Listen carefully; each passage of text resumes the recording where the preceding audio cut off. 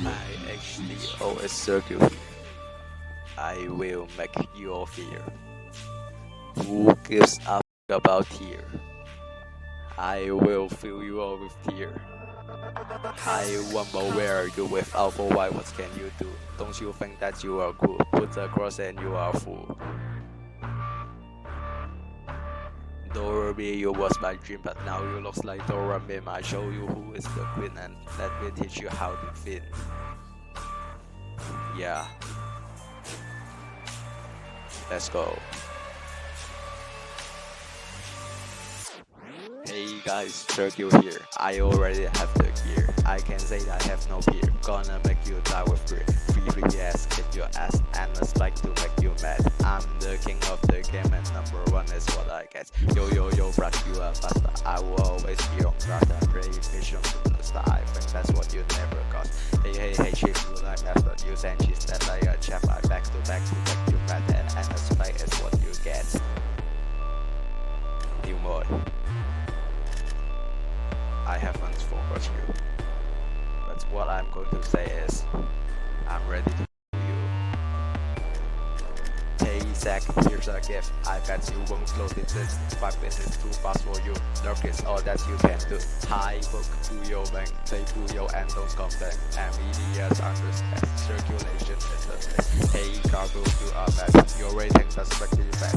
PM you, then you are you. Exit know what you can keep and please don't think that you are cool. Business commentating. I'm gonna put my opponent in the microwave. Jamba number 1. Jamba number 1. Let's end here.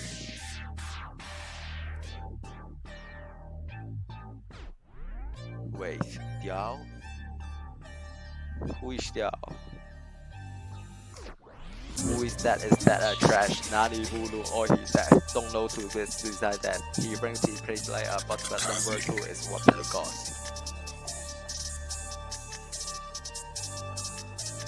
High band XP. Jamba number 1. Jamba.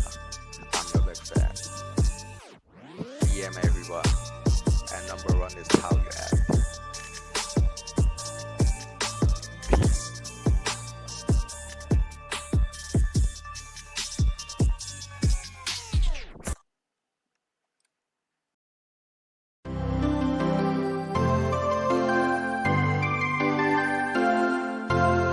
HDO 12 hard couple can start your engines. The most competitions you'll be today. A winner will be crowned. Who will be there? Who will win? Who will be upset? Who is on point? Who will win? Who will rise all the way up to the top of it? Who has the skills for the very best? Trio is our new battle frontier. From the entire world is here, everyone play your very best. The greatest players are here now, fighting for the first place trophy. The ultimate champion will have it, outplay the rest, make it to the end. Good luck, have fun, very close matches, prologues, tackers, everyone can hide, to start fast and losing This is insane. Oh my god.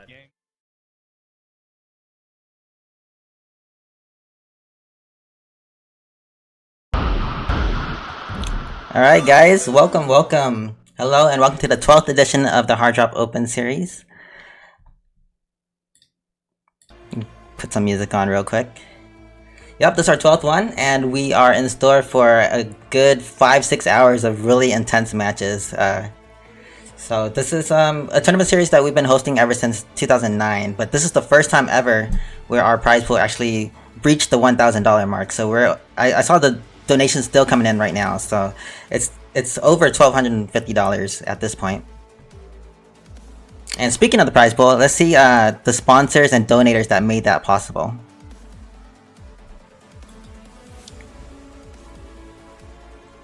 So yeah, this tournament and past tournaments that have also not been possible without our sponsors. So we got to give a shout out to NKF Legal, who not only sponsors us with prize money for our tournaments, but also for legal consultations if we need it.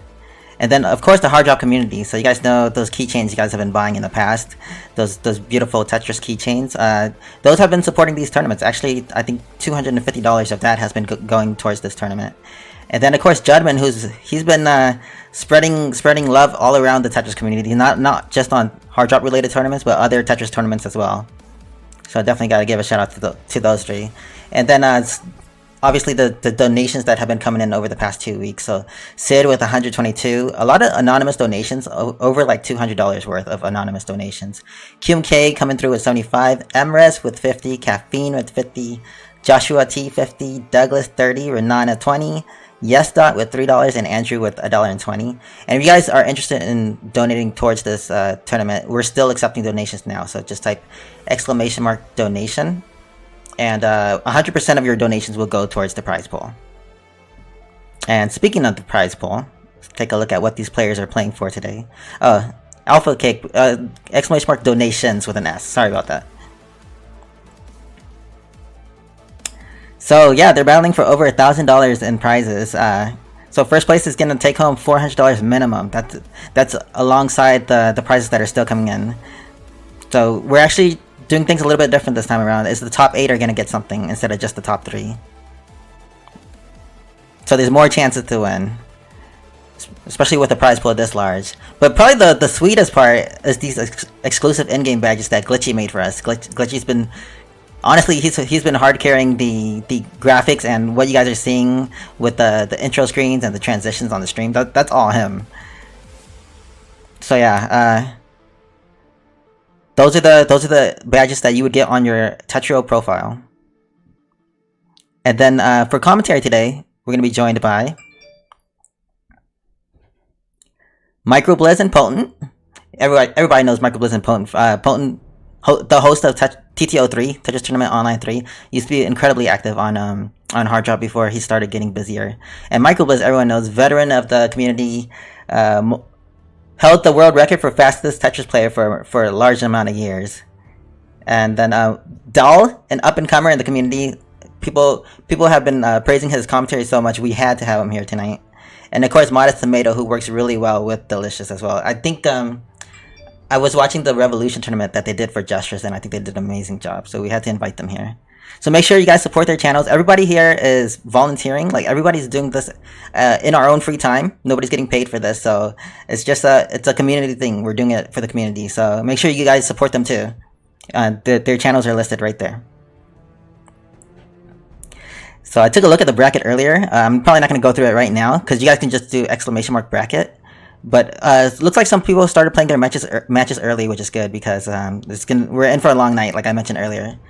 But from what I saw earlier, we have over 30 X rank, which is the highest rank in Tetrio. 30 X rank players in this tournament. It's gonna be incredible towards the later rounds. Just seeing those intense matches. So without further ado, let's hop into it, since it is gonna be a long night. Give me 1 second.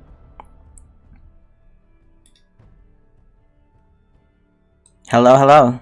All right. It looks like we're live, I believe. All right, this is Modest Tomato everyone. and Doll. What's up, guys? Hey, go ahead and introduce yourselves, and I'm gonna hand it over to you guys. I'm gonna switch it over and hand it over to you guys. All right. So, should we talk about our first match between Octa and Kibi? Yeah. For those who aren't familiar with Octa, he did play in the last WPL tourney. He did actually surprise the audience with a very funny opener, quite the meme opener that was, with the use of the 180 kick table that's on Tetrio. Hopefully we'll be able to see that again. And we have, yeah, go on. Yeah, I hope so too. Like, I haven't seen that myself, so I can't wait to see that. And also, Kibi Bite's been along the community, by the community for quite a long time at this point. I feel. I think we played a salty match even in like early 2019 in the in a hot minute ago in ITL, if you remember that. Small tournament. But either way, Kibi Bite's been around for a long time, and I'm excited for an exciting match between these two. Yeah, definitely. Just have to message them, see if they need to change the first two scores, because it is same first to one at the moment. But hopefully they'll change it up soon. Yeah, looks like it. I hope. Yeah, hopefully.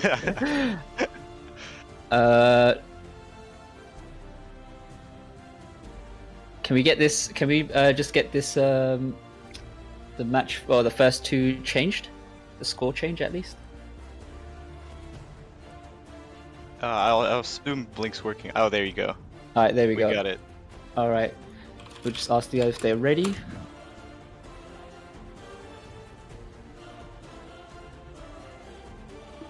All right, good luck. Have fun, guys. And here we go. Starting off the first match of the Hard Drop Open 12. Alright, good luck, have fun everyone. Let's see what these guys are going to start off with. We see both Octa and Kibi Bite starting off with a DT cannon opener. Kibi Bite just a little bit... Oh, well, we're already seeing that through from Octa. Well, looking kind of a little bit of a bamboozle there, but it's all good. They are quite high up on their board, but it's not going to be too much of a problem. Kibi Bite does have that Tetris column open and gets the nice down stack as well, and is able to top out Octa in the process. Octa unfortunately unable to get that down stack, but let's see if he's able to change something up in this game here. Looks like Octa starting with PCO and Kibi Bite starting with a TST tower, which is interesting. Octa transitioning into a 5-4 stack instead, and allowing Kibi to get the TST tower off just barely, but Kibi's still in pretty big danger here, so we'll see if he's able to escape this situation. It looks like Octa in a little bit of trouble here all of a sudden, but is able to find the long piece, the eye piece to get out of there, and finds that T-spin. Kibi doesn't have he doesn't use the eye for the down stack there, and is unable to get down. Yeah, I feel like they might try to try to have a feel for how each other plays. They do, even though it is a first to 7, they can probably give up 1 or 2 rounds. Although considering whatever openers they use, it could change the result of that. But we're just seeing that nice hatchy spin from Octa earlier there as well. But Kibi Bite just trying to make sure he keeps his stack fairly clean right now and tries to get to the bottom of his board with a nice little bit of a combo down stack. Did get that nice 7 combo in the process, and that's good. That's going to send a fair bit of cheese onto Octa side. But looks like Octa looking like he's trying to go for that TST opener, but just got topped out.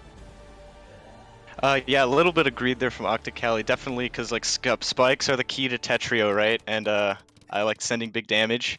Looks like Octa building either a nice little opener, but it looks like he's gonna keep the DT cannon this time. No trixies right now. And Kibi gets the PC. Octa with a huge clean well here. We'll see if he's able to use it here.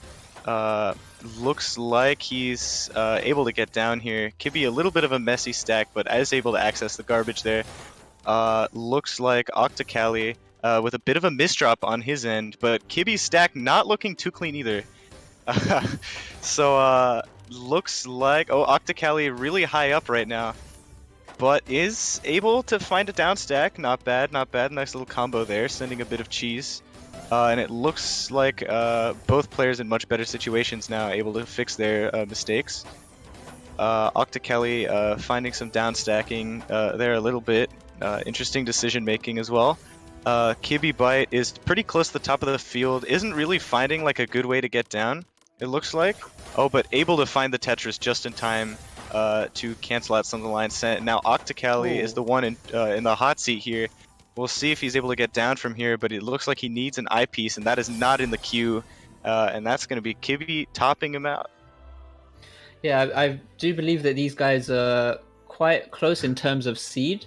So I'm expecting to see a few back and forths here from both Octa and Kibi. But we're just seeing Octa getting that nice TKI opening as well. Kibi accepting the garbage and returning those 4 lines of garbage instantly back as well. I'm trying to get that nice back-to-back T-spin opener. Try to get that nice back-to-back T-spin. Does have to now try to cancel out a few lines here with a bit of a combo down stack. Needs to open this up now before you can even carry on with trying to set himself up with some T-spin doubles. But there he goes, gets that T-spin double into a bit of a few line clears, and we're seeing a nice 2-wide wheel come through from Octa. Not really going to be adding too much pressure to Kibi, but Kibi with a little bit of unfortunate misdrop. This might cost him, and yes, it does. Yeah, Octa definitely making use of Tetrio mechanics a little bit here, where if you do a little bit of a combo first, and then chain that into a Tetris or T-spin, then your spike is a lot larger, and that he definitely tried to start small combos before sending his spikes in that game, which I think helped him get this win. Now Kibi looking like a little bit greedy here with a misdrop and no eyepiece. Now there's an eyepiece in the queue, but his stack is still very messy compared to Octa clean one. So we'll see if Kibi's able to downstack, but it might be difficult here. Octa though having a little bit of trouble stacking as well here. Kibi able to get down, now has a ton of clean garbage, so we'll see how he's able to use that. It looks like Octa has still a bit of cheese to get through before he can reach anything, but Kibi stacking over his holes a little bit there. So we'll see whether he's able to escape the situation here.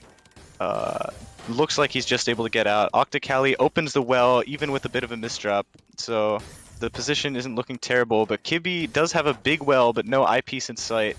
Yeah, opting not to take a T-spin there. Octa misdrops the eyepiece, probably due to the gravity, but is still able to get a Tetris, and now Kibi unable to get down. Yeah, that's another thing as well. When you're playing quite high up, the gravity does increase.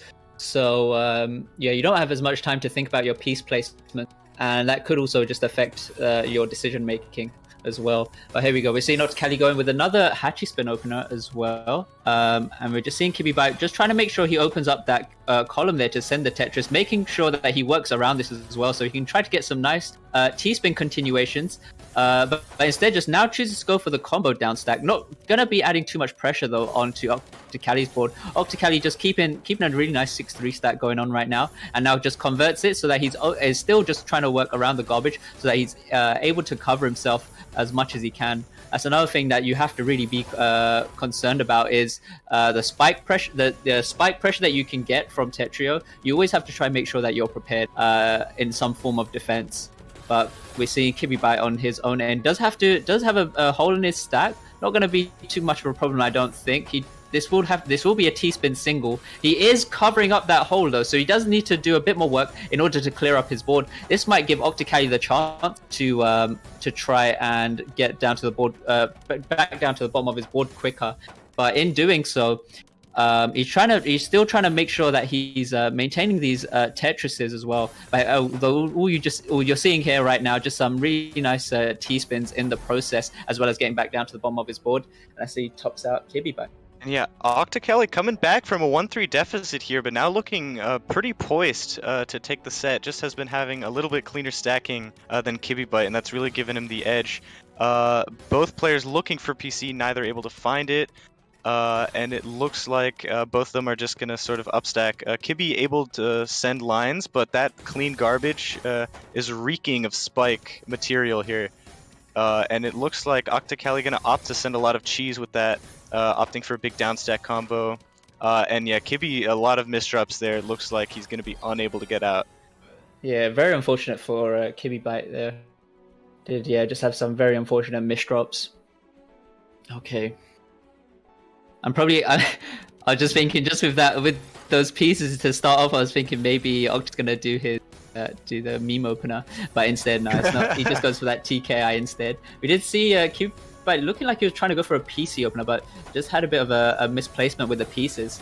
And we're now seeing a nice combo downstack come through from from Octa, although it does send a bit of cheese to the board, to Kibi's board. Kibi with some unfortunate misdrops coming through right now. He does need to work through this, otherwise he is gonna have a really hard time to try and get out of this. And here comes the pressure from Octa. I don't know if Kibi's gonna be able to get out of this, and he doesn't. This is match point for Octa right now.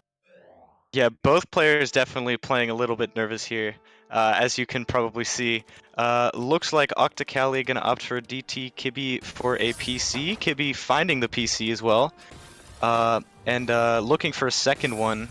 Isn't able to get it, unfortunately. Octa sends garbage just in time there.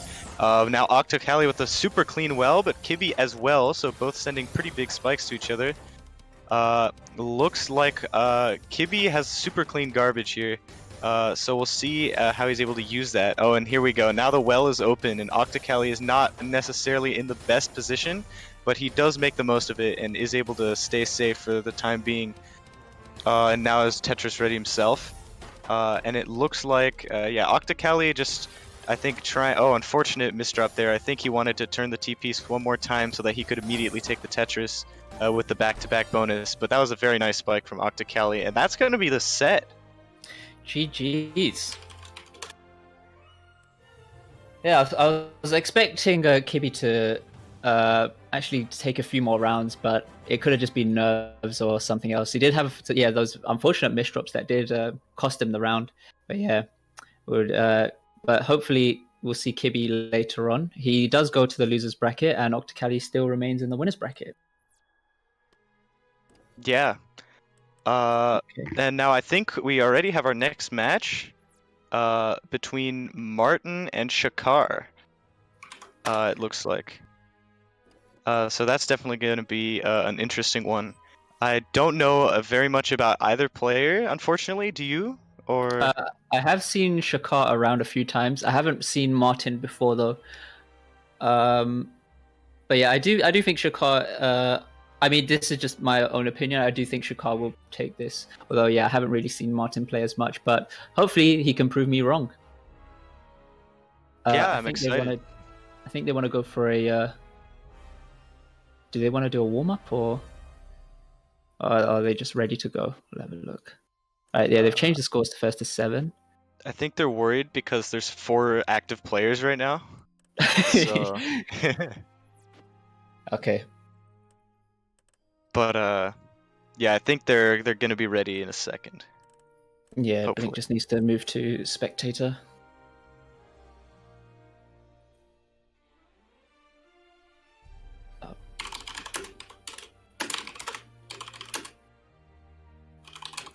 Oh damn, there is a button in the bottom left. Yep. Too used to my there we old go. school Jastrus ways, you know, typing /spec. All right, these guys are ready. Good luck and have fun. All right, here we go.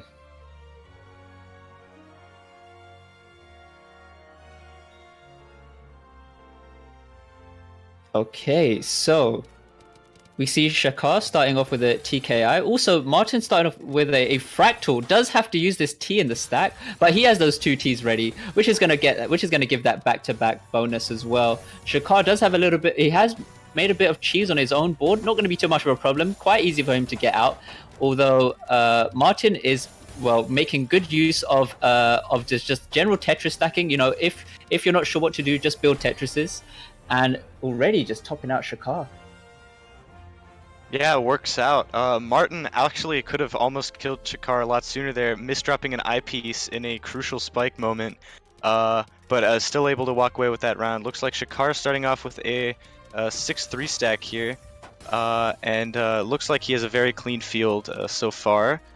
So we'll see how he's able to pressure with this kind of field. Martin, like with a good amount of like relatively usable garbage. That's a big spike right there, with a lot of cheese especially. So it's going to be difficult for Shakar to downstack that. But he does seem to be doing a relatively decent job at doing that right now. Martin also, I noticed, not using instant soft drop or anything close to it.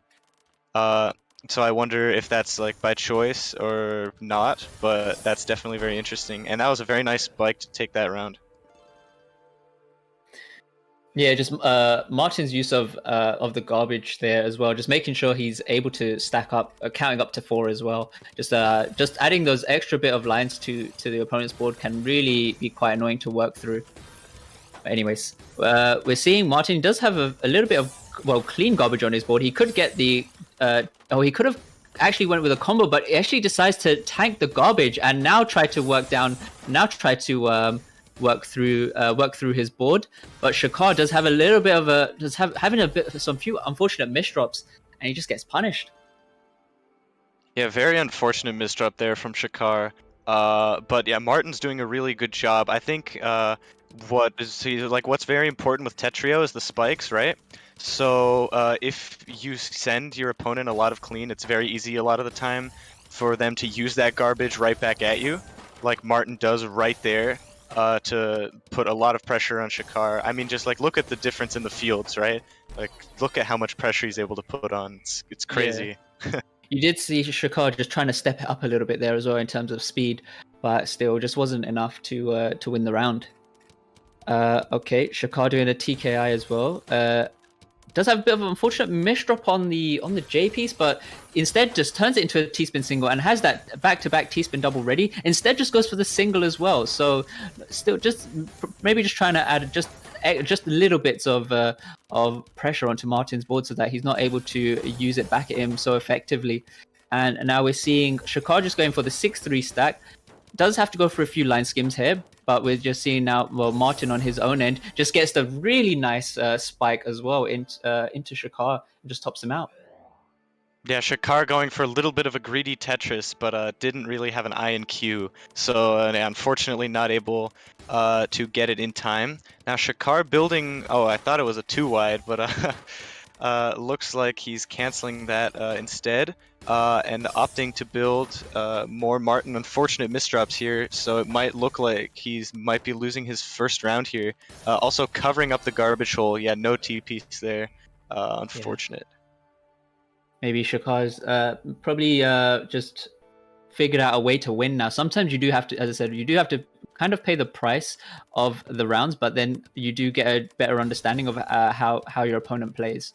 But we're seeing Martin going for a C-spin opener, whereas Shakar just going for the general 9-0 stack. But you're seeing the clean garbage on Shakar's board. Oh, but not going to be enough. Oof. Yeah, Martin just rough. doing a really good job of just spiking Shakar in times where he's unable to reciprocate, I guess, where he's in like a bad defensive position. Yeah. And whether purposeful or not, right, it's a great strategy, and it seems to be working wonders. And now again, look at Martin's well here. Even though he's put under a lot of pressure, he looks like he's going to be able to get out, even though a little bit of questionable stacking there, but he does get a T-spin double there, and that's going to be enough to finish off the set.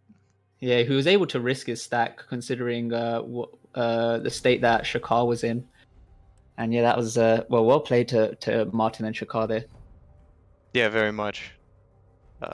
Very impressive work. All right. Yeah. Okay. So. Ooh, this is an interesting match. So we're gonna be seeing Agrace versus Alvin Great. Is that right? Looks like it, yeah. Hey, let's go. I'm excited for this match because I've played both of these players and they're both super impressive. Yeah. Grace plays a lot of Jastrus, I know. I've played him a lot in doubles, and I've just seen him play a lot in like 50+ rooms and such. He's a very impressive player. And Alv as well, like I know you've probably had your fair share of sets with him. So like both these guys very talented. I'm curious to see who's going to win this one. Yeah, both of them also in top 100, so this will be a very exciting match to watch. Yeah. All right, good luck, have fun, guys. Yeah. Okay. So I'm either just thinking probably here, already just looking at the piece in the queue, probably a DT cannon or a TKI.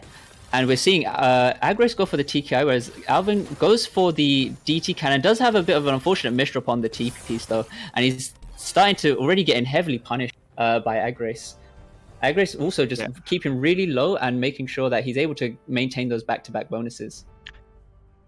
Alv was almost able to get out of that situation, but unfortunately misdropped I believe the L piece as a result of high gravity, it looked like. And now a Grace, the one with the misdrop here. Oh.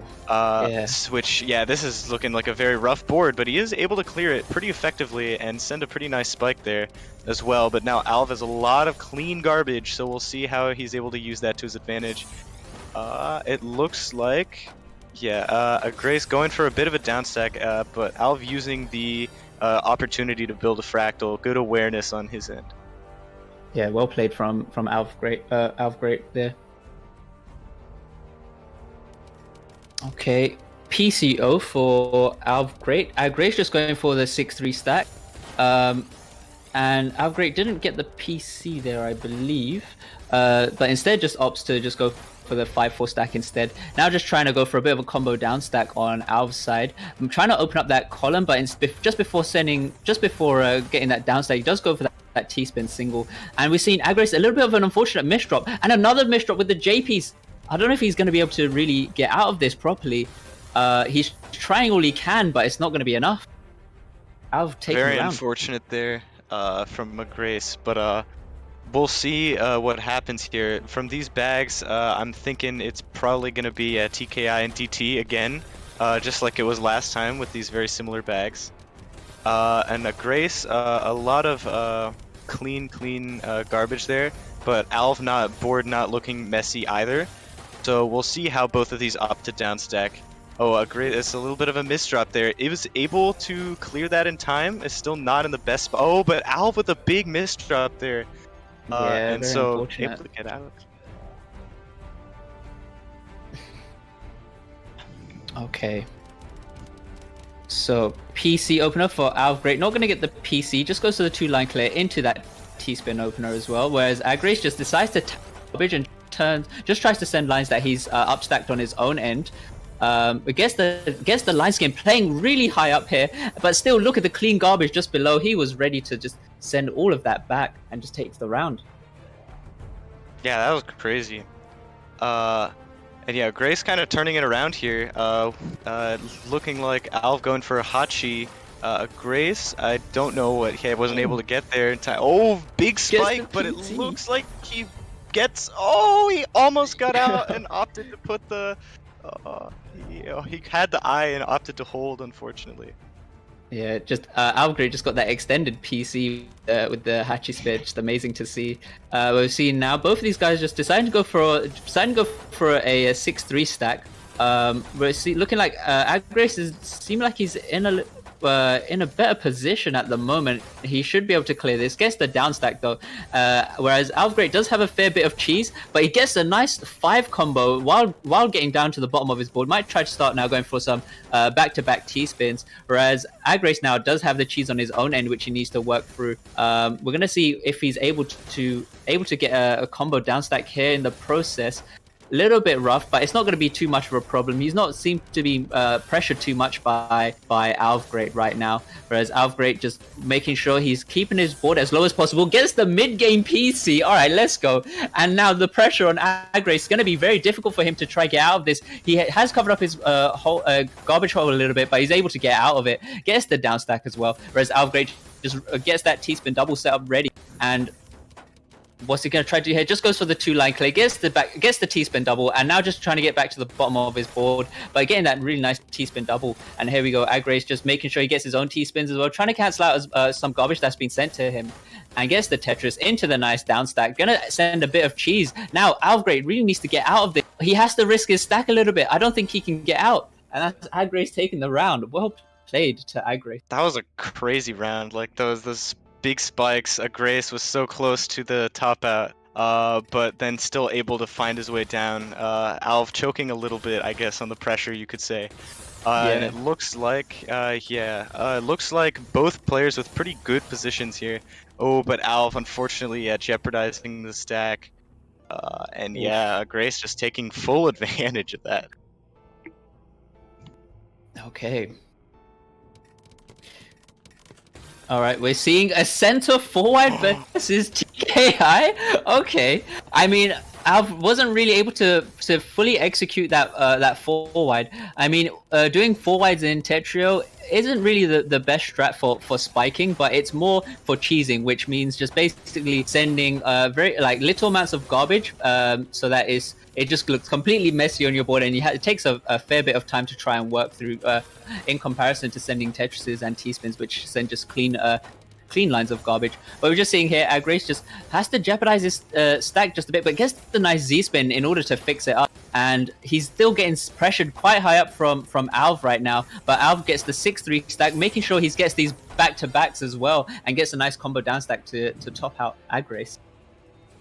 Yeah, like the cheese just played a huge factor there. Alpha sent a lot of it, and Grace just had trouble getting down. So we'll see if he continues strategies similar to that.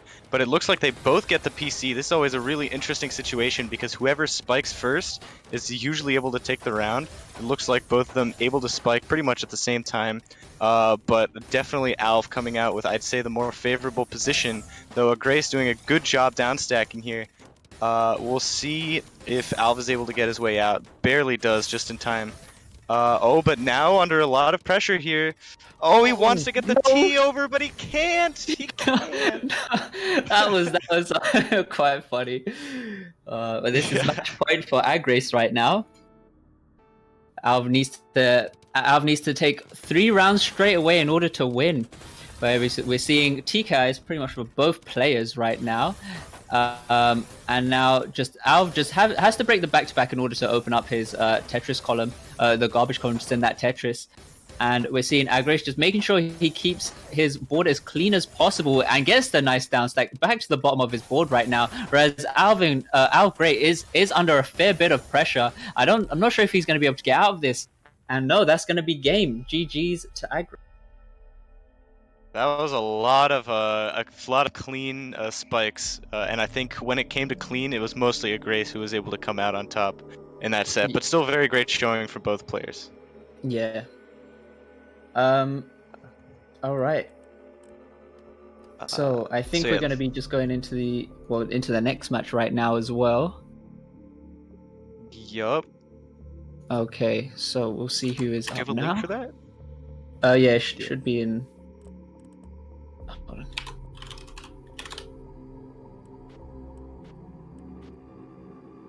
So we've now got Kaboodle Pie versus Corona. Have you got the link? Yeah, I got it. Okay. Yeah, it's my bad. Mix that up with the last one. Oh, okay. But yeah, for those that don't know, Kaboodle Pie is a fairly, I would say a fairly recent Tetris player, but who has been improving at such a significant rate. He is also top 100, currently ranked 86. Has reached, I do believe he's reached rank X a few times as well.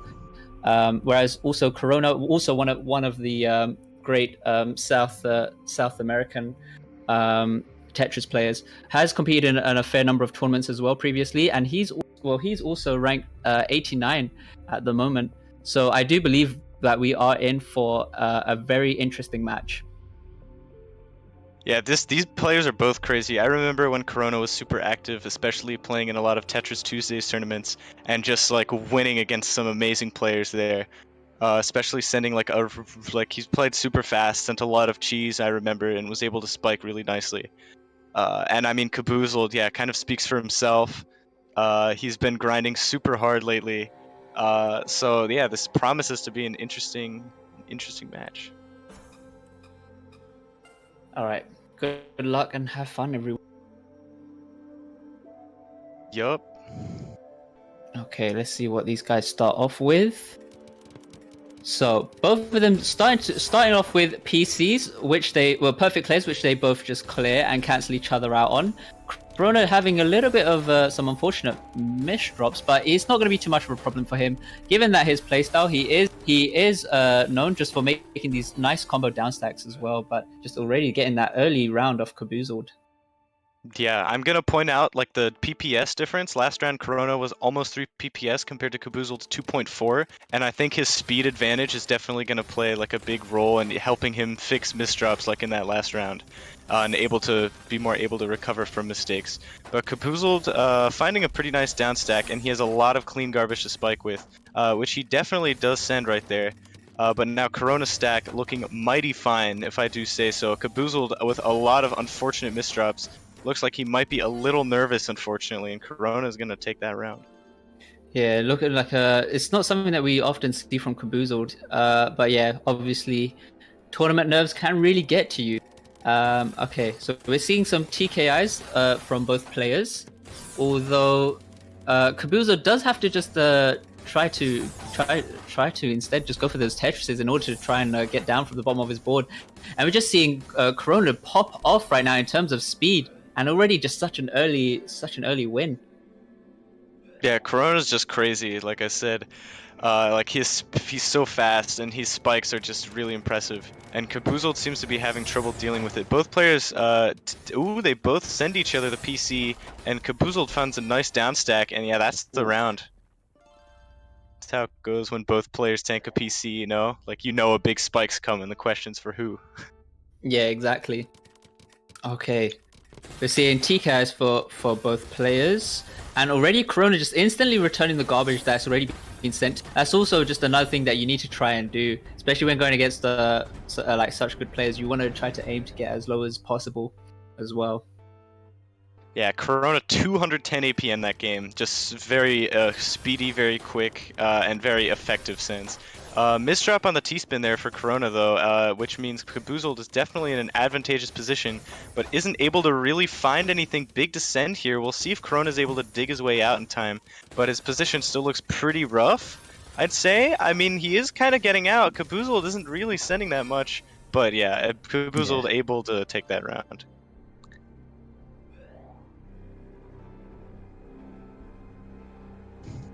Okay.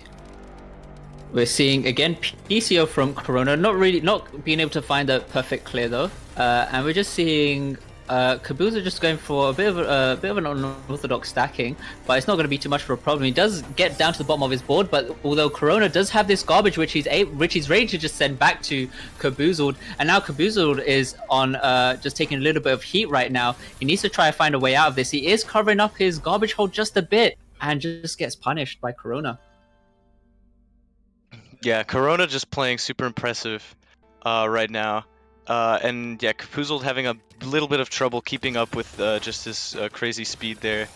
It looks like, yeah, Kaboozled sending very clean, but Corona has a ton of clean garbage, which it looks like he's getting to right now, and so we'll see if Kaboozled's able to dig his way out, but it's not look like he's able to. Yeah, just an unfortunate decision there from Kaboozled. Just cost him the round, unfortunately. But hopefully we can see more rounds from Kaboozled right now. We've seen an MKO opener from Kaboozled, just very clean opener. You can normally get a PC or just continue with some nice back-to-back T-spins. But already just Corona just too much power and taking the game. GG. Yeah. Corona's speed really definitely helped him a lot that set. He just was able to pressure Kaboozled really fast and effectively, and Kaboozled just had a lot of trouble dealing with it. But yeah, GG's to both these guys. Yeah, excellent showing, of course, as is to be expected.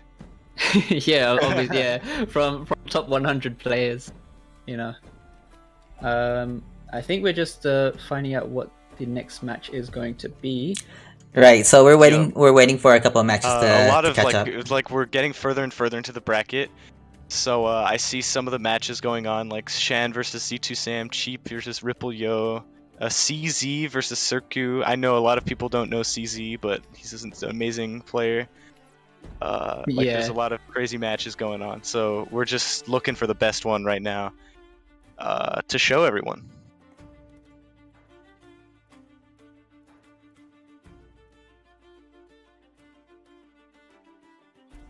So are there any other players that you're looking in terms of looking out for in terms of the spotlight for this tournament?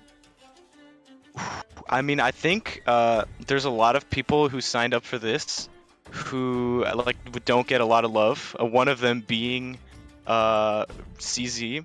Like CZ is, I know very few people like know about him. I see him in the Taiwan server a lot of the time, posting just incredible feats, and he's definitely one of the best players in the region as a whole even. So I'm curious to see if he like can defeat Circu maybe. That definitely promises to be an interesting match. Yeah, 100%. I was surprised to see Chocolad Tom10 in here in the tourney. He's a OG player, also one of the greatest. But I haven't seen him in any tournaments. I think probably for the past year or so.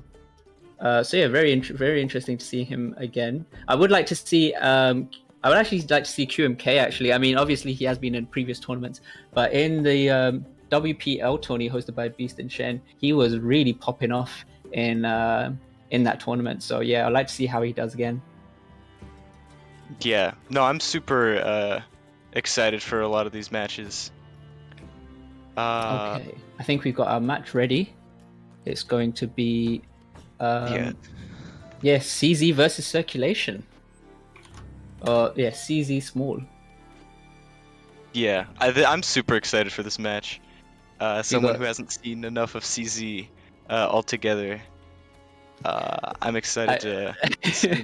I just hope that Circulation keeps to his word in terms of his diss track that he wrote.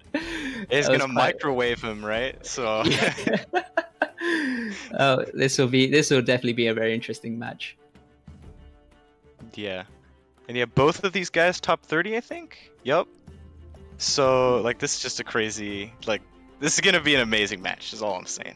Yeah, both rank X players, Yeah, we'll have to see. Oh, do you need to change score? First to 7. Circu saying microwave ready. So I mean, This is trash talk already. This is gonna be exciting. Yep. Circulation says he's ready. I'm sure CZ Small is ready as well. All right. Good luck. Have fun, everyone.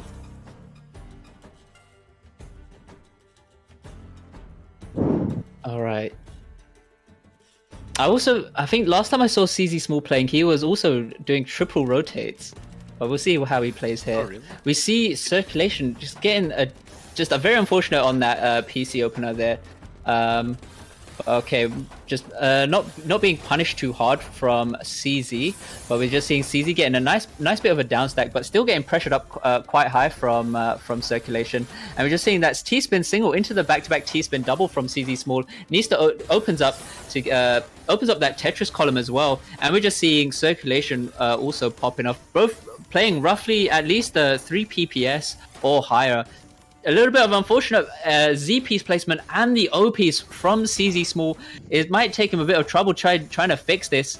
It does have one more misdrop in the process, but not going to be too much of a problem. He gets the down stack, does send a little bit of cheese onto Circulation's board, but Circulation also just handling this really well right now. He's able to cancel out a few lines with that Tetris and gets that back-to-back T-spin into the back-to-back Tetris as well. Gets the nice down stack, 6 combo coming through from Circulation, but CZ Small, even though he was at the top, he was still able to keep his cool and still staying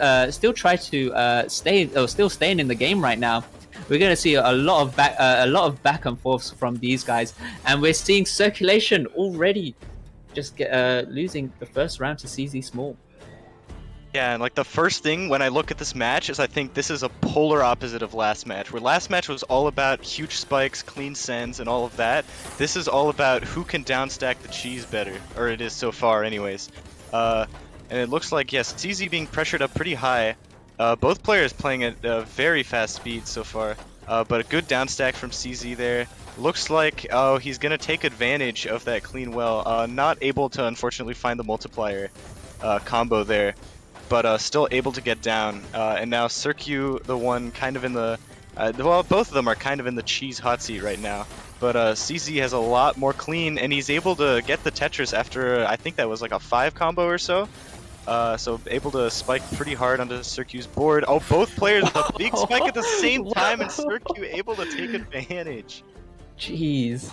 Yeah, also seeing there, CZ Small actually triple rotating, and you know, to triple rotate at this speed is somewhat amazing, you know.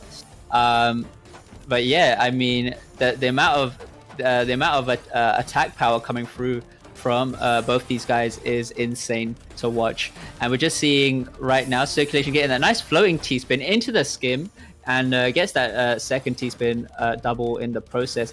CZ with a little bit of a misdrop, but he just tries to work around this and just also just trying to clear as many lines as possible by trying to upstack. And here he goes. He's back at the bottom of his board right now. Might try to find some. Or even after just receiving that Tetris, he just returns it back and takes the round. Yeah, that was a crazy round, and CZ, even with the triple rotates, able to like be consistent 3.6 PPS even after like multiple misdrops, meaning just like his speed is just especially in multiplayer, is just crazy. But it looks like he has a pretty messy field here. So we'll see if Circu's able to take advantage. Circu going for some greedy T-spins here, opting for a big spike, but CZ looks like he's getting ready to downstack. And that was a big spike on his end. We'll see if he's able to punish Circu. No, Circu able to find the downstack just in time, but yeah, unable to go down further. Oh no. Already CZ with a 3-1 lead. Okay. So we're seeing Circulation go with the PC, and already just really quick with clearing that perfect clear, and now just goes for that TKI. Although the clean garbage on CZ Small side, which he could take full advantage of and return it back to Circulation right now. Although Circulation trying to do the most by trying to keep pressurizing CZ Small right now, and CZ Small at the top of his board. Is he going to be able to get out? No, he is not. Yeah, crazy. Circu did a really good job there pressuring, knowing he had the win in the bag and just not letting up. Because CZ actually, like that Tetris that he scored at the end was actually a pretty big multiplier as well, but Circu's spike was just so crazy that he wasn't able to cancel out the full thing. But now Circu a couple of misdrops here, and yeah, the microwave not looking primed. Yeah, yeah. I mean, you know, it's just like, especially at this level, you make like 1 or 2 misdrops and that's it. You can get punished really, really hard. So yeah, just obviously trying to minimize these mistakes and even just trying to recover as quickly as possible is what's needed against these kind of players. And we're just seeing right now Circulation still getting sent quite high up here, but with the clean garbage, he's able to return it. He gets a little bit of a multiplier bonus as well, so it does send just that extra bit of garbage to CZ Small. But CZ Small is just going at nearly the 3.8 PPS with the triple rotate. You know, you gotta keep that in mind. But either way, Circulation just takes that round. Dang, CZ at the start of that round was literally 4.5 PPS for the first 20 seconds, which is just like people can't reach that in sprint. I can't burst that in sprint. Like it's just so unfathomable to play that in multiplayer. Looks like, yeah, both players with pretty nice fields here. CZ able to get to the bottom here, and he's definitely upstacking right now, trying to put some pressure onto Circu. But Circu doing a good job canceling and managing his position. And that was a really nice spike there. 417 versus score. Yeah, I mean, Circulation just making the scores all equal right now. Could try to, if he carries on with this momentum, it could be a bit devastating for CZ Small right now. We're seeing CZ does have that bit of a misdrop, gets the line skim into that T-spin, and here he goes, another line skim into the T-spin, into that back-to-back as well. Although the garbage lines that are being sent to Circulation are fairly clean, which he's able to return very with not too much of a hassle.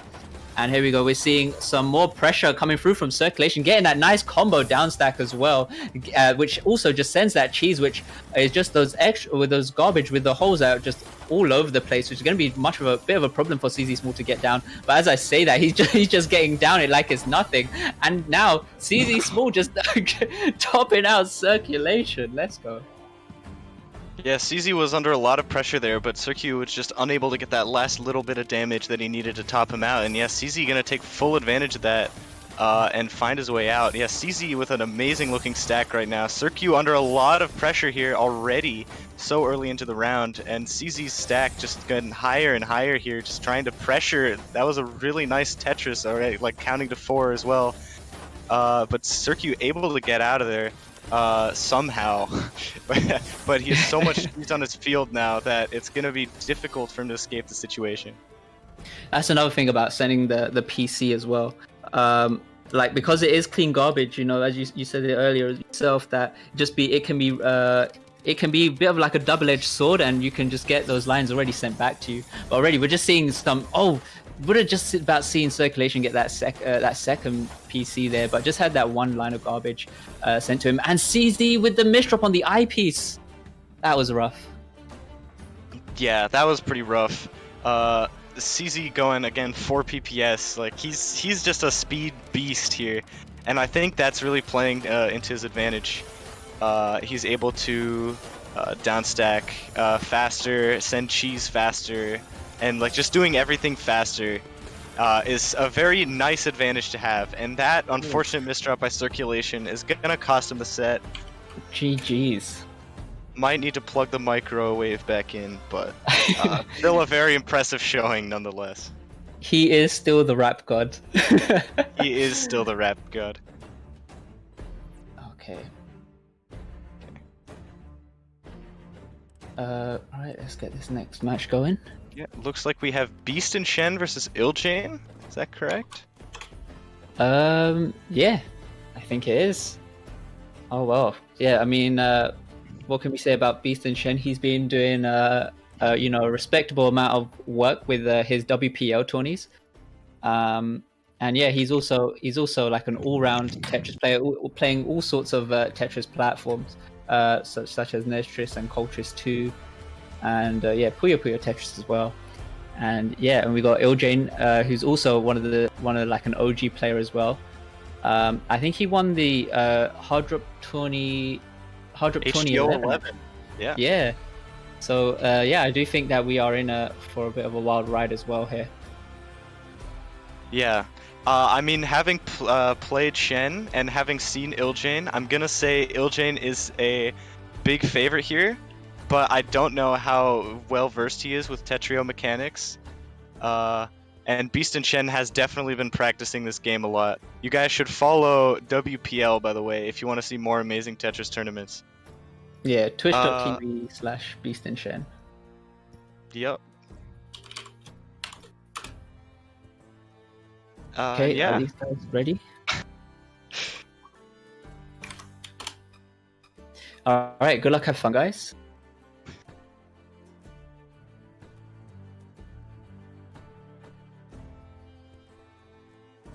Okay, let's see what these guys start off with. Both starting off with PC openers. Not going to get the PC on both players though, so we're gonna have to see what they try to do here. Iljane would have got that, would have got a PC, but I already had garbage on his board, so not really gonna send anything. Not send much to Shen's board right now. Although Iljane making sure he's able to clear that garbage as effective as possible, and just takes the round. Beast and Shen also says he drives nice cars. I think what Iljane's doing very effectively is he's able to get through the clean garbage and send a lot of cheese at the same time. Even if he isn't like going at crazy speeds or anything like that, he's still like able to get through, which is like what's important, I suppose. But it looks like he has a pretty bad misdrop on his board, but I don't know if Shen's going to be able to take advantage here. It looks like Iljane's already got a not half bad stack already again.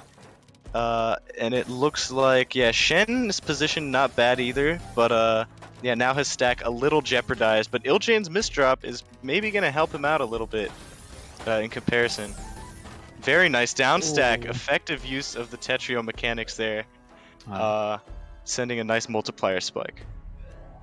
Yeah, I did see Iljane go for a really nice T-spin opener. T-spin sub mid-game.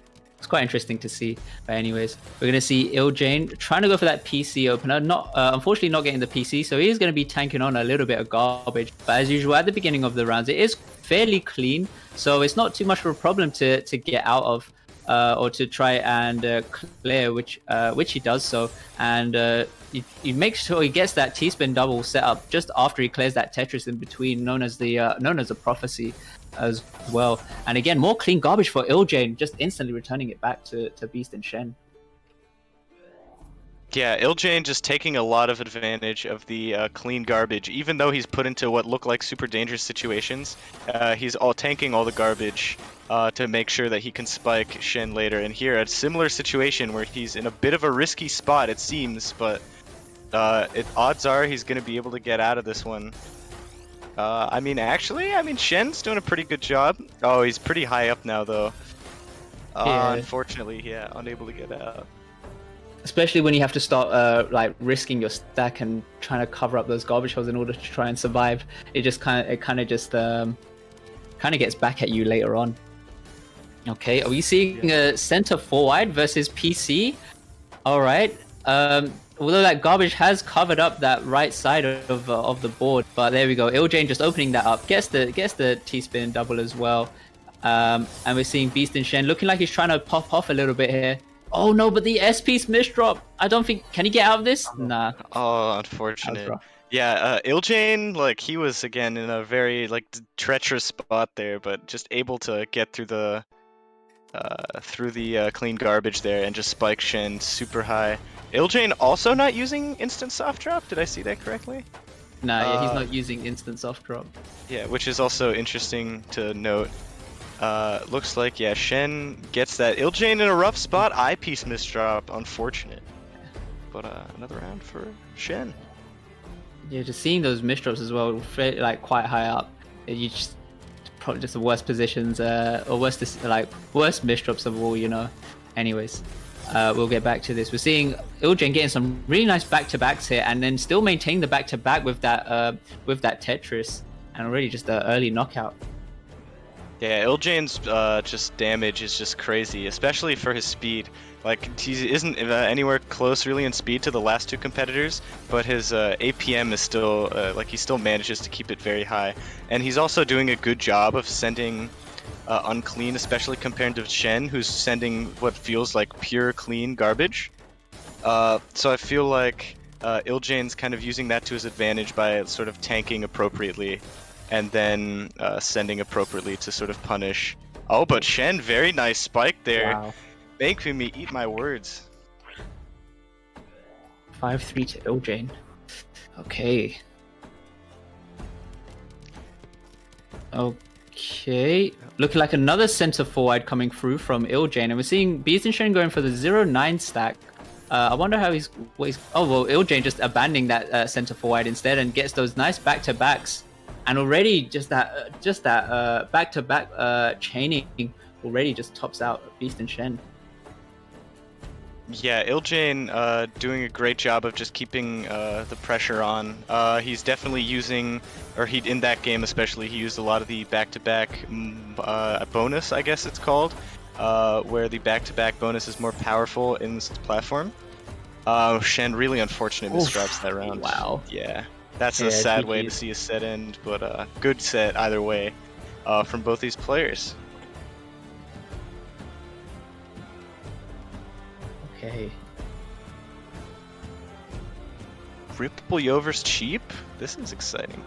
Yeah, this will be, yeah. I mean, I think we just got a whole bunch of exciting. Oh yeah, all these sets are super exciting. All throughout. I mean, yeah, cheap. Also, someone who does take a lot of... she does take part in a lot of tournaments as well. I think this is the second time I've seen Riplio in a Tetrio tournament. I don't know if he goes by any other names, but yeah, also just both these guys, top players, top 30, in the top 30 as well, both rank X. So yeah, we'll have to see how this plays out. I heard that Riplio is actually an extremely impressive old school player back in the day. Right. I don't know. I wasn't there. I can't speak for that. But, yeah. But either way, I mean, to get to this round, you have to be a pretty darn good player, and cheap also super impressive. So I can't wait to see how this set pans out. Okay.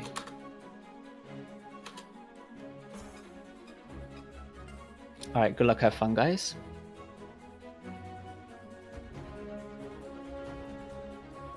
All right, let's see what these people start off with. We're seeing both of them start off with PC openers. Not going to get the PC though. And we're just seeing Cheap just carry on stacking up, and also just making sure he does have a form of defense. He likes to go for these. He likes to play pretty much around the center of his board, and already just taking that round. Yeah, Cheap just putting on a lot of pressure. Reviclia looked like wasn't able to find a down stack. I'm gonna guess both of them. Oh, looks like Cheap. Both of them going for an interesting TKI variant there. But Reviclia, so much clean garbage, but all on the left well, so he's gonna be very dependent on eyepieces. Is able to find a really nice down stack combo, though Cheap finding a way to not tank too much of the cheese there. And now Reviclia kind of in the hot seat here, but is able to find the down stack. A little bit anyways, but it looks like he's gonna escape the situation.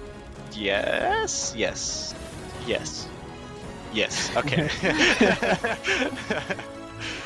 But yeah, it looks like both players in pretty good positions right now. Reviclia, a little bit of a misdrop there. We'll see if Cheap's gonna be able to take advantage, but I think most of Cheap's strength comes in his ability to downstack, because as opposed to like his ability to send really huge spikes. And not that like downstacking is a bad skill to have, you know, kind of keeps you alive, but might make it a little bit more difficult to take advantage of some of those misdrops on Reviclia's side. But still, both players doing a good job keeping their stacks in check here. Yeah, Cheap a little high up, but a really nice down stack that he found there. Oh, big spike from Reviclia, but very impressive defense there from Cheap. And now Reviclia a little bit high up here, able to get down though, just in time. So it looks like, yeah, Reviclia still a little bit of cheese to get through. Cheap trying to spike, but now Reviclia a field of clean to be ready to be sent here. As he sends it, we'll see now Cheap the one with the clean garbage. Oh, is he gonna? Yup, barely gets out of there. And oh, Reviclia barely able to hang in there. A Cheap misdropping a little bit now, kind of squandering his chance maybe at a round win there. But now back in business here, but so is Reviclia. And yeah, Cheap, he's playing a little bit slower here. He's you could even say he's panicking a little bit. And yeah, Reviclia gonna come out of that round somehow. Crazy. Yeah, I feel like with Cheap's playstyle, like from what we've seen in previous tournaments, like Tetrio does help him with that. Like the way how Cheap likes to work around the middle of his board, and then just goes for these really quick combo spikes. And yeah, along with the, if he's able to get that multiplier triggered, yeah, he can just do some serious damage. Yeah, really good spike there from Cheap. So we'll see whether he's able to kind of keep that up here. So yeah, it looks like both players going for PCO, but Cheap then not opting to building a fractal instead. Reviclia also just kind of stacking up there, 5-4. Yeah, Cheap, unfortunate Q a little bit there, had to make a few skims, but I think the cheese might actually be helpful in the long term. And yeah, now he's spiking Reviclia, who's in a bit of a difficult spot to get out of, but Cheap with some misdrops of his own. So we'll see how he's able to handle this situation. Very nice downstack there from Cheap, and now Reviclia having a little bit of trouble maybe getting out of this. The flat eye, very interesting decision there, but it does work out for him. And yeah, Cheap slowing down a little bit to get that 180 spin for sure in there, and is able to send clean, but now Reviclia has all the clean garbage here, and Cheap the one under pressure and not able to get through the cheese. Yeah, it was very well played from Reviclia. Okay. We see an MKO from Reviclia. Cheap with some very unfortunate misdrops at this beginning of this round. But yeah, considering it is quite early, it's not. I don't think it'll be too much of a problem for Cheap to get through this. And here we go. Cheap getting that really nice 5 combo as well. Just again, attempting to try and send some cheese to Reviclia's board, but not really gonna add too much pressure right now. And here we go, Reviclia just making sure he try. Oh no, he has a ZP misdrop. He's trying to make sure that he's able to clear up his board on this downstack. But trying to do the most right now and trying to find these extensions on these downstacks. Not going to be able to get it though. That's Cheap taking the round. Yeah, Cheap, super creative overhang there, soft dropping 2 eyepieces to make it work, but he did send the T-spin with that, which did win him the round. So yeah, both players finding PC in that sort of situation where whoever spikes first might win the round, but both players at similar enough skill level to be at the point where they can both send at the same time and then not tank. So it looks like Cheap has a very clean board here, no cheese at all, whereas Reviclia has a little bit of garbage, but it's mostly clean. So if he can get this, yeah, which he does, he looks like he'll be probably in a very nice position. Oh, unable to get a Tetris out of that to make full use of the multiplier combo, but doing still a good job of getting out of the situation there for Reviclia. Now Cheap, yeah, opting to send that T-spin single there, maybe to add a little bit of cheese, and yeah, I think it seems to be working because Reviclia is in a bit of a difficult spot here. Cheap is going to take that round. Yeah, Cheap just playing really, really well right now, making some really nice decisions in terms of how to handle himself. All right, we're seeing Cheap going for a TKI, Reviclia going for a few. I think it was a TKI variation, but still able just to start returning the garbage so early on, but still getting pressured. And wow, a bit of unfortunate misdrop on Reviclia's board with that T piece. Yeah, Cheap kind of running away with this right now. Looks like both of them going to be starting with Cheap getting a PC, Reviclia just kind of making sure he's ready to send back all the clean garbage. And he sends a very cheesy attack there, so we'll see how Cheap is able to deal with this here. And he's doing a good job of like slowing down to find the down stack, and it's working out very nicely for Cheap. But Reviclia, very nice T-spin setups there. And it looks like he's in a pretty good spot here. Cheap wasting an eyepiece, unfortunately. He had to because of an unlucky Q, but is still able to exit the situation unscathed, and then a big spike on his end, but Reviclia able to survive barely. But yeah, not able to survive that.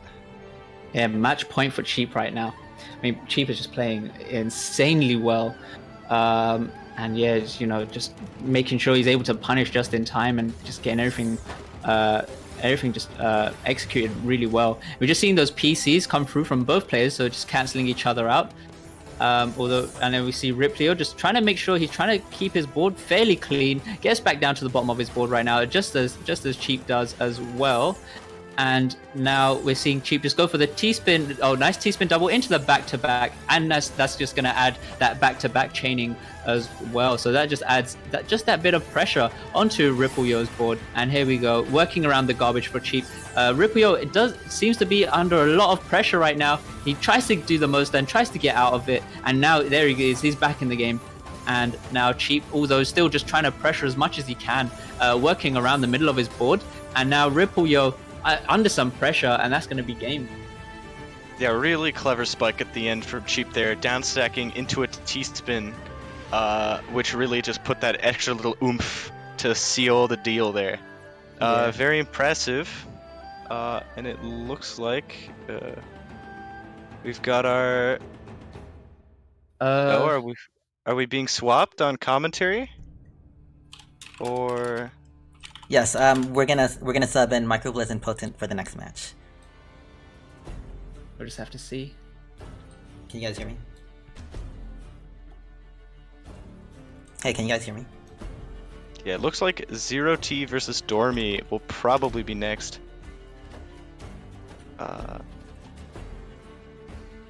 right, so yeah, I think we're gonna take a little bit of a break, or we're gonna be switching over to Microblizz and Potent with the commentary.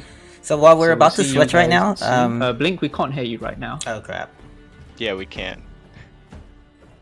But either way, looks like we're gonna be signing off for the time being, but we'll be back. So, and yeah, enjoy Microblizz and Potent. Also, excellent commentary.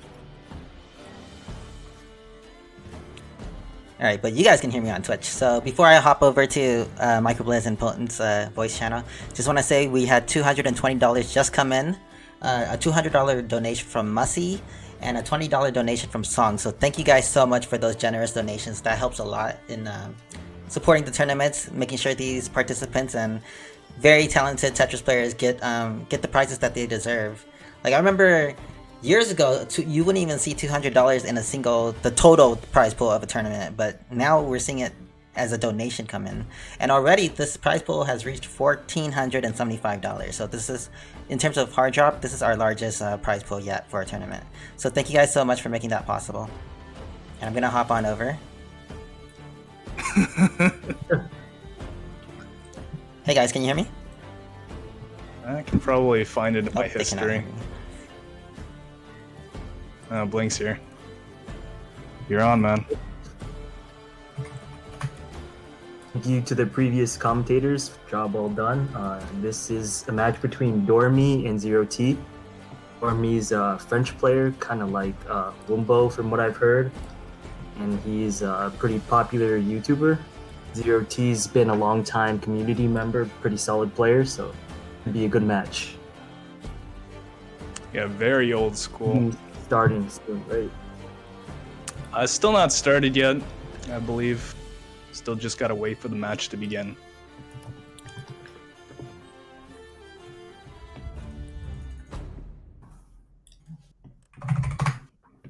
Cheers. Good luck, have fun's being tossed around. Asking if the players are ready.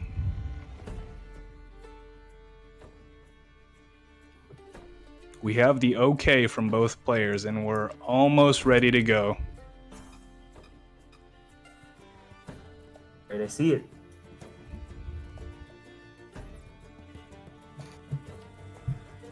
Alright, this should be an interesting match because I think both players have very similar strengths. Very back-to-back heavy play, especially from Dormi. And I think we're quickly seeing that to be the theme so far. Both started out with DT cannons. Pretty classic opening. Ooh, very ambitious build at the top, but it actually gave Dormi the advantage here. Zero T opens up his hole.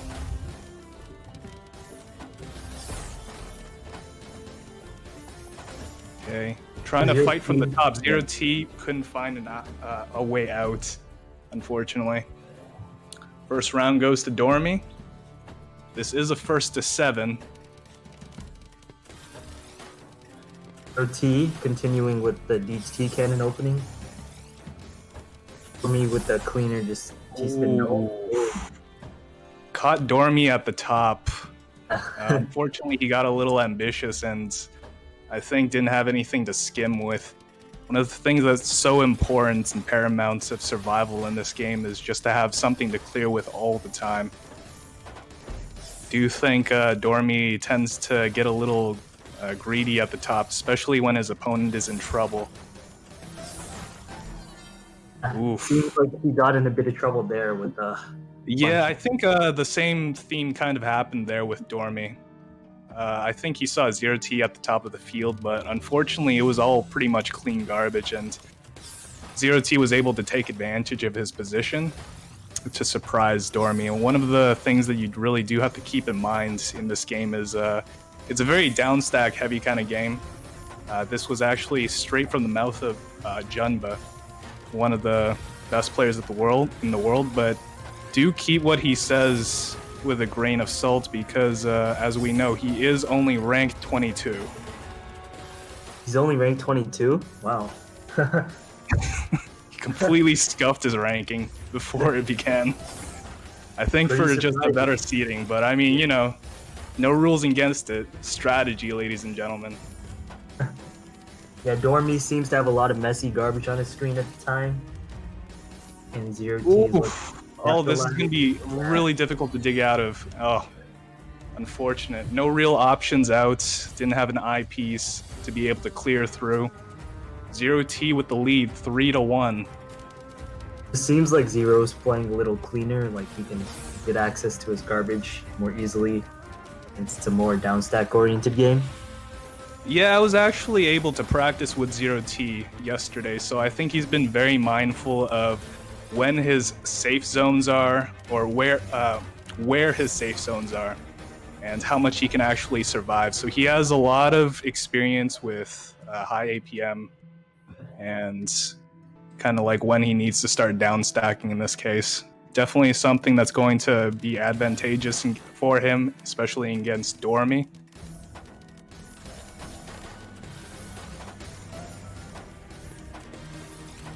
Okay, more back-to-backs being tossed around. Zero's still just down stacking through his garbage, making some very meticulous decisions here.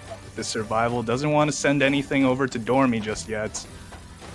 Dormi has a pretty big setup on his screen. And it's Oh, that was amazing. Oh, took advantage of the multiplier combo to the T. yeah, he had a huge Tetris hole.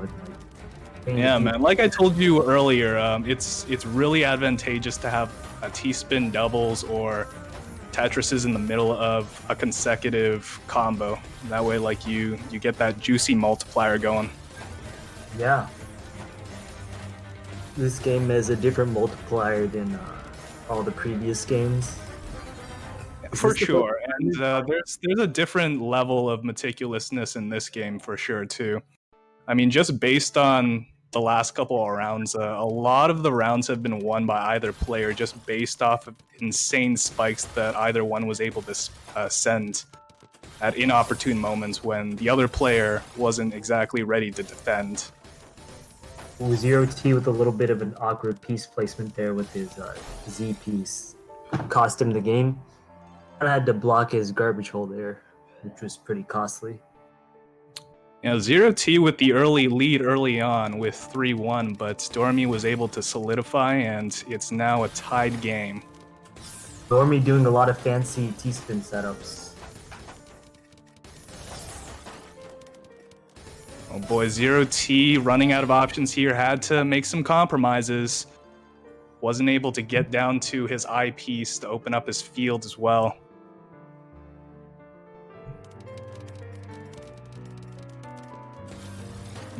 Dormi seems to favor the DT cannon opening, and it's doing him a lot in terms of pushing Zero T back to the top of the field. Zero T typically does have to work from the top, but I do think Dormi needs to be careful about being too ambitious. Zero T just had to use a couple eyepieces vertically, which is pretty costly. Match point now. Is this win by Dormi's 2 or on a 2-game win streak? This is a 1-7, but no, it is not 1-2. So whoever wins this next one, assuming it's Dormi, he will move on to the next round. Assuming it's Zero T, then he has an opportunity to take the game, save himself from elimination. Yeah. Seems like he's in a pretty good position here. He manages to capitalize on some messy garbage on Dormi's side. Yeah, it's actually really difficult to send messy garbage here. I still haven't really figured it out myself, but I do think sending a lot of doubles and triples definitely does help. And it's certainly advantageous in a game that demands that you send a lot of multiplier combos to be able to send your opponent lines. And Dormi was able to take advantage of that exact fact there and finally finish off the set. Yeah. Hold on, I'm gonna change my settings real quick. So it's config. Config home.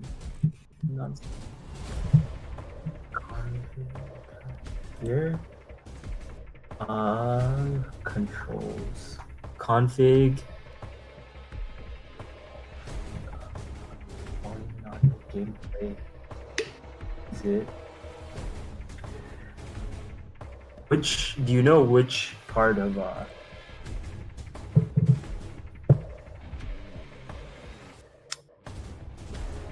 Which part of what now? spin board when you T-spin it? Do I turn that off? Yeah. Damage, shakiness. Yeah, it's up to you. As long as you can see the game, all fine. Board bounciness 0. Oh yeah, you don't want that. Yeah, so is that enough to get rid of all the board stuff, like the weird shaking? If you want to just do a quick kind of fix, you can just turn all settings to minimal. But Oh. remember to check the multiplier or multiplayer dual panels. Okay, yeah. Alright, I just, do you have to press save anywhere? I think it saves automatically once you exit out. We should get ready for the next match then. Yeah. Jason 0107 versus Ritter. Ooh, okay, this one's gonna be a thriller, I think. Yeah, even I recognize these players from TTO5. Yeah, exactly. Jason, from the last time I remember him, had a kick-ass 4-wide that he used, I think, against Hebo Mai at one point. Didn't really work to great effect as Hebo Mai was too consistent of a player at that point, and definitely not going to work here, but he had insane speed. At one point, I thought he was Vince from back then, but... well, this shows me he is a completely different player. Ritter, as we know, finished, I believe, either second or third in the last couple of tournaments for Tetrio. I think he placed third in at least one or two World Puzzle Leagues that Beast and Shen has been running. He's definitely one of the contenders for one of the best in the world at the moment. He's one of the fastest players in the world too, right? Like he's Yes. He's currently the third fastest player in the world with a time of, I believe, 16.98 seconds in 40 lines. Right behind you. Yeah, literally right behind me. Just one choice hesitation, I think he could have taken it, but honestly, stopping at sub 17 is already really good. Yeah.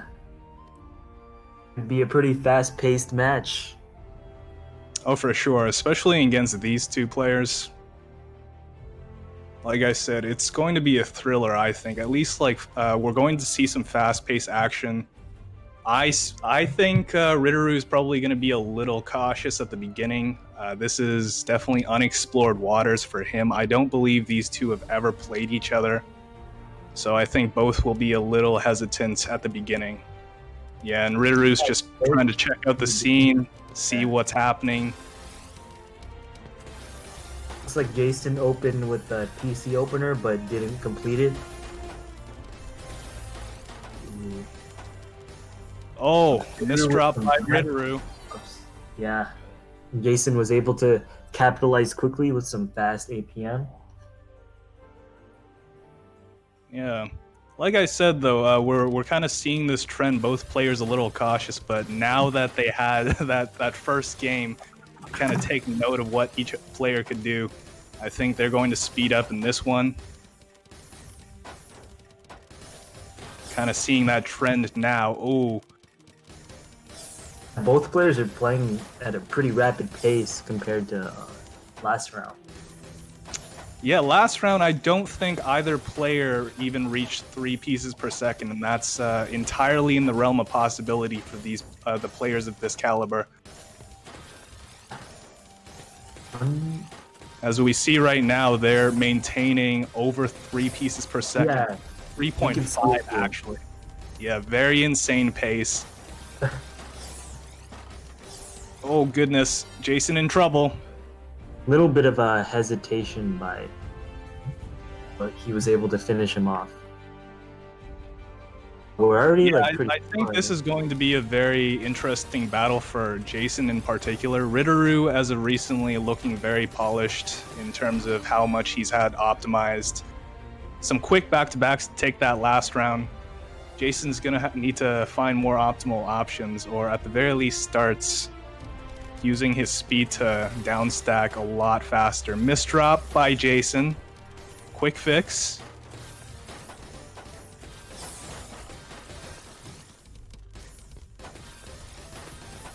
Okay, T-spin single from Ritter. Ritter is just playing very clean, leaving his options open, making sure he can get to his holes, set up quick back-to-backs whenever he wants.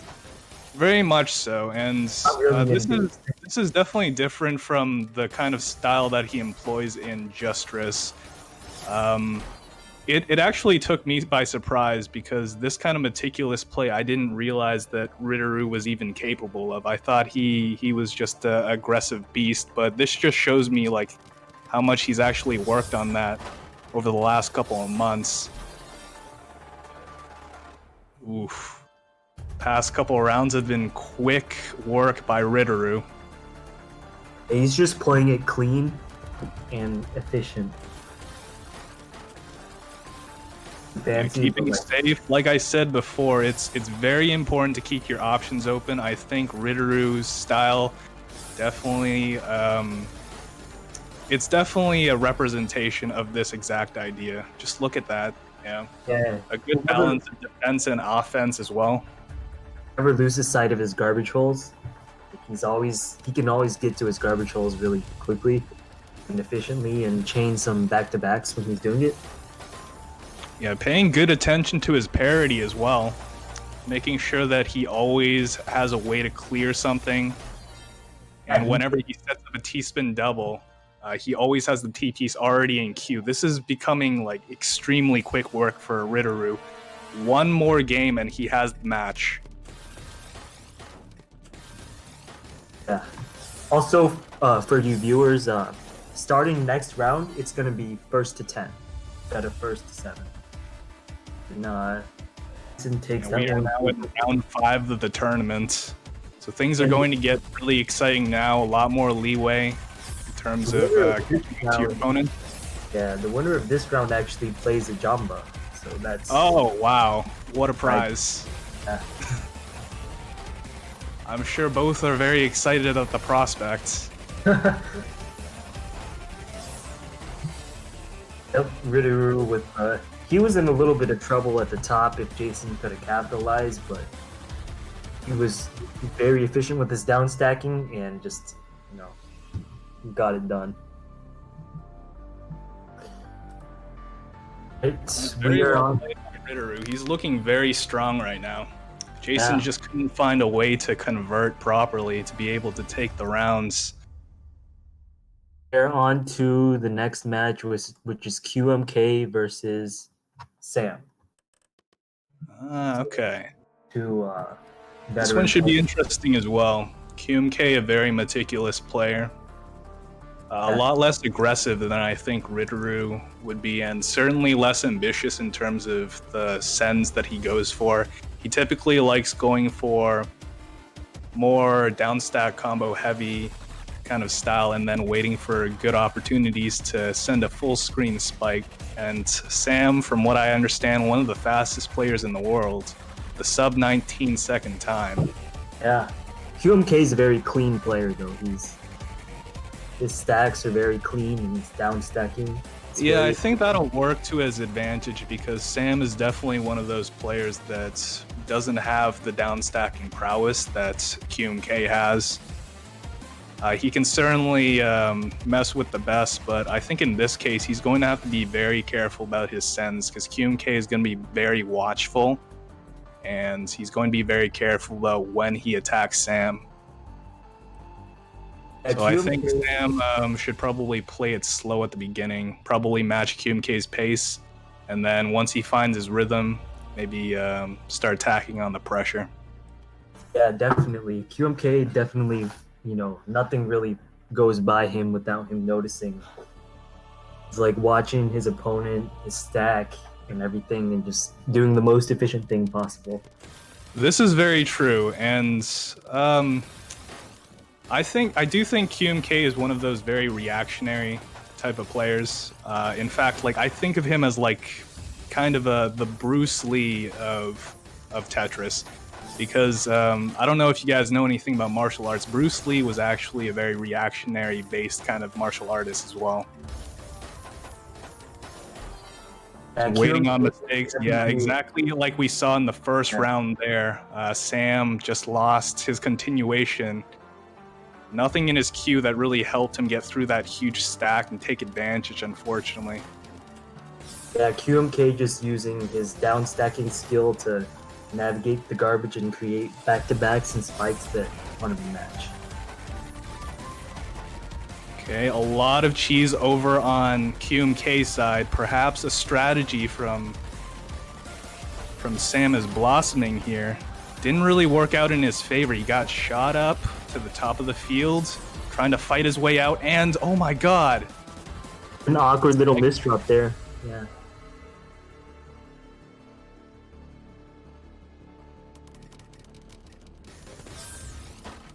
Okay, Perfect clear. T-spin mini by QMK at the opening. Very, very kind of pacifist kind of play from QMK at the moment. Not really going for any big builds, staying very low, or at least trying to. Sam trying to push him to the top. Successful.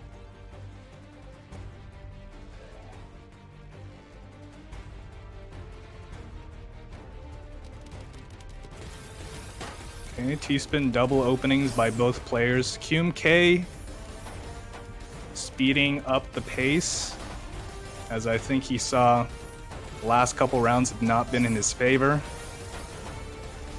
Does need to ramp up a little bit. Yeah, if Sam just uses his speed to try to just brute force his way through the stack, which it looks like he's kind of doing here, gives him a shot at, staying alive long enough, spiking QMK out. Oh, Yeah, he was 3.3 pieces per second in that match. yeah, amazing pressure by Sam here. I think he's getting really comfortable here. QMK gonna have to be very careful about his next steps, how he wants to go about playing Sam, because his current strategy is getting completely toppled over. Oof. At the top of the field again. QMK couldn't find the option out. I think he's just getting straight overwhelmed right now, and he's gonna have to find a way to fight back. I think he's very reluctant to inject further pace into the game. Deciding to play it a little safe. Oh, much different game that sets.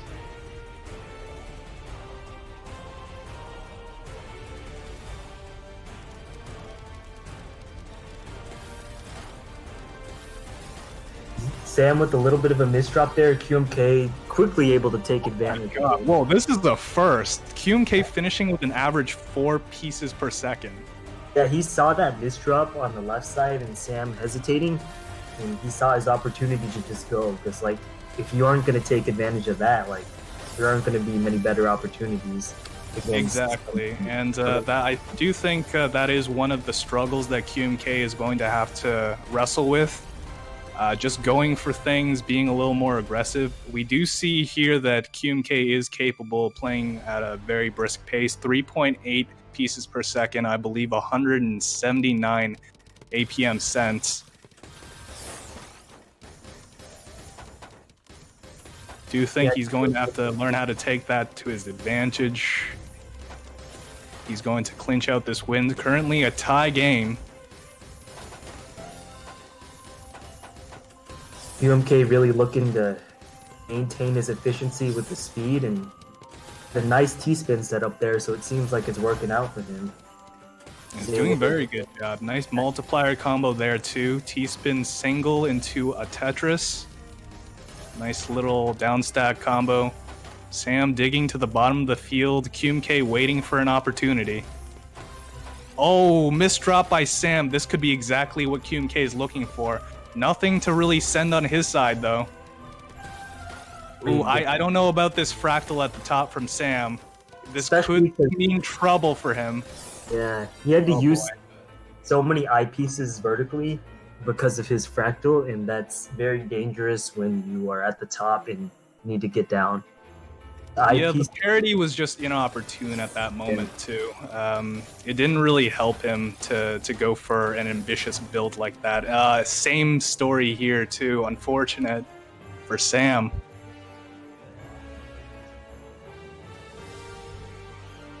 So this is match point now. This is round 4, right? No, it's not match point yet. This is round 5, so it's first to 10. Right. Okay, so this is first to 10. Yeah, you'll be able to see how much each player needs to get from the top of the field. Yeah. Where the score's at. Oh, I see it now. Nice. Oh, okay. A lot of misdrops by Sam. Yeah, I think he's given up on this one. No real option out. Luckily for him, this is not a first to 7, so he still has the he still has the ability to catch up again. Fight another day. Oh, some inopportune down stacking there. He's going to create some issues on his stack. Yeah. Too many trenches. QMK keeping strong, holding steady.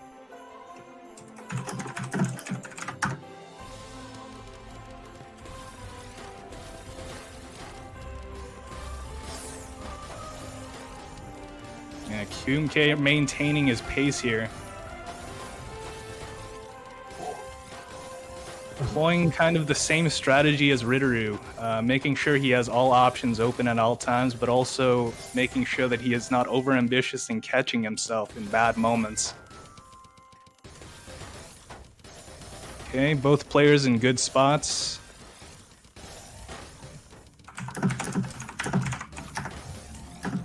Oh no, misread from Sam. This could be big.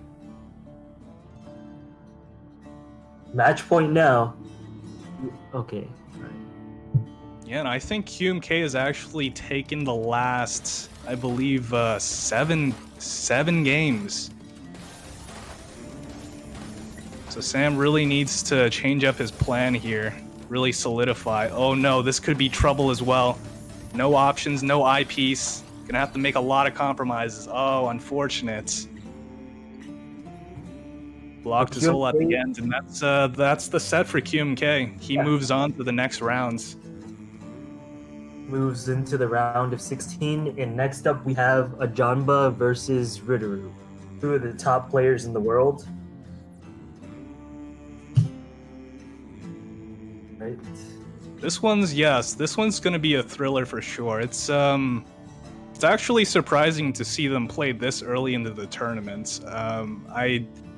I think this is round 6 of the tournament, so we're still pretty far ahead, but I do think this is probably first round of the playoffs. Yeah. Wait. What are the playoffs classified as? Is there like a? I think playoffs would be like top 16, but I'm not sure my math is right since we have 256 participants in this tournament right now. But they are playing pretty early, even if it isn't playoffs.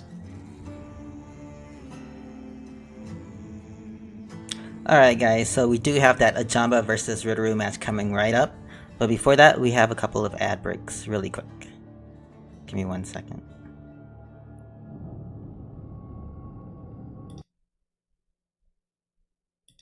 Hard Drive Open 12 is sponsored by Najib, Kim, and Feli's Attorney at Law. The NKF Legal Team provides legal support for the Hard Drive community. Visit them at nkflegal.com.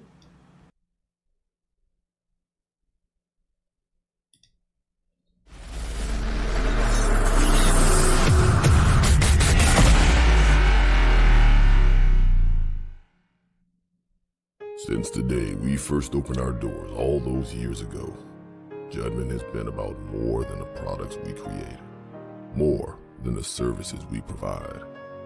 We've been about the people. People as our customers, the people as our employees.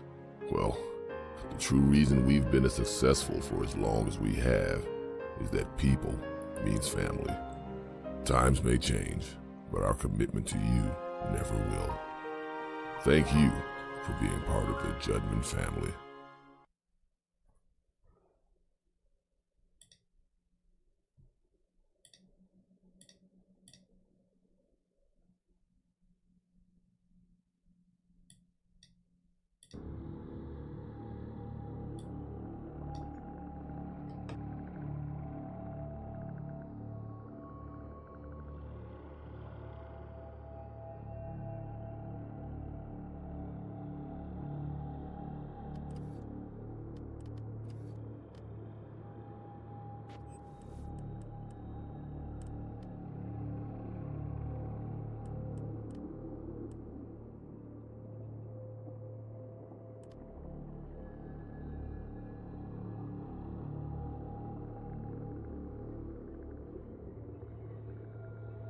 Okay.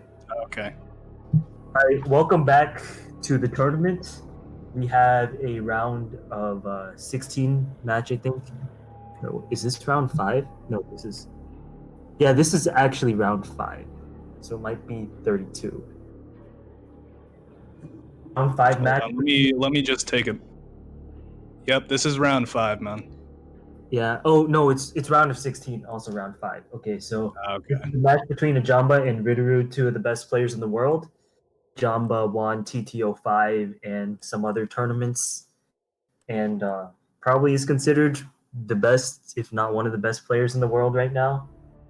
Ritter is the 3rd fastest player in the world, and also a very, very good player with a lot of tournament success. So this should be a very hyped up match.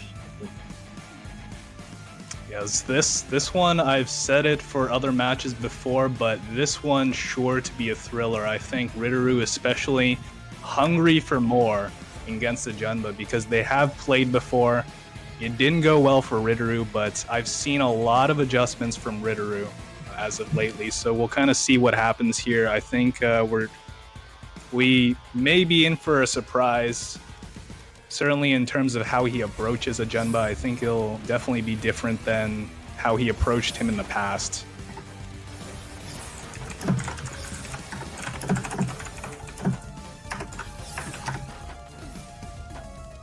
All right.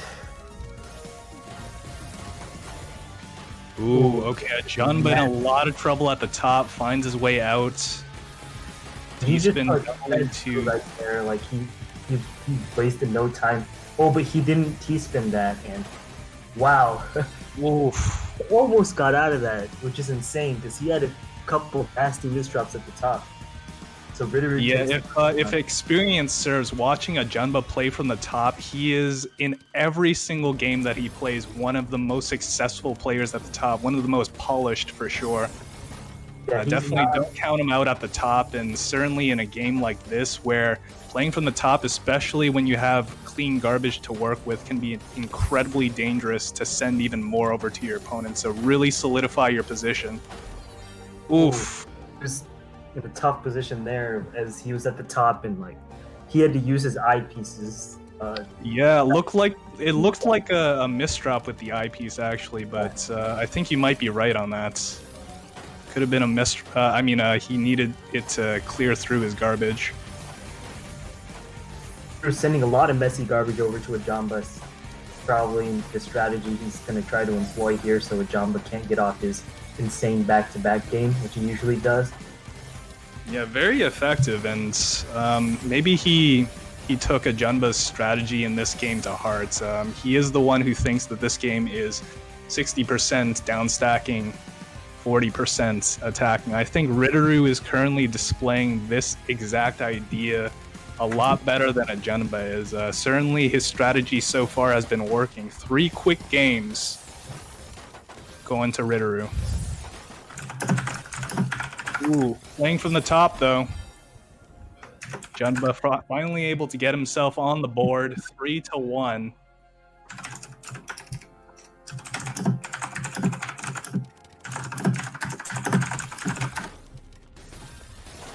Slight misdrop by a Jamba at the opening, but he fixed himself really fast, finds himself a nice full screen multiplier combo. Interesting spin as a way to complete the Tetris there for him. Ritter in a lot of trouble at the top of the field. Couldn't convert.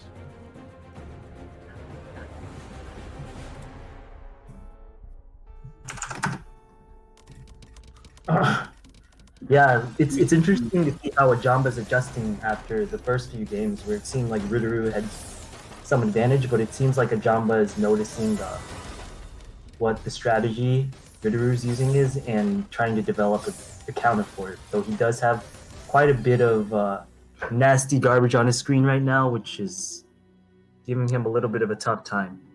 Yeah, one of the things that I actually respect a lot about a Jamba is just his adaptability.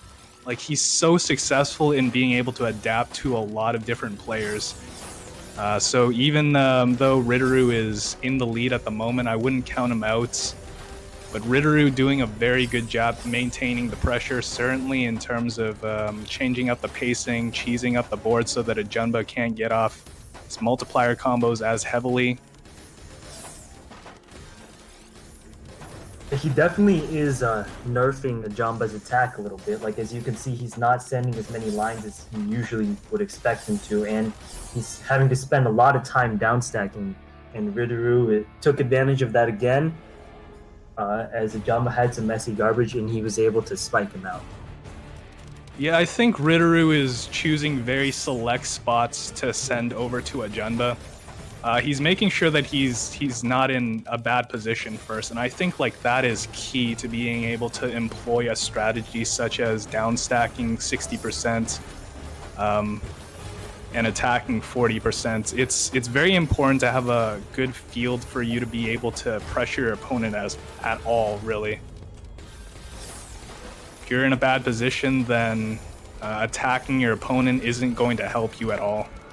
Ooh, T-spin triple into T-spin double by Ritter at the top. Very ambitious so far to be able to survive that onslaught coming in from a Jamba. Actually pushes him to the top of the field. Wow. Like, he was able to send a Jamba a bunch of messy garbage and then follow that up with some high APM T-spin doubles and triples. Yeah. Pretty crazy. This is looking much different from the last couple of times we've seen these players play each other in tournaments.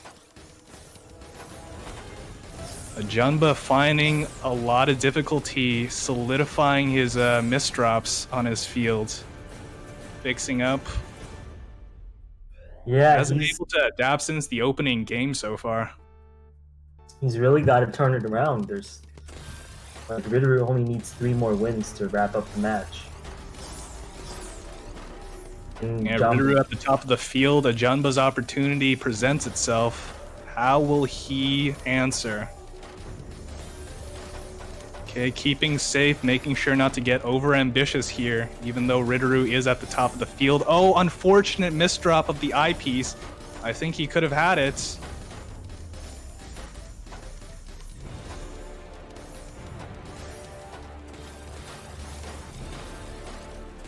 Both players playing from the top, this is going to be incredibly crucial. Yeah, Jamba was able to downstack to the bottom and send some lines in the process. A much-needed win for him. Yeah, I think definitely much needed in terms of the score differentiation, and also just in terms of morale. He needs to get a win on the board just to show him that it's still possible.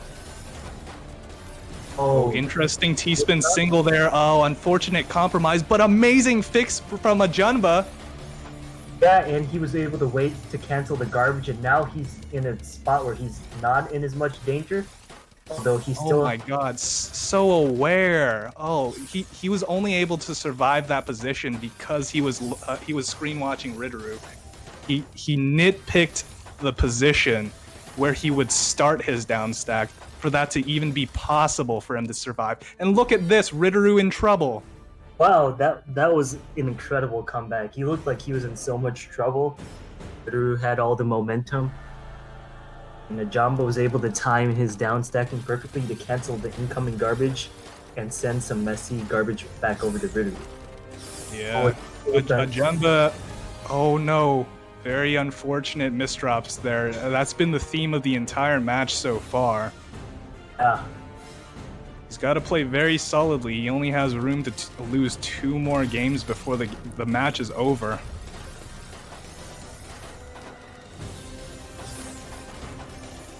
Yeah, it's gonna be pretty from here on out. Like, he's gotta...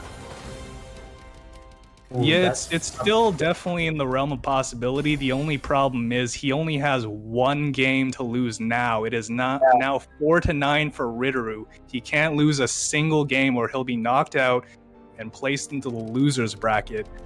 This is a very high intensity match, certainly crucial for both players. Playing from the top already, a Jamba trying to dig himself out. Yeah, it wasn't the beginning that he would have wanted, but he's now at the bottom and in a little bit of a better position, though he does have a lot of messy garbage on his screen, and Ritter is trying to... lots of inopportune stacks too. This is not friendly for him. Able to find the conversion though. Oh, he was able to find some T-spins in his downstacking and take the round. This is going to be tough, but if anybody can do it, certainly a Jamba can. He's been in high-pressure situations before, in grand finals, matches even in the losers bracket. Wow. Another quick win for him. Yeah, 6-9 for Ritter at the moment. Ritter only needs one more. Needs to hold steady if he wants to move on into round 7. I wonder if he's feeling any pressure now that the Jamba's won 2 in a row out of like very sticky situations too, like 2 that Ritter could have taken. Yeah, Ritter definitely. Oh no, I don't know if that decision was intentional by a Jamba. Certainly slowed him down. He needs to be very meticulous about his play here. Yeah, he really amazing down stack. Oh my god. And he might be able to take this one. It is now 7-9. 3 straight games. Or crazy. Yeah, 3 straight games from a Jamba. He's like towing the line, like insane. No fear. Balls of steel from this man. Oh my god. And he's ramping up the pace. Look at how fast he's playing. Does have a lot of messy garbage on his screen now. He but... does. And oh, this is going to be really difficult to get out of. He's got very little room to work with again, towing the line once again, and it's quickly game for Ritter. Yeah. Ritter takes the game. My god, what an amazing match. That was crazy. Somewhat of a heartbreaker there. I think I would have liked to see a Jamba being able to catch up a little further, but I think he did a really good job at closing up the gap, especially from the opening couple games that he had to suffer through with the misdrops, especially Ritter playing on point. Ritter not crumbling this time though, finishing it up 10-7.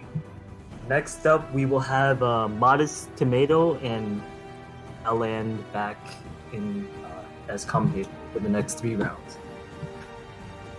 Well, the next match will be Blarg versus Dormi. Now,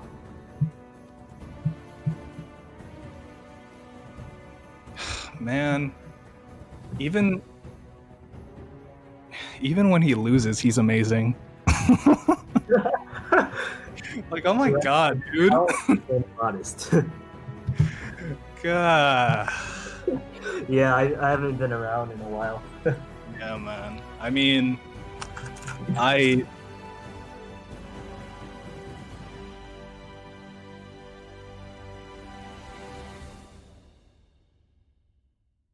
back. So I mean, gotta say, pretty impressive performance from the number 22 seed, you know. But I mean, good on Ritter for clutching it out, you know. Yeah, just insane speed as well from Ritter and a Jamba when he was playing so high up and still surviving. Still just amazing to see. Yeah. So next up, it looks like we have Blarg and Dormi, which I'm excited for. Dormi beat 0T earlier this tournament, who's also super impressive at this game. But it seems like Blarg has had Dormi's number for the most part lately. So yeah, I mean, I'm curious this to see how will this be... one goes.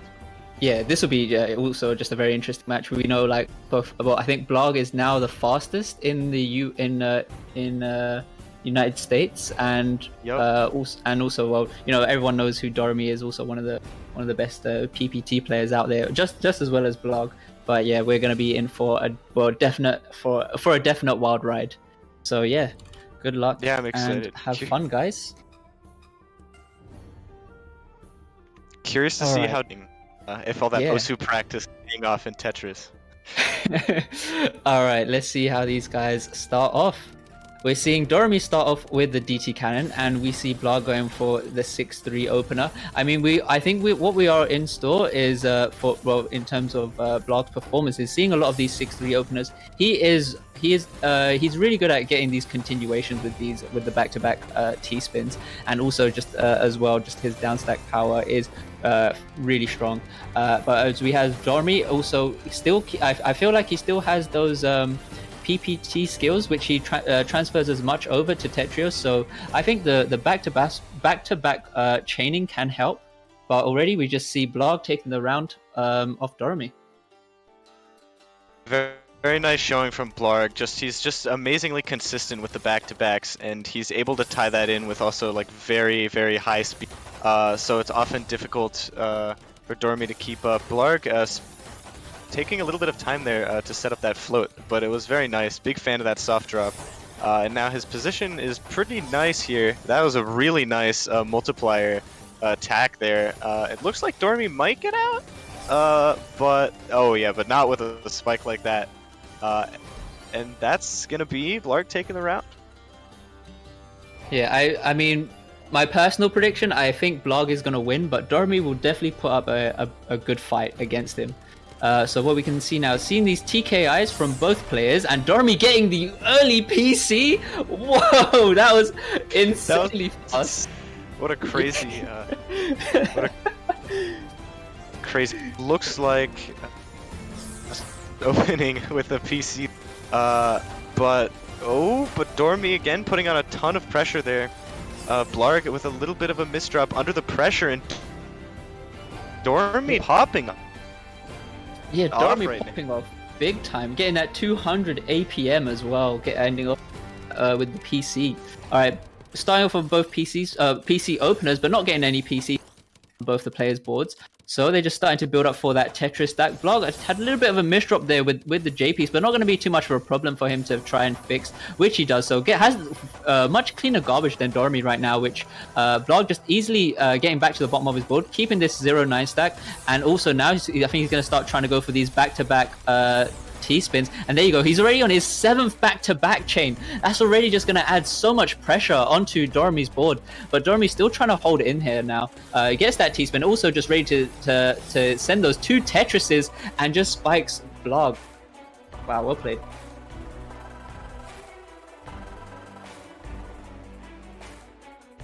Alright. Just now, and it looks like Dormi able to start off with a DT cannon here. Blarg opting for a little bit of a risky donation there, covering up his stack. And yeah, just covering up his stack there, and just getting punished just very with the timing from Dormi. But we see both these guys getting the PCs. Blarg stack looking a little bit messy, but we're seeing Dormi there already with that second PC. But as usual, that is going to send very clean garbage. So it'll be fairly easy for Blarg to just return. And there he is, back at the bottom of his board, and just topping out Dormi. there you go, and it looks like Blarg able to take that one. Very nice spike. Dormi looking for the PC and gets it. Blarg just having trouble dealing with these big spikes at the start here. And it looks like, but he's looking like he can downstack out of it. Somehow Dormi failing to put pressure on Blarg when his lowest point. And it looks like he might take the game as a result. Oh, Dormi out of it. Now Blarg dealing with another misdrop here. This is definitely a back and forth. And it looks like, yeah, Blarg again back to the bottom. We'll see with this cheesy field here. Yeah, just insane from Blarg there. Even when he was just so high up, he did have that misdrop. Answer with that S spin as well. And here we go. We're seeing DT versus TKI TKI from Blarg, DT from Dormi, and Dormi already getting sent so high up with this early pressure, but Dormi trying to do the most he can with these with the back-to-back chaining, and there he is. He's working through this garbage all the way back down to the bottom of his board, and already just topping out Blarg.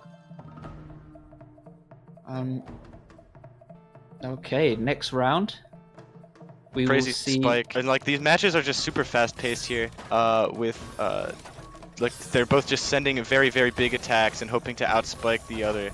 And it seems to be working in Dormi's favor right now, as he is able to spike. Yeah, he just gets that multiplier at the end as well, and just able to top out Blarg.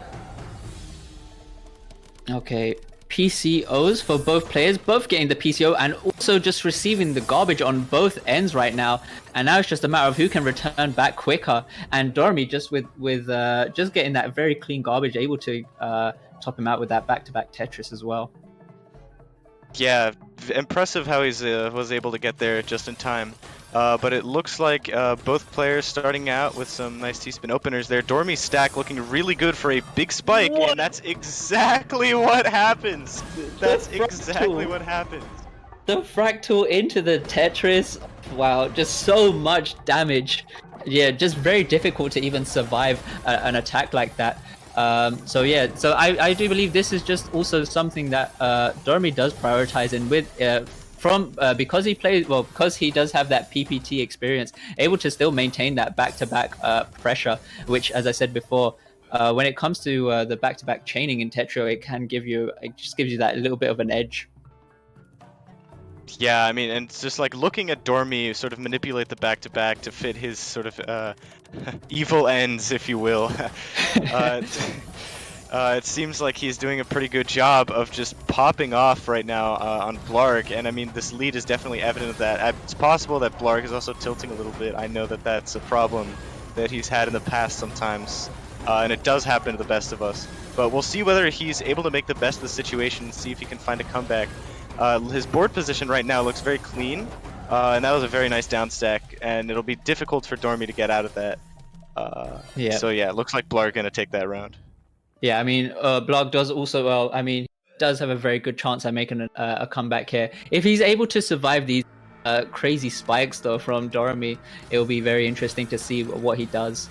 Alright, but there we go. We've seen both people go for the PC openers, but not getting the PC. We do have, I mean, Dormi is still quite high up, well, fairly high up here now, but still just trying to do the most he can in terms of utilizing that garbage as much as he can, getting those Tetrises as well in between. And we're seeing Blarg just making sure he keeps his stack fairly clean, just tries to go for that nice little multiplier combo as well, and adding so much pressure onto Dormi, he just takes the round.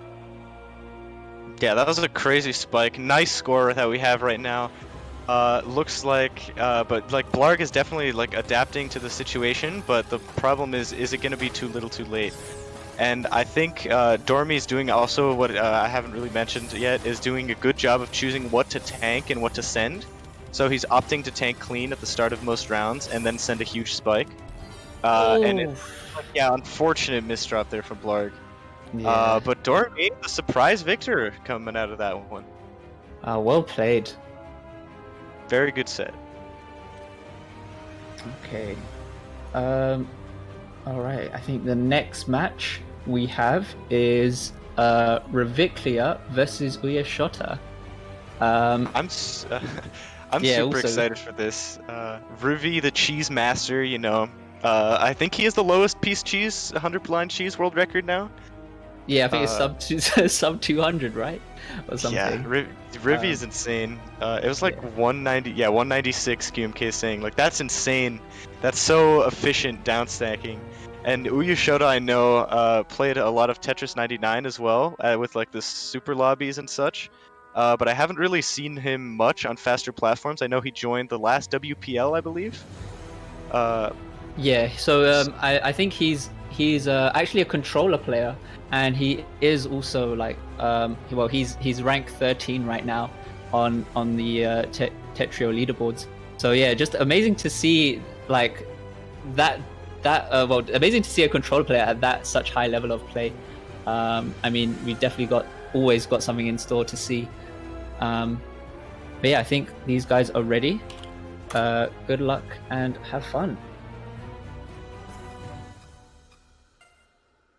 Yeah, I'm super excited. Yeah. Let's see what these guys do. Okay. So, we're seeing Shota going already the crazy speed from Reviclia. Shota,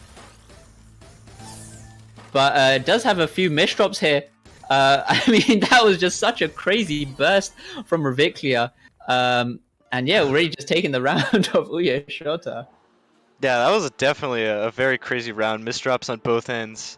But it looks like both players starting into the second round. Rivi doing one of his own little openers. He always has his own collection, it feels like, and he's done a lot of labbing, I believe. I think he's the one who invented the #1 as well as quite a few others. But Uyu Shota, an amazing spike right there.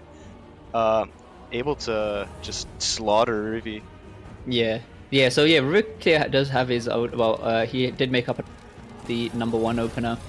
But as we can see here, we're seeing Reviclia just going for these just normal T-spin openers right now, making sure he's make sure he keeps really low on the really low on his board. But as I say that, he's also just getting pressured right now by Uyu Shota. Uyu Shota has a very clean garbage, but now just has a bit of cheese to work through. Wonder how he's going to try to get out of this one. I mean, Reviclia is in a really good position right now, and yeah, he just tops it out. Uyu Shota. Yeah, these seem to be very quick games, which is very interesting because I feel like it would play more into Rivi's win condition if he were to make like longer, downstack, heavier, cheesier matches, since downstacking is like what he's a champion at. But Uyu Shota is doing a very good job of sort of keeping up the pressure and preventing Rivi from playing to his win conditions. And looks like both players with a pretty clean stack here. Rivi, very nice down stack to get down there and thinking about his sends, but also huge spike from Uyu Shota. Wow. Okay, so most likely. Oh wow. Okay, another one of Revic. Still getting those T-spins at the start of the round. And we're seeing, Uyu Shota just getting some insane pressure onto Reviclia's board, but Reviclia with a really nice down stack, gonna send a bit of cheese at the bottom of, to Uyu Shota's board. Uyu Shota now looking like he's in a bit of a position where he needs to just try and work through this and still able to get these really nice combo down stacks in the process, but just too much pressure coming from Reviclia, just gonna be able to top out Uyu Shota. Yeah, really impressive round from Rivi, just thinking really hard about like when to send cheese and when to send clean, and just making Uyu Shota's life as miserable as possible in terms of when to downstack. And it looks like Rivi has a super clean well here, so we'll see how he's able to spike, and the answer is very well. Congratulations. Yeah. I mean, we're seeing a nice, like, funky setups from Reviclia. Very interesting to see the stacking method. All right, but here we go. We're seeing Uyu Shota again, and really nice Imperial Cross here now, opening up that column for to send the Tetris, and then nice STSD from Uyu Shota, but not able to execute the second as he just gets topped out by Reviclia. Yeah, just a tad greedy there. Almost able to get a huge spike off that. But Rivi, good awareness there, able to send just enough in time. Yeah, interesting opener. Rivi did not really play to his advantage in that game. Yeah, and I mean, just Uyu Shota getting that piece, that perfect clear. All right, we're gonna see again. Well, PC opener from Uyu Shota getting the perfect clear. Reviclia just tanking on the garbage instead, looking at ways to cancel what he can there. And now look at the clean garbage on his board. He's able to open this up now, and I think he's got a bit of room to try and send a bit of pressure on that right now onto Uyu Shota. Whereas Uyu Shota just really needs that T-piece, gets it fairly late, has to just try to opt for this combo down stack, but he's already just getting sent so high up now. I don't know if he can get out of this. No, he can't. Reviclia takes the round. Yeah, Uyu Shota just had a full screen of cheese after Rivi's downstacks, and Rivi knew, like, this is my chance to take advantage, and take advantage he did. So yeah, a very nice thought there from Rivi, effective in getting the job done. But this game, Uyu Shota the one now with a very, very clean well. Rivi though at the bottom of the board and a relatively good defensive position now, so yeah, pretty even playing field here. But Rivi's well looking really clean, and Uyu Shota just getting a little bit greedy for that donation. Yeah, he just missed out on that overhang, which kind of just costed him. I think he would have been able to catch lines and try to survive, but misdrops, unfortunately, they do happen. Anyways, we're seeing Reviclia get a really nice fractal here, gonna send a just insane pressure to Uyu Shota, and he just takes the round. Yeah, crazy pressure from Rivi. Just really like showing his strengths in this game. Yeah. Because like again, he's known a lot for like his efficiency, and I think that's really shining through here, where he's just being very clever. Oh, very nice floating T-spin there from Rivi into a huge spike. Good defense from Shota, but it doesn't look like it's going to be enough here. Oh, unfortunate eyepiece misdrop due to the gravity, and that's going to be another round for Rivi. I mean, yeah, this is match point right now for Reviclia. All right. So we're seeing, we're seeing Reviclia, a bit of a misplacement on that T-spin opener there, but not going to be too much of a problem. He is able to get out of this, and now just getting that T-spin double set up ready. He has to cancel out what he can right now in order to survive, and there he goes, gets the Tetris into a really nice donation, which also just opens up that left side, which he sends the Tetris and gets a really nice down stack. Gonna be pressuring Shota right now, as he does have the cheese just in between those clean lines of garbage, and Shota just able to top out Reviclia. Yeah, really nice comeback there from Shota. Just really good like down stack, canceling everything to just find some way out of that situation where he seemed doomed. But either way, looks like Shota with a pretty clean board. Oh, Rivi had a really nice board with an unfortunate misdrop on the L piece. Maybe this is a comeback for Shota. We'll have to see. All right. What is Shota gonna do? Shota goes for the MKO, whereas 3 stack now gets these really nice back-to-backs, very efficient for him. He decides to tank on the garbage as well, and then now looking like he's going to try use it to his own advantage right now. But Shota just popping off right now as well, playing at 3.2 PPS on controller, whereas Reviclia playing roughly about 3.6, still adding on as much pressure as he can right now. And we're seeing Reviclia get the really nice down stack, looking like he was trying to find a Z prop, but not able to see a T-spin double opener, being able to see a T-spin double setup. But Reviclia just too much pressure for Shota to handle, and he just wins the game. GG's. Yeah, Rivi playing super fast, and I'm just very impressed by like his spiking that game. Like really showing that everything that he can do on other platforms he can also do here. Yeah. So it looks like we're still waiting on our next match. So might as well talk about our bracket. Yeah, let's see. Like from that match now, it's going to be Reviclia versus Firestorm, but we're not sure when that's going to be shown on stream or not. But yeah, I'm sure it will be. But we do have a few more matches in between that. We see VinceHD and Dormi, and Ritter versus calculation. Yeah. Is that a circuit alt? Like yeah, it kind of sounds like a circuit alt. Oh wow. Okay. But yeah, I'm super excited for a lot of these matches. Especially like I haven't seen VinceHD at all, or any of his matches yet. And also I don't really know how good Bazzi is, so I'm curious to see if we'll see any of their matches.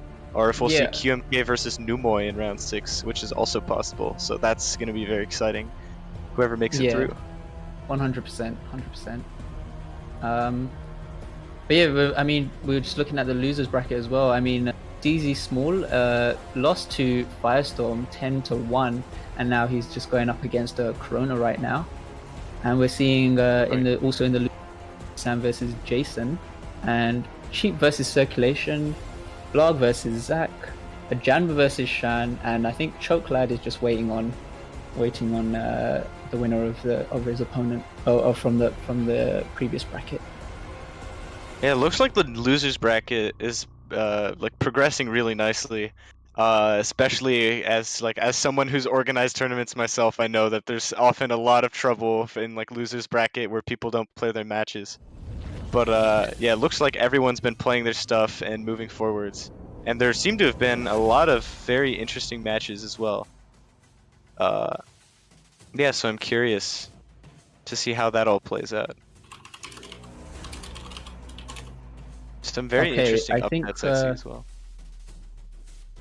Oh yeah, looks like we have That's I think they just. Need that's to not a copy and link. paste it Blink. again. Yeah, Blink. it's That's just not a link. Blink. it just says Tetrio Blink, without the please. follow up. Yep. He really did Okay. just put Tetcher.io and say join. All right, here we go.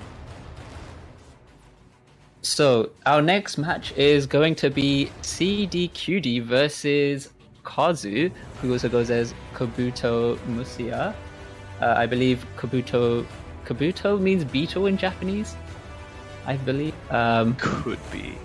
Yeah, but also, I think this is probably the second time I've seen Kazu join a Western tournament.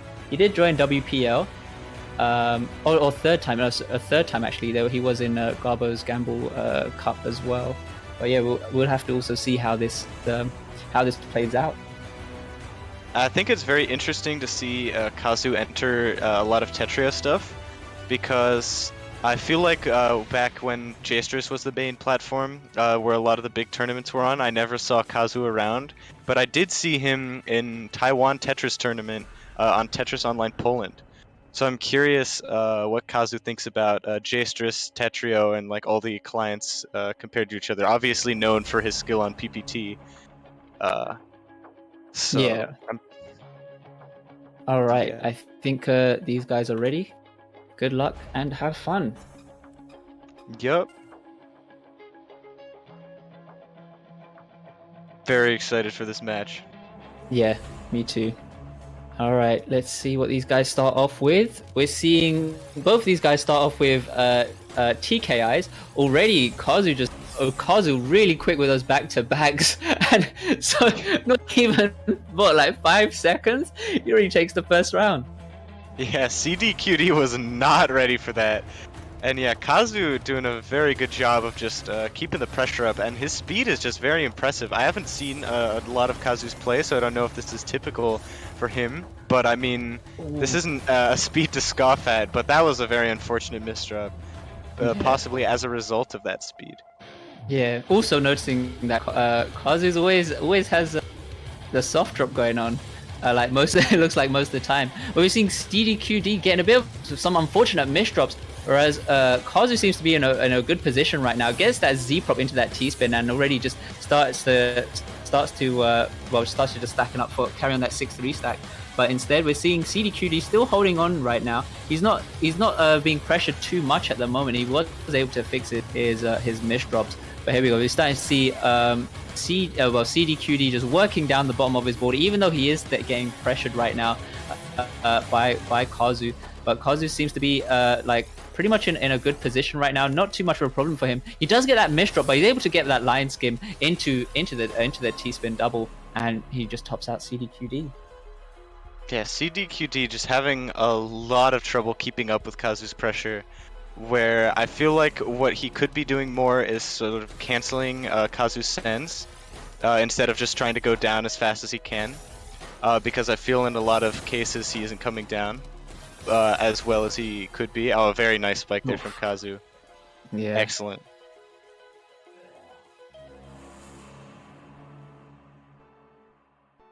Okay, we're seeing both these guys do DT, one mirror. And we're seeing already Kazu just returning the garbage that's been sent to him already. But CDQD with some very unfortunate miss. And again, just an early knockout from Kazu. Yeah, that was very rough on his end. But also good on Kazu for taking advantage of the whole situation. Nice PC there from Kazu. Another misdrop from CDQD. This is it's always a sad way to see people go out, but it looks like he's going to come back from this one. And now Kazu the one with the misdrops. But we'll see. It looks like he might be able to skim his way out. And it looks like he does, just barely. Not the best stack, but yeah, very nice at getting down there. And yeah, now CDQD, very good spike there as well. Yeah, considering he didn't have the best of starts, he was able to just keep cool and just hang in there. Yeah, All right. absolutely. Oh, Kazu with a bit of an unfortunate misdrop on his TKI, but it's not going to be too much of a problem. We see CDQD just stacking up and getting that getting that T-spin double along with those 2 line clears. So they're still not really going to add so much pressure early on. They might just be anticipating on the garbage that they're going to receive from each other, and then just try to work from there. As you know, I mean, you've seen the incredible spike pressure from all these matches, and you know, just staying low is one of the key things. But here we go, seeing some serious damage come through from Kazu, and CDQD is not going to be able to handle it. Yeah, Kazu sent, I believe, like 3 lines of cheese, and then in the time it took CDQD to get down those lines, Kazu already prepared like a huge spike, and that really helped him win the round in that case. But in this match, it looks like both players, I mean, Kazu with a super clean set of garbage here. CDQD a little bit less so, but yeah, Kazu a bit of a misdrop, but very nice fix there. That was just a big spike and a little bit of cheese to boot with the T-spin singles. But it looks like, yeah, CDQD able to get out of that, able to cancel Kazu's spike, and putting it into like a more neutral position. Now Kazu, the one kind of in the hot seat. I feel like one of Kazu's, like, one of the... Oh, well, I mean, I take it back. I was going to say he has trouble at the top sometimes, but clearly that's not the case. Yeah, not really much of a problem in that match there. All right, but we're seeing some we did see some TKIs there from TKI opener from Kazu. Did have a bit of an unfortunate misdrop the ZP, but he's able to get out of it. And now already CDQD just playing so fairly high up at the top of his board, but able to get that Tetris with the use of the multiplier bonus. Not really going to ascend so much to Kazu, but Kazu with the OP's misdrop, and he's just going to get topped out. Yeah. That was, I mean, at the beginning, Kazu sent a lot of cheese as a result of his misdrop, and CDQD had a lot of trouble getting into a good situation there. But it looked like he was able to finally find his sort of groove in the down stack and just send a very nice spike there. And in this match, it looks like CDQD is always having a little bit of trouble, a bit of a messy stack there. Oh yeah, unfortunate misdrop. You hate to see it. I think also Kazu is playing on a controller as well. So yeah, I mean, it's also amazing to see like this level of play with the use of a controller. And although I mean, Kazu does have a little bit of a misdrop with that T-piece, but he's able to convert that into a T-spin double, has that T-spin single ready next up. But this pressure coming through from CDQD, getting that nice 12 spike with that down stack, although trying to add a bit of pressure right now to Kazu, but Kazu's still holding his own though. It's not too much of a problem to find his way down, and it looks like we might start seeing, well, once Kazu plays this Tetris, there he goes, he's going to try to start now stacking up for these, trying to stack up for that Tetris instead. There he goes, gets that T-spin double, and then still, I think he's maintaining this low level on his board right now, whereas we're seeing CDQD just trying to make sure he's able to send some Tetrises, and it looks like he's just making sure he counts up to 4, making sure he keeps up with those back-to-back bonuses, and but although he is still getting fairly pressured right now. Oh, Kazu with a bit of a misdrop. Oh, and another misdrop. No, come on, man, you got this. All right, there he goes. He's able to save that with the Tetris, and more pressure coming through from CDQD. I don't think Kazu can get out of this. And no, he doesn't. CDQD with the round.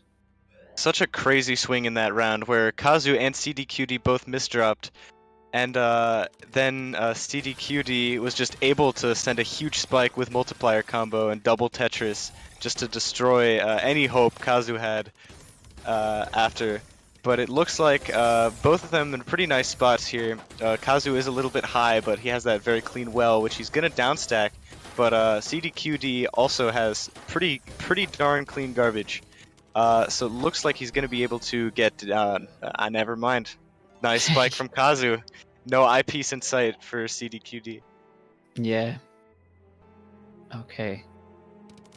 We're seeing TKIs for both players, pretty much, both just taking on that garbage as well. Not going to be too much of a problem. It just now comes down to who's going to be able to get the down stack. And it looks like Kazu just got down to the bottom of the board. But we're seeing very clean garbage onto CDQD's side, which he could just use that garbage in term for him to try and cancel out the lines that are incoming right now.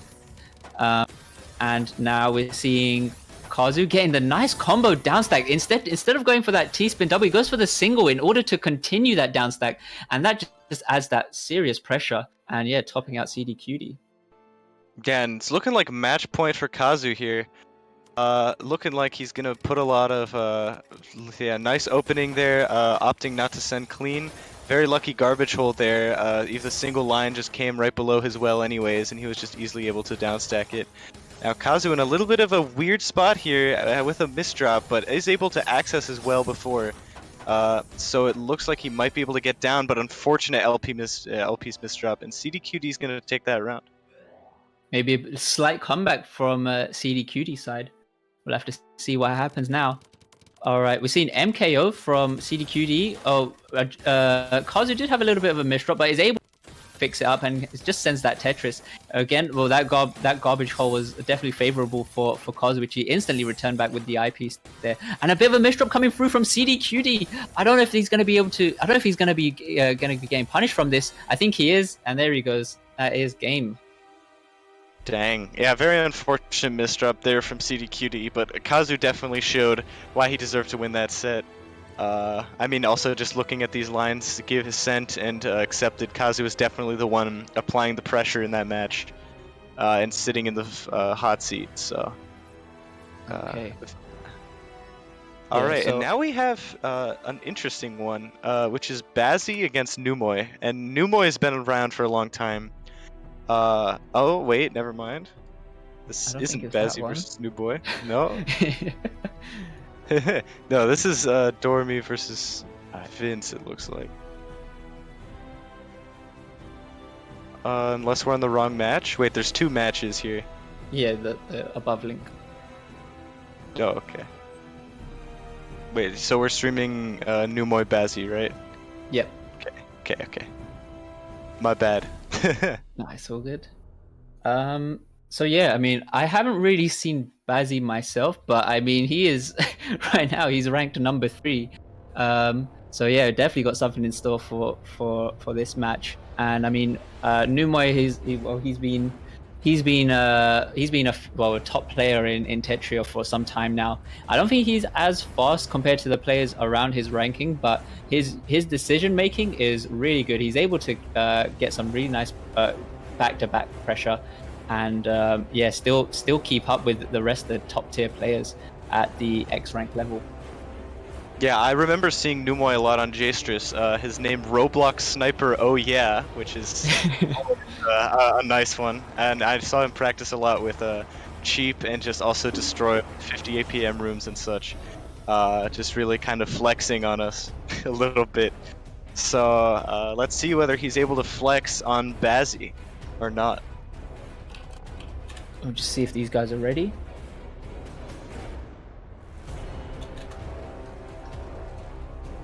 I think just waiting on Bazzi to even reply.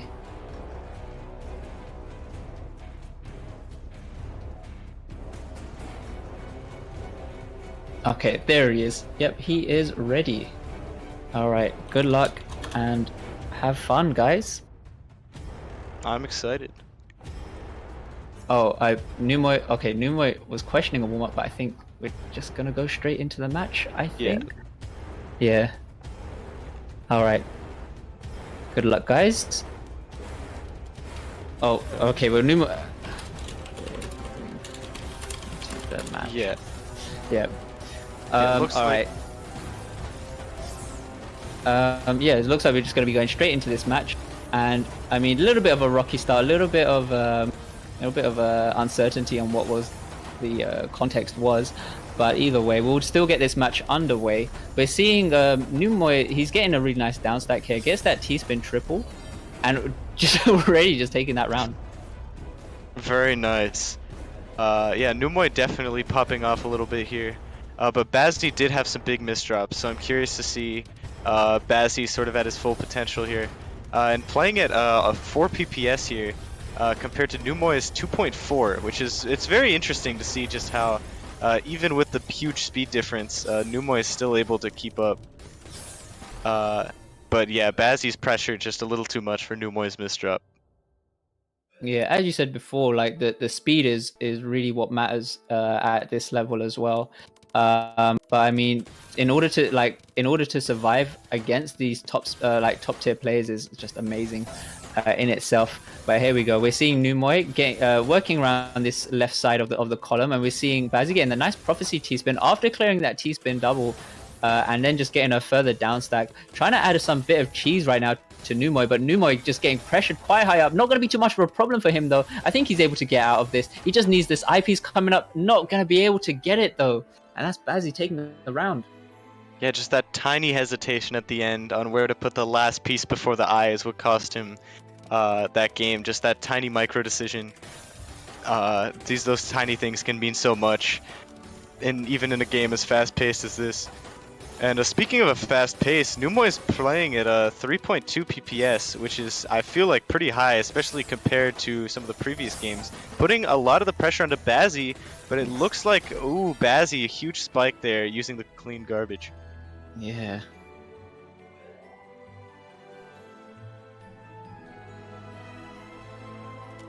Alright, we're seeing PC openers for both players. Both of them tanking on the garbage. We're gonna have to see who clears down the fastest.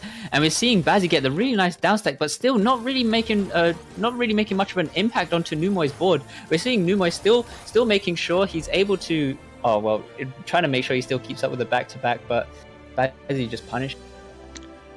Yeah, Numoy right now just getting, I think, a little bit overwhelmed by Bazzi's speed and pressure here. So I'm curious to see how that's gonna go. But it looks like Bazzi is doing a pretty good job of just kind of going fast, sending high. I mean, Numoy has a super clean well now though, so we'll see how Bazzi reacts to that. Looks like pretty well. I mean, both players in pretty good spots here. Ooh, Bazzi with a bit of a misdrop there, or some bad bag luck, and then unable to get down. All right. So we're seeing. Okay, well, we're seeing Bazzi with a bit of a different opener than usual, but we're seeing Numoy just go for a regular T-spin opener here. Still some just clean garbage right now. Numoy playing very high up, but he's still able to get that back-to-back T-spin double and just takes the round. Very quick indeed. Yeah, Numoy is sort of catching on to what Bazzi's doing and definitely adapting a lot here. Finding a way around the pressure here and making sure he doesn't get too nervous or flustered or just overwhelmed, I guess. And yeah, very nice donation here from Numoy. Excellent time to do it. Oh, since he was safe, but then Bazzi with the huge spike, sending him right to the top of the board. Yeah, just that speed as well. Numoy not able to handle it, or just not able to get those pieces in time in comparison to speed. But here we go. We're seeing some TKI openers right now. Numoy is able to turn that. But already the pressure coming through from Bazzi, and along with that speed as well. Numoy still holding onto his own though. He's trying to step it up as much as he can.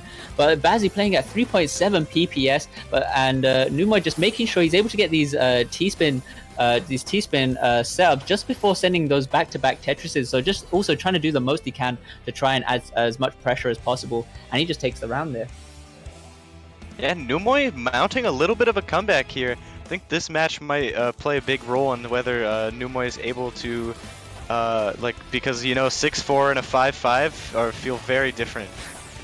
So we'll see if Numoy is able to make it. Both players really close to the top of the field. Whoever can send first, it looks like Bazzi was able to send first. And also that versus score right there from Bazzi, 435, was just crazy. Alright, so we're seeing TKIs again for both players. Numoy able to just get this back-to-back as well. And Bazzi just opening up around that column that's able to make him send the Tetris and just getting back down to the bottom of his board and already just taking the round against Numoy there. Yeah, Bazzi just doing an amazing job at just pressuring Numoy there. And Numoy is having a lot of trouble sort of dealing with that kind of pressure. Even though he's doing like a very impressive job with it, given his speed and his sort of playstyle compared to Bazzi's. But now Bazzi in a little bit of trouble here, having issues downstacking, but is able to find the eyepiece. So it looks like Bazzi's going to find his way down just in time. And oh, so unfortunate for Numoy.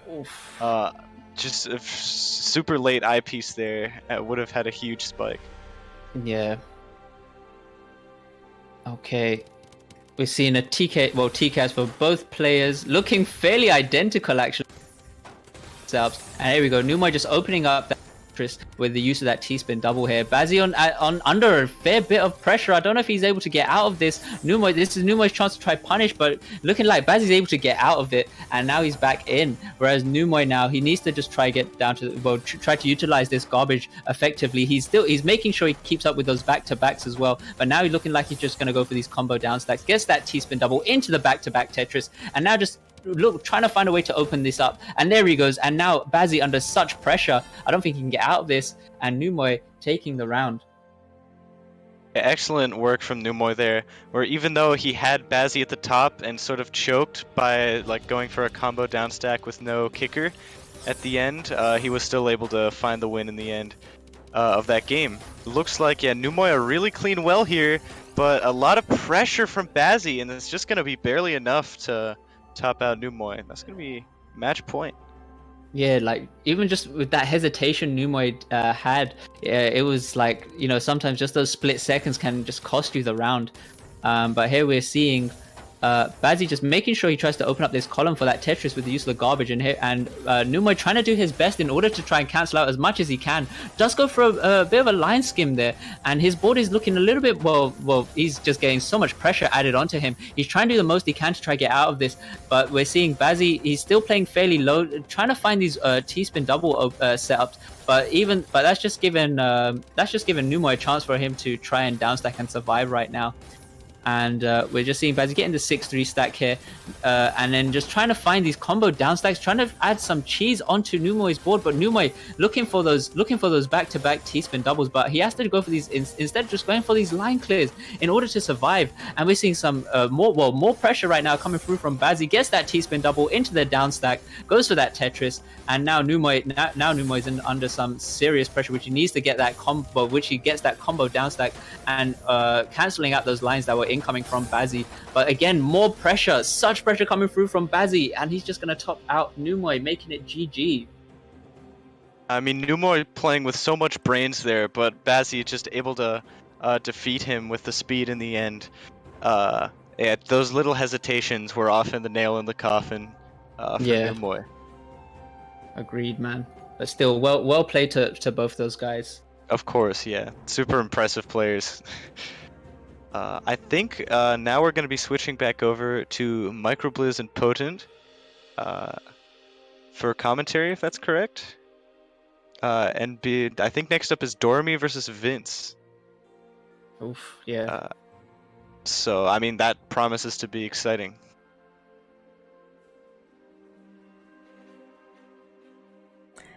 That is correct. We're reaching towards the later matches now. Holy crap! Those are some intense ones that just finished, and I feel like every single round that's still remaining is like, it could be final four type of status.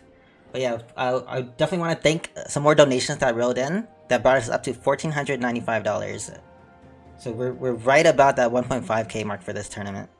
But I definitely want to shout out our sponsors. So give me 1 second. Because without them, this prize pool would not be possible.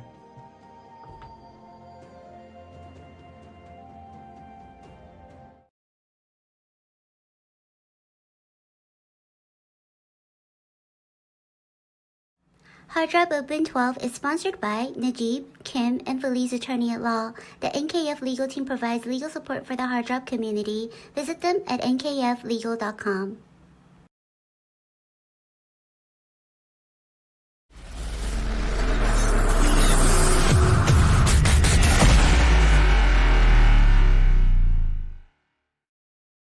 Since the day we first opened our doors all those years ago, Judgment has been about more than the products we create, more than the services we provide.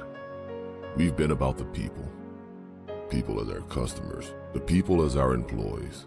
Well, the true reason we've been as successful for as long as we have is that people means family. Times may change, but our commitment to you never will. Thank you for being part of the Judgment family.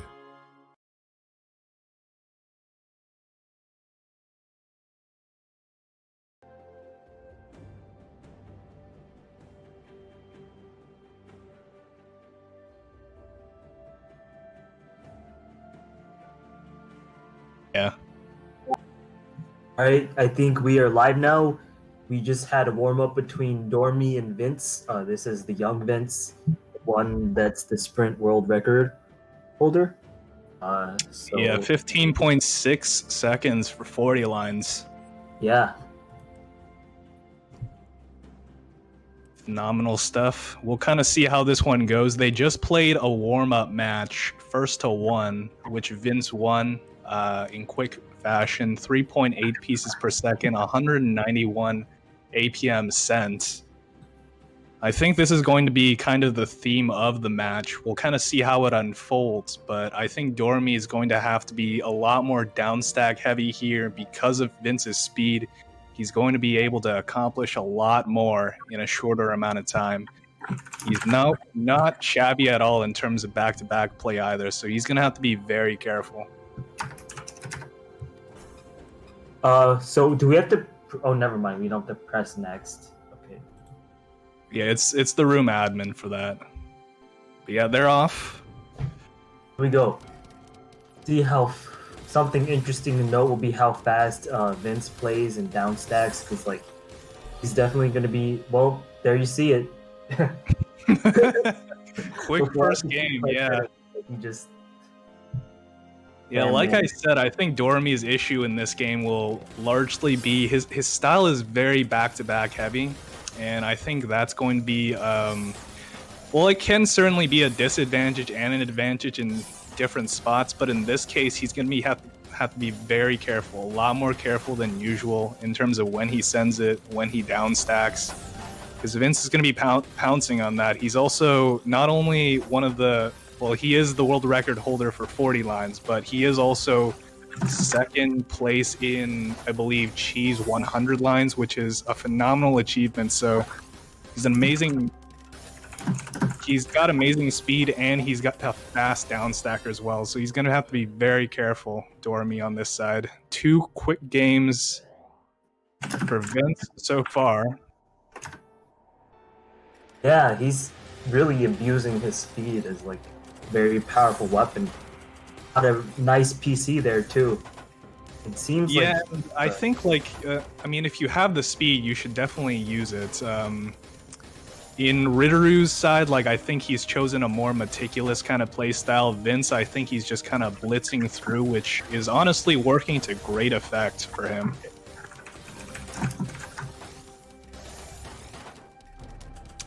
Caught at the top of the field, Vince. T-spin double. Couldn't quite get the triple. On the attack with another triple. Couldn't get the triple. Opts out instead. Dormi safe right now. Vince just trying to apply more pressure, being very careless with his stacks right now. You see wow, that? Very ambitious fractal there, yeah. Yeah, at the top, I guess he was like confident in his speed that he'd be able to, execute the fractal. But there he covered his garbage hole and misdropped, and that cost him the match. Very much so. Yeah, I do think Vince is probably very confident with his speed, and he probably has a decent gauge of how much he's able to get off. In that case, he wasn't so lucky. Dormi getting sent to the top, but amazing multiplier combo to be able to finish off Vince. Yeah. Going back. Quick 2 games from Dormi himself. Back to back, tie up the game. Vince, I think, is going to have to be a lot more careful now. I think Dormi is catching on to the pacing of the match. Although Vince had a couple quick back-to-backs there, but he had a misdrop, and that slowed down his attack. Dormi timed downstack, but it wasn't enough. He cleared out the misdrops and finished him off. A little unfortunate there because Dormi actually blocked off his opening to a lot of that clean garbage that he could have cleared through to get into a safer position.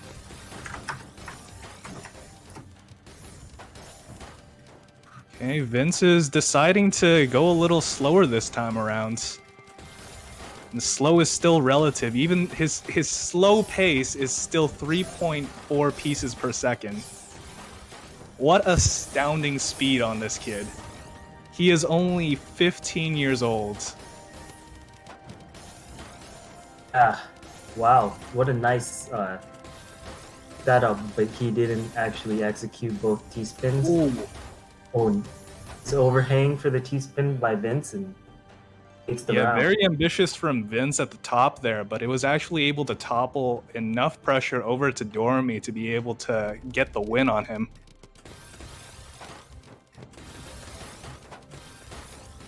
Okay, Dormi made some compromises with some of his T-spin builds at the opening. Get to a safer position. Oh, Vince with Vince on the ropes. And he takes it.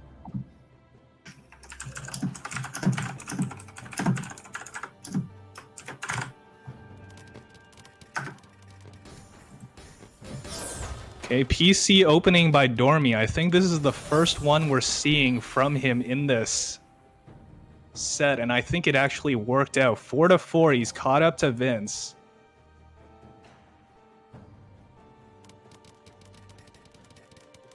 Vince, I think, is going to have to change up his pacing a little bit to be able to match the new requirements. I do think Dormi has figured out a good system of surviving the onslaught that Vince is typically able to send over to him. Vince picking up the pace, though, playing at 4 pieces per second. Ooh, Dormi put a V-piece over his garbage hole, and Vince capitalized on that. Yeah, it's very difficult to be able to choose optimal moves, especially at the top, but it's so important, especially when you got a player sending you that much garbage in such a short amount of time as well. Exactly in that spot, too, we kind of saw 215 APM, 4.7 pieces per second finishing average by Vince. In that match, Dormi put the vertical eyepiece over his garbage hole, which cost him, because Vince was able to... Yeah, he's going to have to be very careful in this spot, too. Vince has a lot of misdrops over, so not able to capitalize. Dormi actually takes the advantage there, 5-6.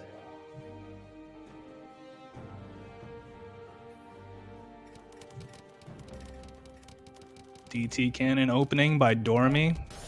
Vince taking it a little slow.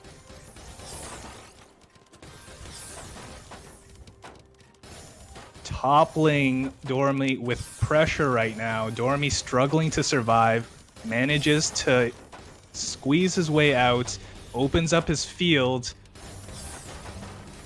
He's now in a good position to spike out Vince. Unfortunately, he didn't have the pieces to get him out of that situation. The score is now tied. Yeah, Dormi played pretty carefully that round. Maintained access to his garbage hole so he could downstack when necessary and block garbage. It worked out pretty well. Pretty efficient stack. Oh. Slight misdrop by Vince, but no real trouble there. He's... Oh, no! That could be huge. Yeah. Oh, but he made it. That dig! Oh my god, dude! How did that happen? that just speaks to the incredible downstacking, how quickly Vince is able to get back to the bottom of the field. That was incredible downstacking in a game that should have been, for any other player, Dormi's to win. Yeah. Incredible. Amazing downstack combo by Vince as well. 5,000. Send over a lot of garbage over to Dormi there.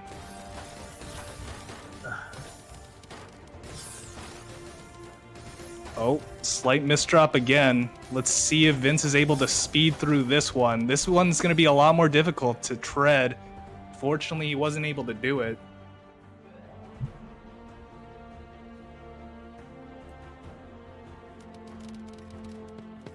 It's a pretty tight match. It is.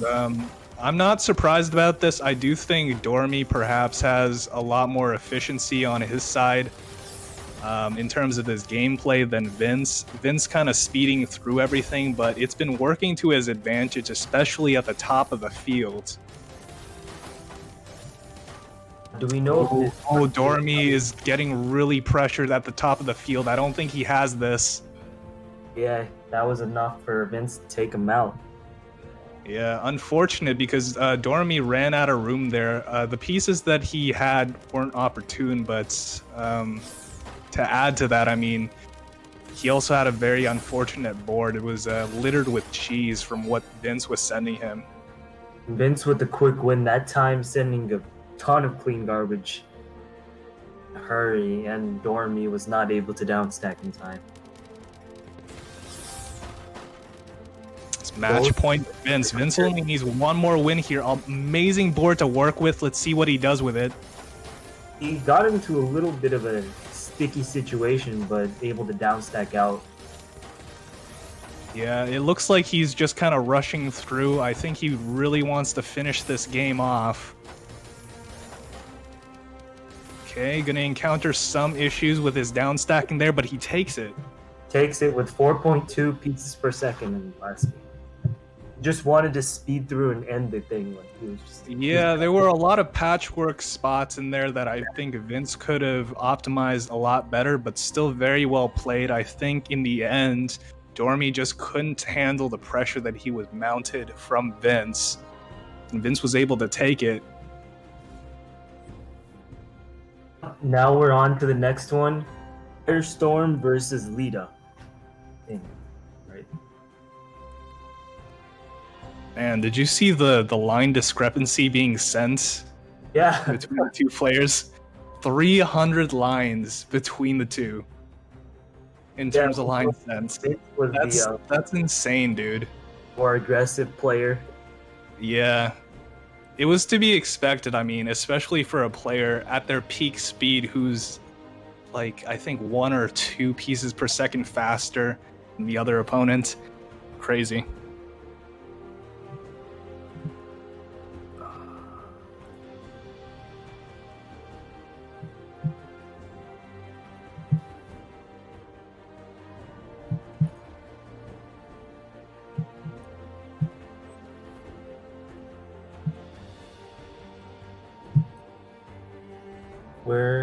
I guess we're still waiting for both players to be ready before resuming. Both players issued their readies. I believe Lita is actually Reviclia, if I'm not mistaken. I don't know too much about Reviclia, but from what I've seen, an incredibly efficient player. Some interesting setups in terms of how they approach T-spin setups. Firestorm, as we know, one of the best players in the world, especially as of this year, has a host of tournament wins under his belt. One of the most efficient players of date.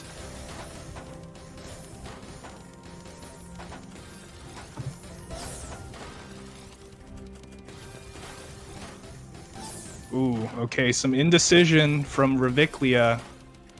I think this is going to cost him, unless he can find a quick fix out, and he can't.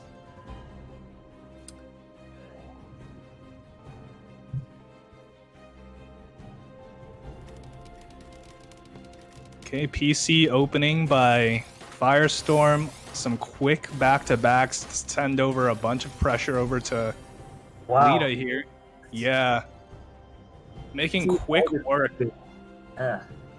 Our storm is Lita's struggling to keep up with the pressure at the moment. You have to be very careful, like truly, especially against incredibly fast players, very efficient and back-to-back heavy players. You have to be very careful about when you attack and receive. And honestly, like in this kind of matchup, you're likely to be doing a lot of defending. Firestorm is just so efficient. Like he didn't really break his back-to-back at all in that game. He just kept finding T-spins and Tetrises to send over, and the pressure was that's kind of what you want. It's very difficult to break out of that the rhythm of an opponent who's able to essentially play Ultra against you. Yeah. Unless you can find some kind of opening, unless they misdrop, you really do have to try to defend yourself, or at the very least try to send your own pressure. If you're unable to match them, then I really do think the best strategy is likely just to try to survive as long as possible. If they don't miss a beat, then it's really unfortunate. Like the past couple of games, Firestorm has maintained 200 APM. He's sending is a T-spinner Tetris, basically. Like in they're mostly T-spins too. Like he just sees every single spin on the board. And it's, this is getting to be very it's completely out of control for Lita. He has to find some solution out of this because it's now 6-0. Lita has to find an answer somehow. Firestorm pretty much is just playing Ultra. Like, you just look at his board, he's just getting every spin that he can. And here, Lita able to take advantage of some awkward setup that caused Firestorm to pause a little bit. Yeah, great survival from Lita. He had a very opportune board for the most part of the match, too. I think this what he did there is exactly what he needs more of. Yes, exactly.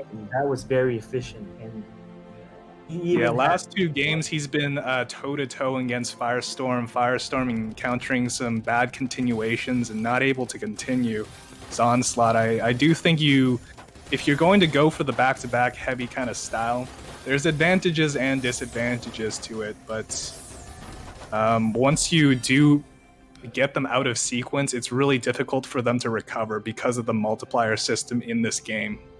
Yeah, and especially because he had some messy garbage on his screen, so like he didn't have enough time to get down to it, but he sent so much clean garbage over to Lita, and Lita was able to like use that clean garbage to... Perhaps some nerves on Lita's side. He was able to keep up the past couple games, but slowed down in that one and made some inopportune choices. Playing faster than he's normally used to, so it would take a lot of focus and energy to maintain that pace for him. For sure, and that's going to be a difficult task for anyone who's not used to that pacing. Certainly for someone who's, I think, used to more of a meticulous pace, being more efficient, it's hard to break out of that kind of pattern in your playstyle if that's what you like to play as. Oh wow. That was a really nice win by Lita. Firestorm caught at the top of the field, but so was Lita. Sent over a couple of back-to-back strings to be able to clinch out the win there.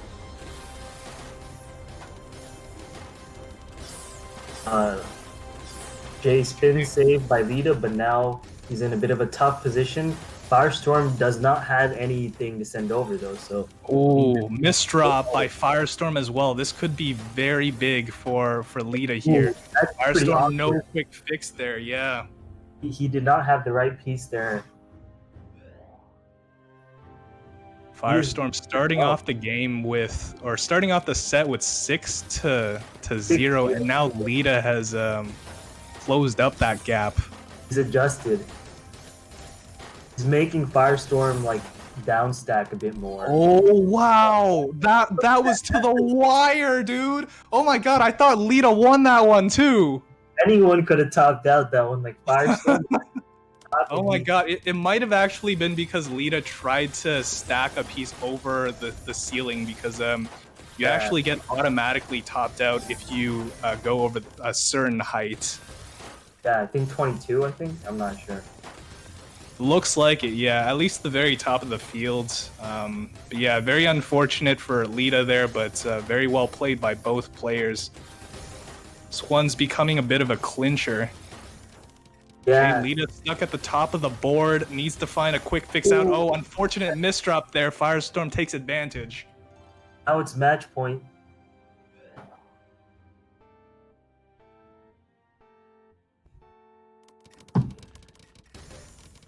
PC opening once again, but unable to get it Firestorm's side. Bit of a misdrop on Lita's side, but he converts it into a short down stack combo following. Oh, unfortunate. That mid drop was pretty unfortunate. Mm. Yeah, so Firestorm pulls back and clinches it 10-5. Yeah, it looked like Lita actually adapted pretty well there in between the sets, but unfortunately Firestorm was able to come back on his own, find his own adaptation, and topple over Lita. I think there were some choice decisions that, some unforced errors definitely on Lita's side, maybe some tournament jitters that he wasn't able to immediately get over. Really unfortunate there, but still well played by both. Yeah, it was a good match. Like it looked like it was going to be a blowout at the beginning, but Lita had some good adjustments to get back in the game, and it was 7-5 at one point. Yeah, it was really nice of Lita to be able to come back like that, but unfortunate really with someone like Firestorm who has so much of the game optimized. It's very difficult to win against him unless you as well have your own gameplay optimized as well. But we're moving on to Ritter versus Calculation. I think this is the player circulation. I can't be sure anymore. He keeps having so many different iterations of his name. Yeah, I don't know either. These, oh my god, these stats are incredible. 161 APM in matchmaking as an average. How do you see the stats? Oh, you can click the players, and Modal will pop up. 100% win rate too, rank 63rd. 100% win rate, nice.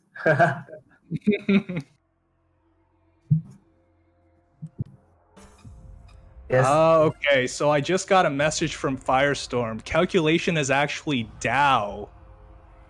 Currently one of the another contender for one of the best in the world currently. A 14 or 15-year-old kid. Wow, these kids were like babies when I joined the scene. Yeah, man, I'm telling you, like a lot of the players now coming in are youngins.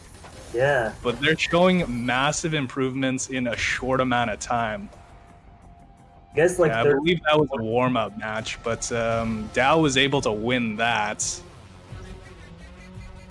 This one's actually something that I'm kind of curious about because I've never seen Dow play Tetrio before, and especially against someone like Ritter, who is one of the contenders for best in Tetrio at the moment.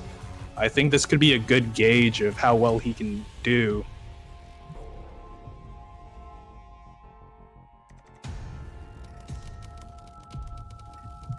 Okay, T-spin double opening by Dow. I think it was a PC opening by Ritter. Sets up the play.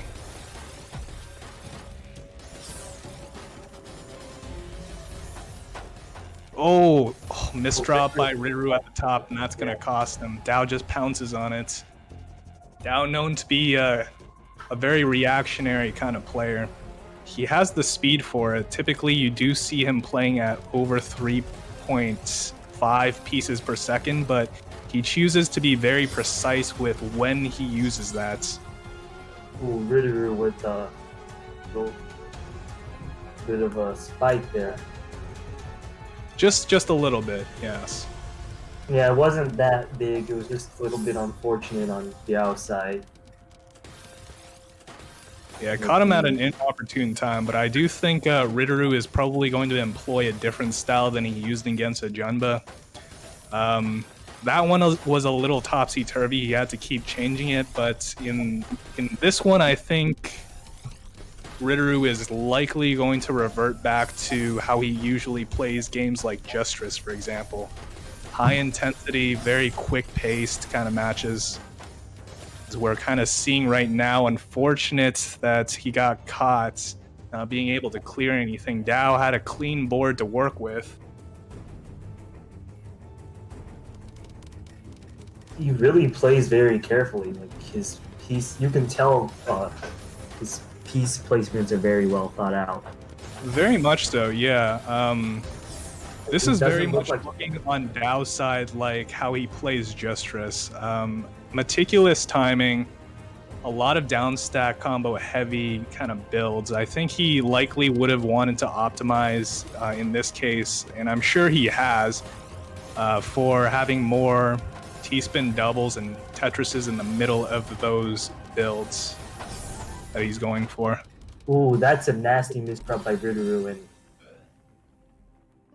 Yeah, Dao playing very solidly right now, very clean, never in a very bad spot, converting everything. He downstacks into an attack over to Ritteru. Ritteru yet to respond in any substantial way.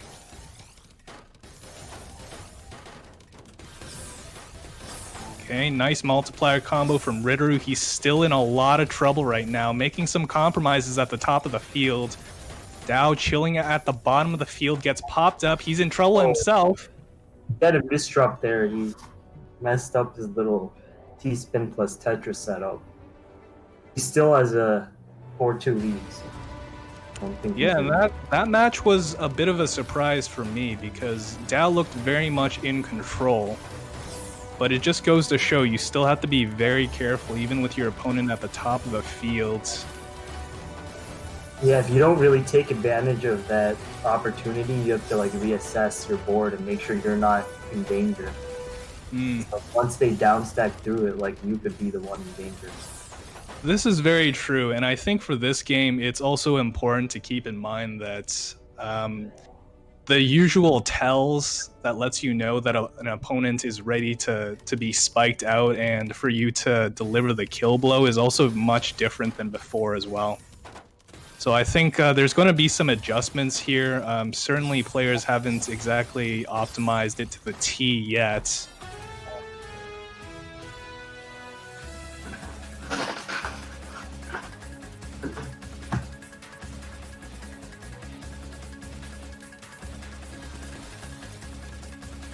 Okay, T-spin double openings by both players. Dao was able to get a PC continuation in the middle of it. More back-to-back pressure from both. Both in a relatively safe position. Dao needs to open up his field a little bit, and so does Ritteru. Back to the bottom of the field for both of them, but a massive spike coming in from Dao. And a PC. That was crazy. He's really good at finding those, especially mid-game. He's got some really interesting continuation follow-ups. He's in control of the match. Oh, that misdrop is going to be costly if he doesn't find a way to get out of it. Yeah. Like, he just didn't have the right pieces. Like, there was... Once that happens and you're at the top, like, you do need some luck. Like, you need the right set of pieces. Yeah, and this is for me a very interesting match as well, just because I mean I haven't seen Ritteru at a loss for like what he's supposed to do, which is kind of what I'm seeing right now. And yeah, seeing a lot of one of the things that's so impressive, and actually there have been comparisons of Dao to a Jamba, for example. A Jamba, as you know, has amazing timing on his side, and I think like Dao in this case, he has a very good positional awareness and when he's supposed to do certain things to be able to control his opponent, to make them do certain things.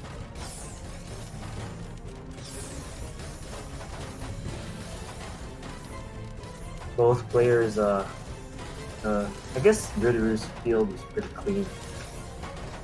Yeah, Dao is actually in a bit of trouble right now, but he was able to clean through to his garbage. A little bit of a compromise there. Ritteru on the attack. Dao still kind of defending right now.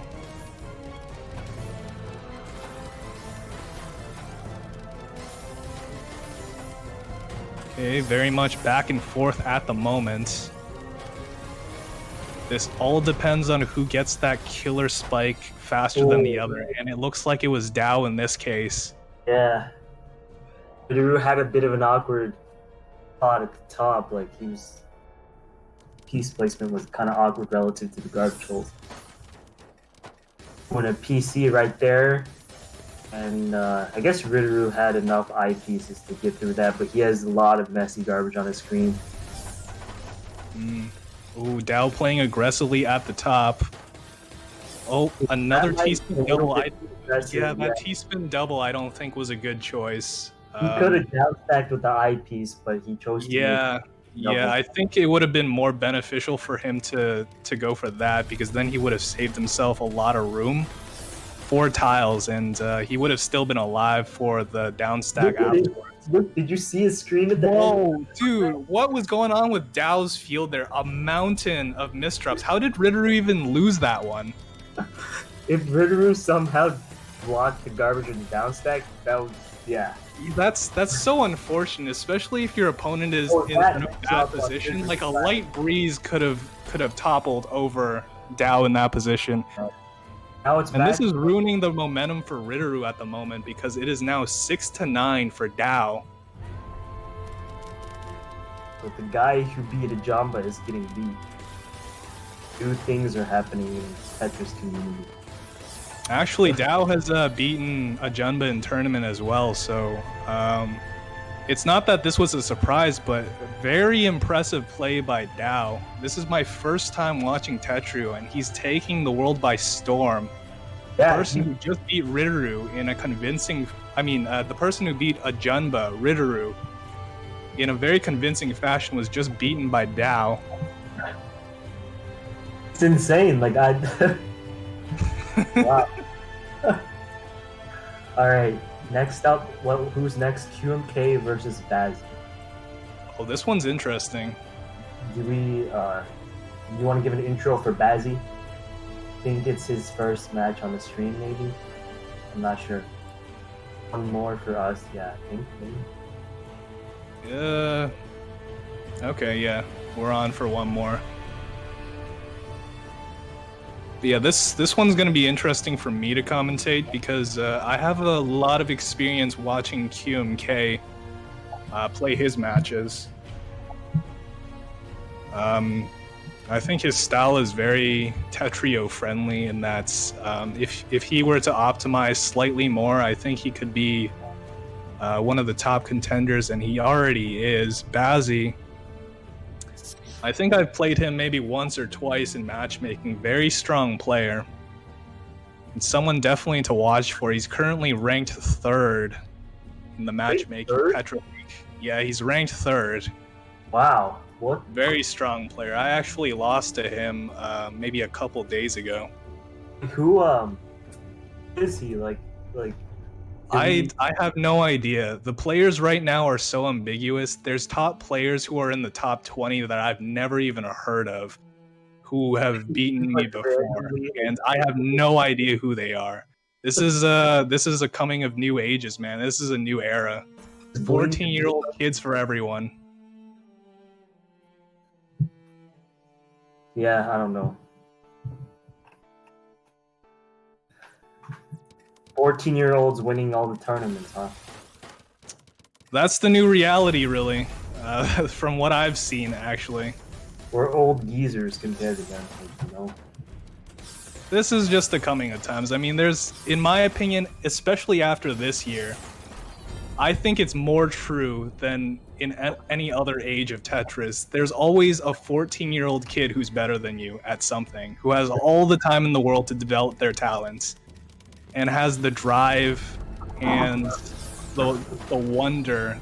You know, the magic is still there for them too, where they can achieve anything, and that attitude is going to serve them very well, especially with so many resources right now. Getting into Tetris has never been more easy. It's more developed than any time in the past. Like, we have all these like developed clients that are nice and developed clients, developed resources, I think, though I think it needs to be a little more user friendly, but there's also a lot of accessibility to top players, at least if you know like where to look. Like, I think the one thing is like this tournament helps expose the world to this client. Maybe that draws in more players, because like usually if you're just like someone starting out on the game, might not like know what client to use, especially because Tetris Friends and Tetris Battle are down. But having a tournament like this, it kind of helps with exposure. More people into the community, you know. Oh, for sure. And I think one of the ways that you can improve is watching talents like Bazzi and QMK play and kind of adopting styles based on your favorite player. At the moment, it looks like, well, Bazzi finally able to get on the board, but the last 5 games, I think QMK has been very good with manipulating the garbage and the multiplier to his advantage. Bazzi kind of sending back-to-backs haphazardly.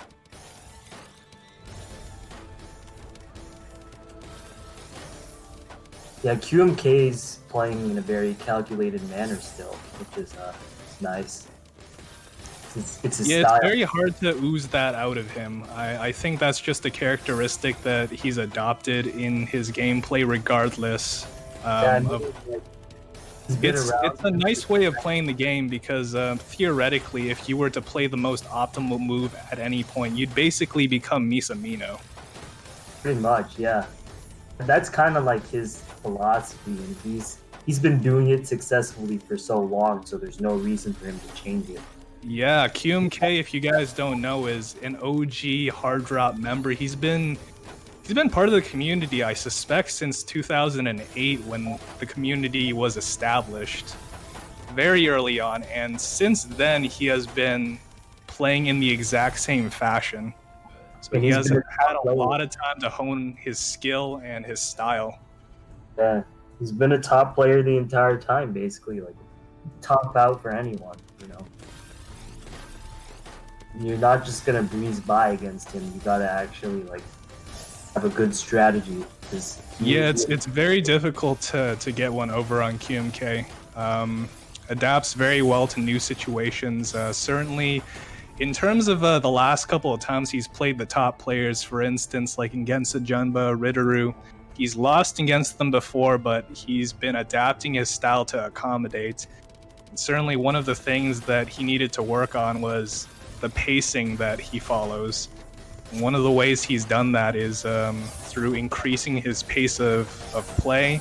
We saw earlier that he was able to play, for instance, at 4 pieces per second, something that is not commonly seen, but if it's needed now, QMK has that ability to bring it out. Yeah, that was definitely something that wasn't in his toolkit a few years ago, but now like he added it, and it's helped him stay competitive against the best of the best. Yeah, it's interesting because I think one of the most fundamental things to improvement is to put yourself in very pressurizing situations where you're not able to handle the situation as well as you think you should be able to. But those are also learning experiences. I think improvement typically comes from necessity.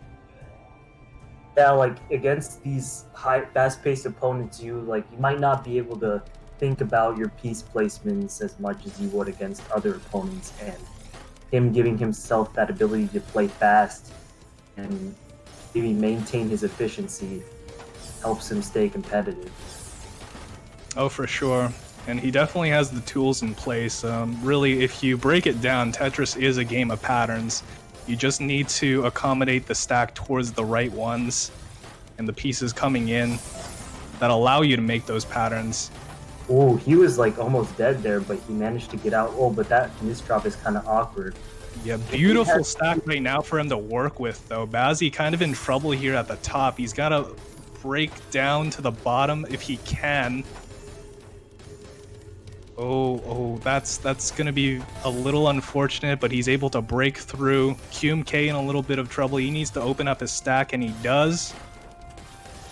And his attack really got stifled by that little bit of awkwardness. Like it kind of interrupted his attack and let Bazzi back. Oh no, that's that eyepiece misdrop by Bazzi, and he blocks his hole. This could be huge. Yeah. I don't know if he canceled with that Tetris that he did, but Yeah, that was actually pretty amazing down stacking by Bazzi, though. I thought he would have been dead immediately, but he was actually able to find the down stack. Just he wasn't quick enough to breaking through to the clean garbage and using it. QMK in a lot of trouble right now.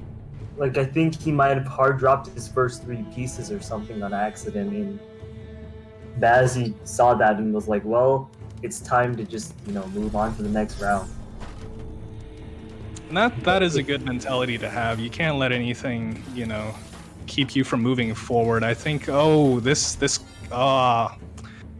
say that, and it's really unfortunate because the misdrops that Bazzi is going through, it's really hindering his ability to be able to follow QMK, who's typically one of the players that takes advantage of inefficiencies in his opponent's fields. Yeah. All right, we are on to the next match, Blarg versus Cheap. It's the losers bracket round 8. So yeah, we're doing another one and then switching over to Dal and Modest. yeah, I don't know if there is gonna be over 30 minutes. This might be my last one, but we'll see what happens. Yeah, all good, man. Maybe I'll just third wheel Modest and Dal, be their cheerleader. You guys are doing great.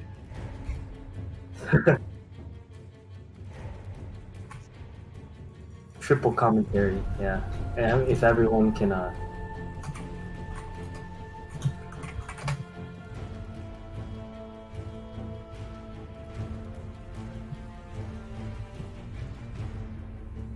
$999 is Blarg, I guess.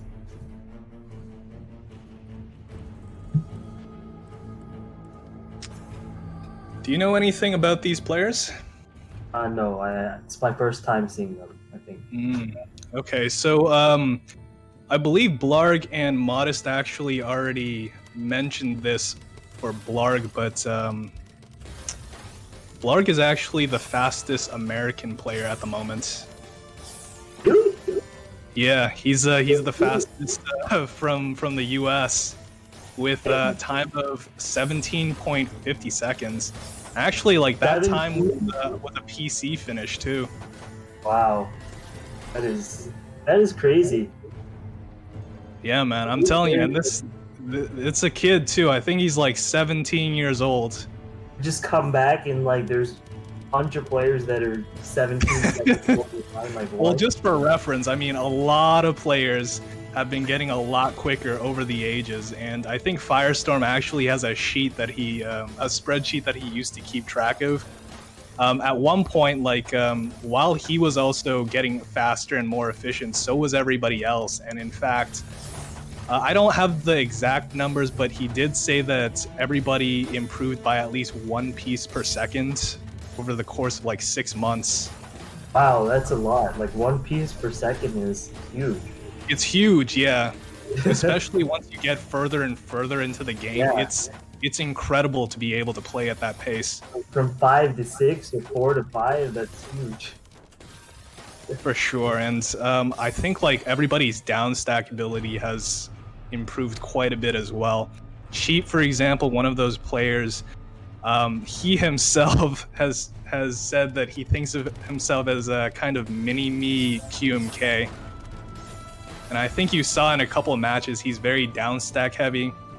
Unfortunately, I think in this case, he's a little mismatched because he struggles to keep pace with anybody with high APM and also a quick pace. Yeah, and I think Blarg is trying to take advantage of that. Like you can see, he's setting up all these T-spins, and that's a little bit of an awkward spot for him because he wasn't able to clear that. But we'll see what happens. Ambitious build here. Misses the T-spin single spin, which gives Cheap his first game of the match. He's on the board. Yeah, I think he was a little aggressive in that round. I guess after winning... Aggression is perfectly fine, especially in this case. I do think these two players have played each other quite a bit in the past, so they probably know each other's habits. They know each other's weaknesses as well. Certainly something to take advantage of.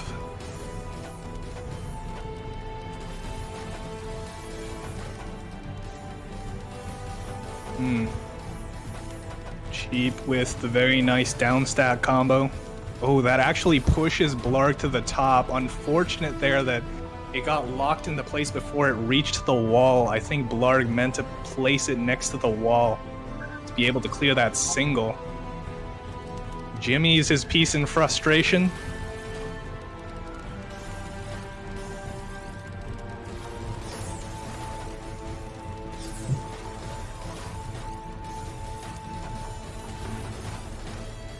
Blarg is playing so fast, almost 4 pieces per second. Just Oh relentless. man, what an insane prophecy by Yeah. Cheap though.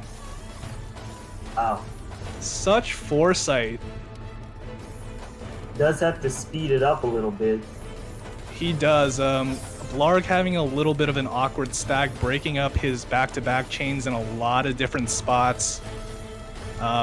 His speed is kind of compensating for it. Yeah, using that eyepiece vertically.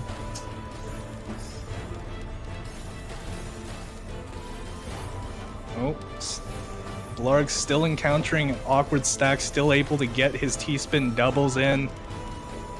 Cheap Well, that kind of was- on the ropes here, but he's able to open up his garbage. Let's see if he's able to use it to great effect, and he does. Blarg encountering some misdrops over on his side. The score is now tied, Yeah. 3-3. He did adapt well to the fast pace. I guess he just, those first 3 games might have been kind of a warm-up for him.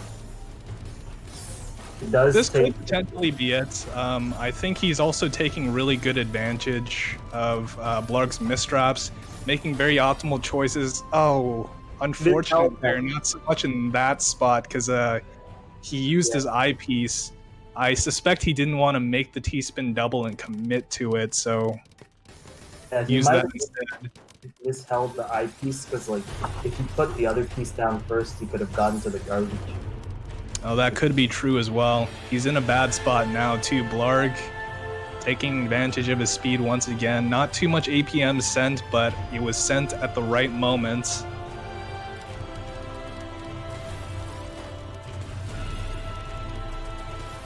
Interesting that Sheep would go for the T-spin double. I don't think Sheep really wants to send Blarg anything that he can really use. Unfortunate that he kind of caged himself at the top there with no options.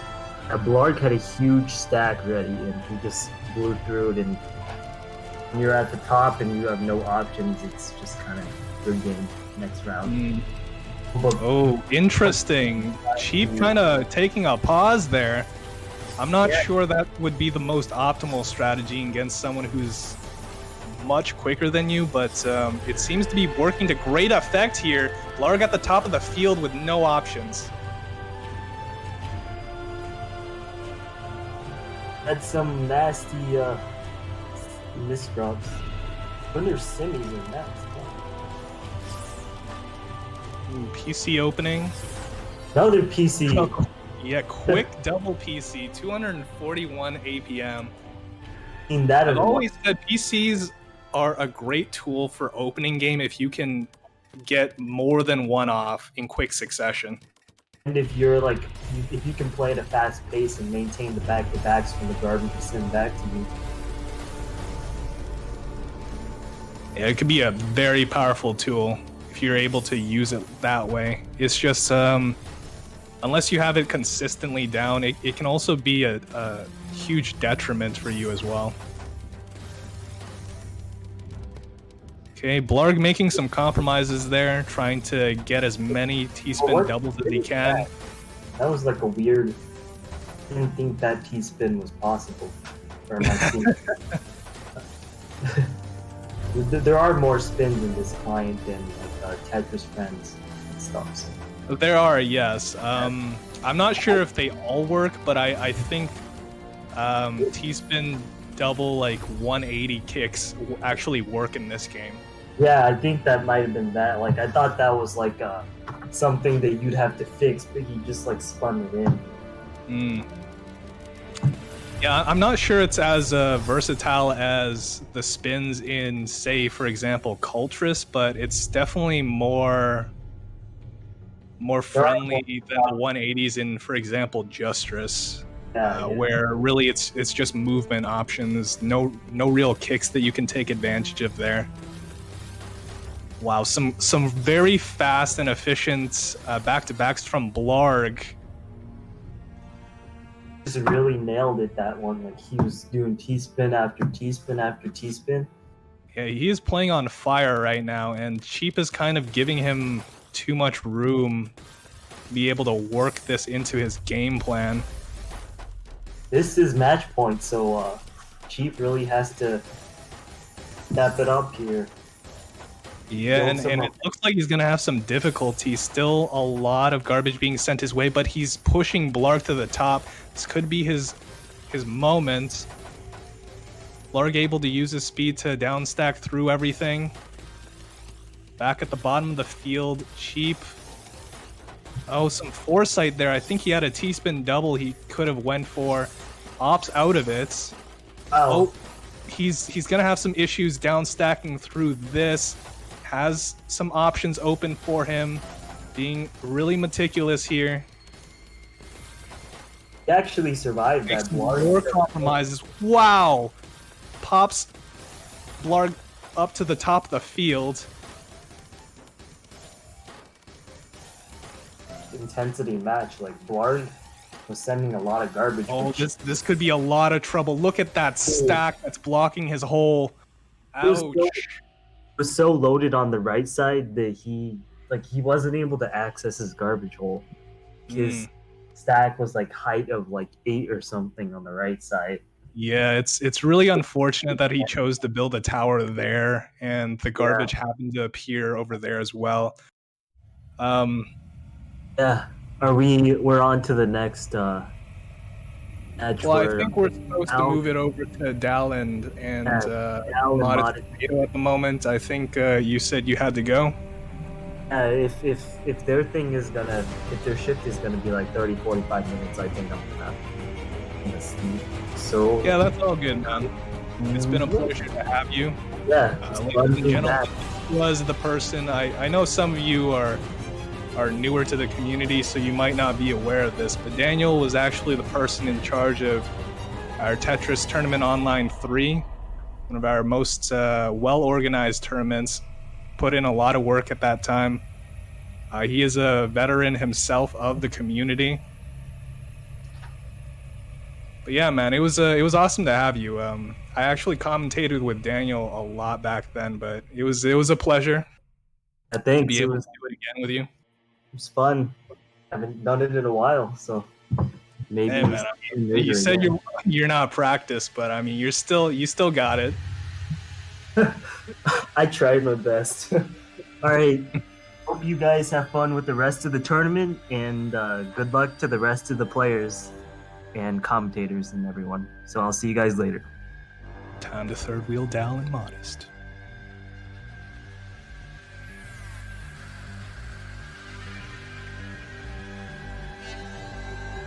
Alright, it looks like we're back, and I'm super excited because we're getting into winter semis with the only people who haven't lost a set yet. We're going to be starting off with Vince HD versus Dal, sorry. Who's going to be commentating and playing at the same time, which I'm super excited for. And then after that, we'll have Firestorm versus QMK. Yeah, we have. This really comes down to a definite battle of speed. I mean, Dal also he plays insanely fast, but obviously going against Vince HD, currently the fastest 40-line record holder in the world right now. So yeah, we're in for a serious matchup. So yeah. If you guys are ready. I mean, there's so much alike about these two players. Diao's really good at downstacking. Vince has the 10-line cheese world record. Both of them have sub 20. Both of them are like 15 years old. This is going to be a really interesting set to watch. Yeah. So I think Dal is saying wait. Dal.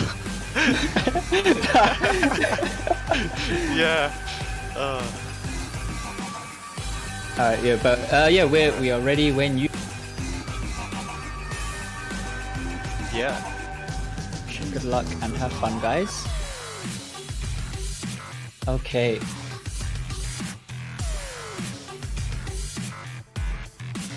Let's see what these guys start off with.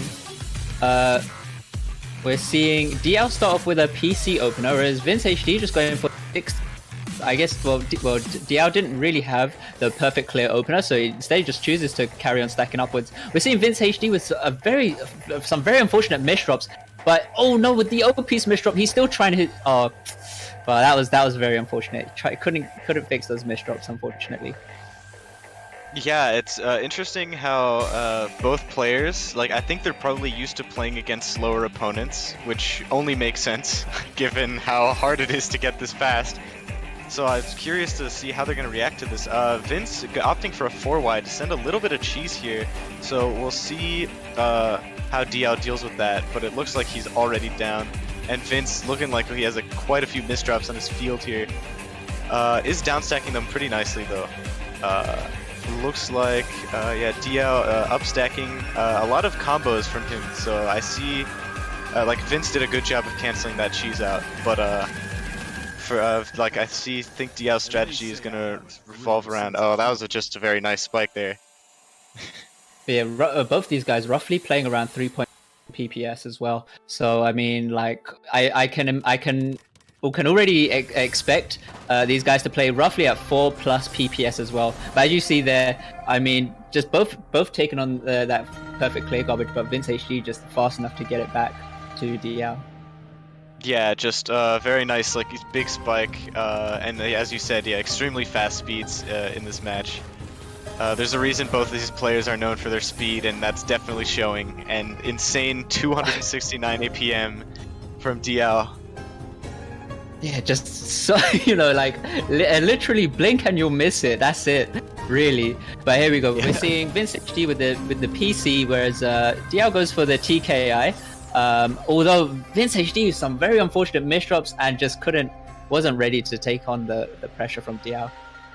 Yeah, I mean, any misdrop in DL will be there to punish, right? And that's like the story of the set so far.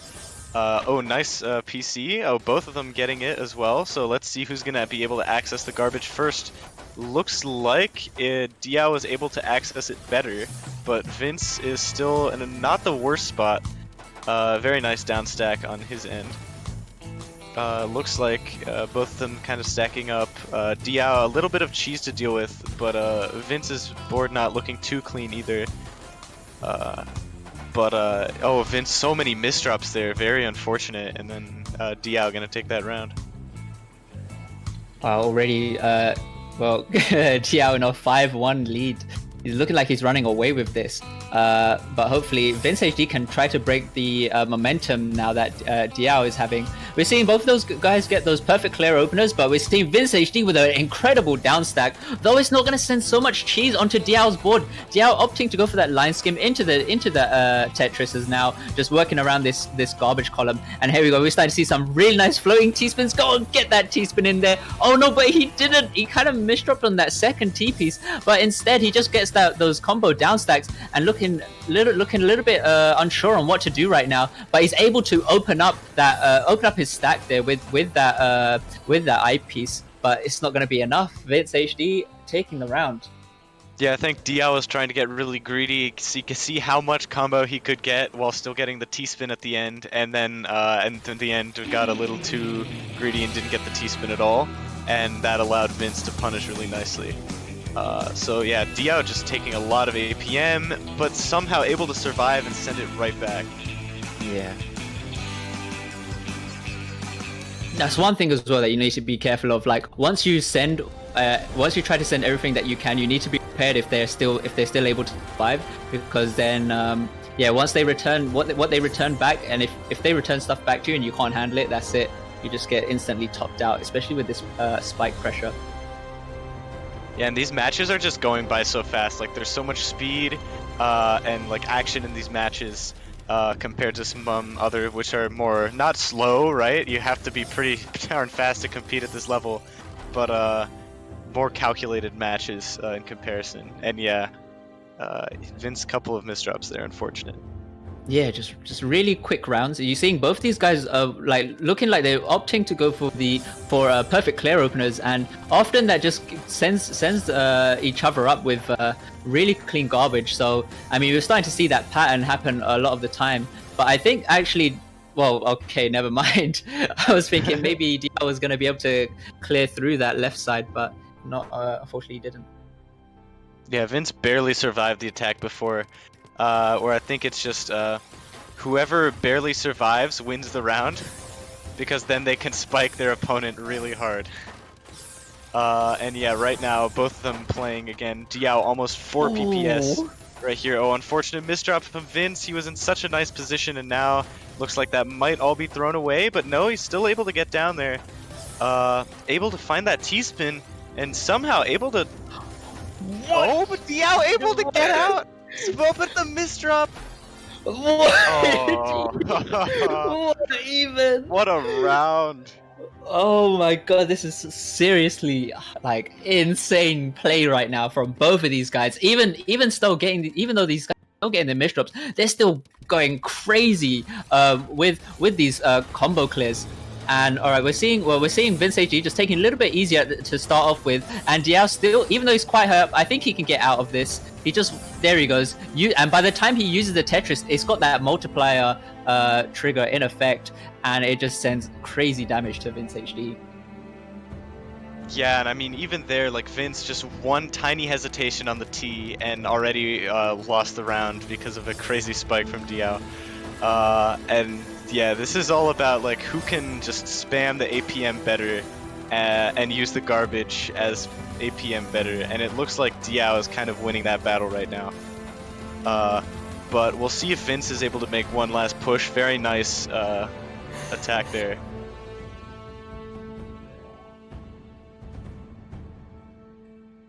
All right, this is match point for Diao right now, 9-5. Vince HD really needs to try and adapt to Diao's attacks right now. As you can see, he's stacking up, gets that floating T-spin, and then tries to go for a combo down stack.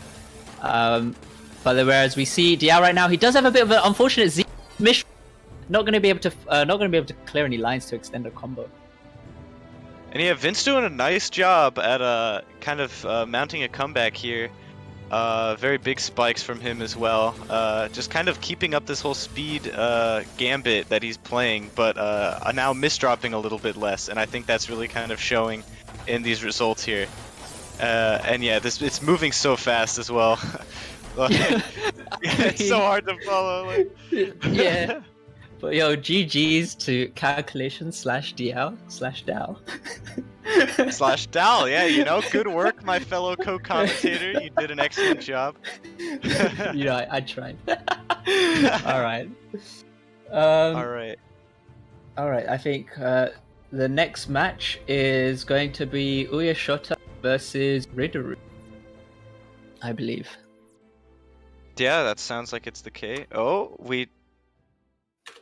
Yeah, oh wait, okay. or is it Firestorm? It's Firestorm versus QMK instead. Hold on, no. Okay. Looks like FS versus QMK instead. The other semi-final. All right. Well, yeah, both of these guys, you know, they need no introduction.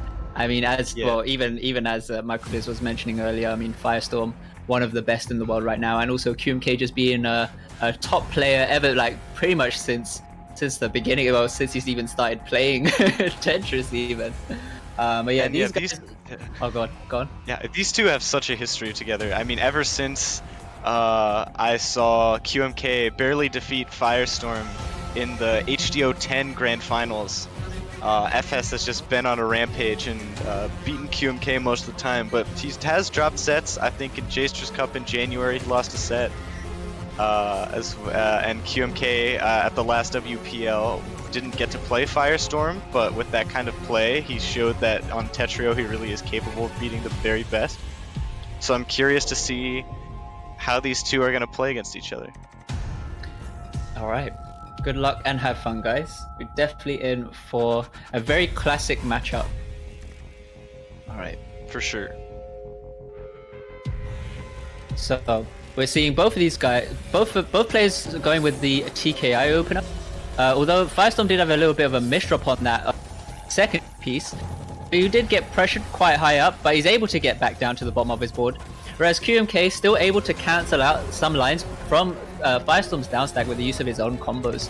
Although Firestorm having a few misdrops there with his pieces and already just getting punished by QMK. Yeah, very quick match there, but I think it's important to note that even though Firestorm misdropped twice and had to slow down as a result of that, he was still somehow faster than QMK. And I mean, just look at him right now, 4 PPS plus 4.2, 4.3. Compared to QMK's 3, so I think that really just kind of illustrates the difference in these two guys' playstyles. And just there, Firestorm stepping into that back-to-back chaining with the ×8 there, which once you start reaching the the 8th back-to-back, you start sending 7 lines instead. So again, you know, just adding those extra bit of lines, definitely from just clearing 2 lines. Just sending 7 lines is just insanely efficient from Firestorm. But as you can see here, we're seeing QMK. He did get quite high up, but he's able to get all the way back down, as most of the garbage is on that right side. Not much of a problem for him to try and work around his board right now. Whereas we see Firestorm just making sure he's stacking up that clean stacking up a clean board right now, and trying to get these combo downstacks in order to try and survive. But he's getting pushed up to the top by QMK. QMK trying to do what he can right now, gets that back-to-back T-spin double into the Tetris, and here we go. Now might start trying to get a bit of cheese right now from Firestorm onto QMK, but QMK is still not phased by what's being sent to him. We're seeing him going for those T-spin doubles into the back-to-back Tetrises, but Firestorm able to cancel out with his own T-spins there. And here we go, more clean garbage. Oh no, 2 unfortunate misdrops for Firestorm. I don't know, can he really fix this? No, he can't. That's gonna be QMK taking the round. Very unfortunate end to a round like that, where FS the whole time was putting the crush pressure onto QMK, but then QMK able to flip the tables at the last moment, waiting, preying on a mistake from his opponent. And speaking of mistakes, we just saw a bunch from Firestorm. Yeah, I mean, I think earlier on in the tournament, Firestorm was playing really well. I don't know if it might just of time for him right now, as in it is considered quite late where he is at the moment, and I feel like that might be hindering his performance. But either way, let's say that he still wins that round. 4 PPS, double PC. I mean, I don't know what you're gonna do against that, but looks like lose the round. So looks like both of them starting the next round here. FS has a really clean stack right now. But QMK also, both of them super clean positions. Now FS adding a little bit of cheese to QMK's board, but QMK being a cheese master, probably not too worried. But given how downstacks work a little bit differently in this game, where you have to get a Tetris at the end to make them really worthwhile, FS is going to take advantage of that. Okay. We will probably see some TKI openers here. Yes, we do. I mean, for those that don't know, TKI openers are just really efficient, really quick T-spins, and just be very efficient with your line clip, leaving much residue afterwards. But as you see, QMK is still quite high up here. He's trying to work his way down with a few of these singles, but not actually creating much combos out of them. Whereas we're seeing Firestorm with a bit of a he goes for the Z prop. It looking like it was a slight misdrop, but he was able to make the most of it right now. And here he goes, gets the clean garbage. He's trying to find a way to preserve this. Gets the nice one line clear into that T-spin double setup, which also just saves him from being topped out there as well. Even though QMK is coming through with these ruthless downstacks, that's trying to send as much cheese as possible. And here we go, a stupid T-spin double coming from QMK, gonna send a good amount of pressure right now to Firestorm, and just tops him out. FS often implementing really good timing in there. In those matches where he was looking at QMK's field and waiting for an attack, and then making sure that his down stack would cancel that attack, which is how he was able to live for so long. But QMK, again, able to put up enough pressure and exploit the second misdrop from Firestorm. And yeah, FS just kind of misdropping a lot right now. It's really costing him a lot. Yeah, something that we don't really see from Firestorm as much. You know, he's able. Sometimes, or most of the time, you see him when he finds his with his T-spin doubles. He just turns into a monster. But I think he's finding difficulty in trying to find this rhythm right now because of the amount of pressure from QMK. There you go. He just takes a round off him again. Yeah, QMK popping off. So I mean, last time these two played, I think, was for the Tetrio exhibition on GDQ, where Firestorm started trolling and still won. So it would be a pretty impressive turnaround if QMK was able to win this set. But as I say that, FS a huge spike. We'll see. Oh, unable to get the T-spin triple there, but really nice down stack into that attack there. But still, oh, that was a very interesting drain pipe there. Not something we see a lot of the time, but did work out for the best there. That was definitely something, right? You know, something you don't really see much, but nice. Firestorm. We're seeing Firestorm looking like he tried to go for a PC opener. Wasn't able to get it though. So instead he stacked up, but did have a misdrop. There's not going to be too much of a problem for him. We see QMK though. He was sent quite high up, but he's able to get that really nice down stack, including the multiplier bonus, which again just adds those extra lines onto Firestorm's board. But Firestorm, from Firestorm's board, even though it was very clean garbage, he was able to recover and able to just return what he was sent there. Alright, we're seeing now QMK making sure he gets that T-spin double step just on top of the Tetris. Very, very efficient right there from QMK, and able to just top out Firestorm. Yeah, and QMK kind of running away with this right now. We'll see if Firestorm's going to be able to make some necessary adaptations, but it looks like his APM is still like pretty good, but he's misdropping a lot, and QMK is figuring out how to sort of leverage his downstack power against him. But Firestorm, like, it's very hard to count Firestorm out ever, because he can always just come back, and he has, but it's not looking like it right now. Yeah, I mean, yeah, QMK really popping. Do you think that he's figured out Firestorm?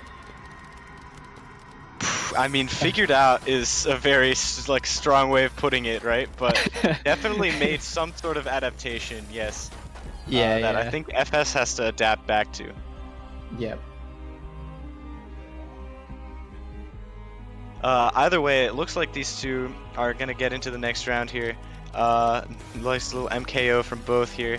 QMK looking to sort of keep a good defensive position, I think. A little weird stack, but QMK finding a really nice way out of it.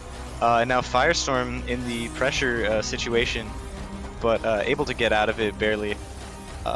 Looking like QMK in a pretty good position right now. Very nice cheesy down stack, but yeah, Firestorm building something, but that was a very nice fix out of it. Putting on the pressure, but QMK also doing a really good job of just keeping up this pressure, using Firestorm's clean garbage. Oh, and that misdrop is probably going to seal the deal. Oh, yeah. Man, that was so rough. Yeah, that was very unfortunate. But yeah, this is match point for QMK right now. 9-5 in favor of QMK. We're seeing both these guys start off with TKI openers. Firestorm just making good use of that garbage, making sure he has that opener just on top. And here we go. We're starting to see Firestorm get some nice back-to-back pressure. But either way, it's not going to make a difference. QMK too strong right now. GG's. Very unfortunate top out there from Firestorm, where he placed the piece above the line there where you can place pieces. But happens to the best of us. And it looks like, I think next up is Ritter versus Shota, which is going to be... I'm excited for this match. Remember, Ritter beat a Jamba earlier. And, wait, so actually, Ritter, Firestorm, and a Jamba are in losers. That's insane. I think that's probably the first time this ever happened, right? I think. Could be. Oh man. Okay. Well, yeah, we are definitely in for definitely for a wild night after just after that match, anyway. Yeah. But yeah, right now we have Ritter I think these guys are ready. I think we can just go straight into it, right? Shota says he's ready. Yeah, hopefully. We're just waiting on Ritter, but yeah, both these guys insane top players. Shota currently ranked 13, and Ritter is currently ranked 5 out of the Tetrio leaderboards. And yeah, I mean, also just keep in mind that Shota playing on is a controller player. And yeah, also just to keep up or to stay this far into the tournament with playing controller is amazing. And yeah, looks like we're gonna get straight into this. Sorry. Yeah, I was just saying it's super impressive with a controller. Yeah, of course. All right, so let's see what these guys start off with. Oh, Shota with just a little bit of a late good luck have that TKI opener. Not too much of a problem though. There we go. They start to get back into their match. And we're seeing Ritter get those nice back-to-back T-spins into the Tetris, and gonna be winning the first round. Yeah, really nice spike there. The ability to see like when to spike Shota and just how to build like a very effective spike. It's crazy to think about how the loser of this is going to get 9th, and the winner will move on to fight I think some person out of, I believe, Kazu, Dormi, and Jason 1017 or 0107. So yeah. it's yeah. We're gonna see both these guys go for T-spin, TKI openers. The Ritter variation, but already Shota with that PC, just to top out Ritter. Yeah, very nice, perfect clear spike there. Just able to kind of destroy Ritter with that one. Looks like, yeah, Ritter's stack looking really juicy right now, but Shota's looks pretty nice too. Oh, it doesn't get to the eye in time though. Oof. Again, we might probably see like these quick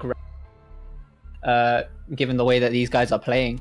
All right, we're seeing PCOs from both players. Ritter getting the PC, although Shota not really getting the PC, and instead has to just tank on the garbage. But as usual, gonna be very clean.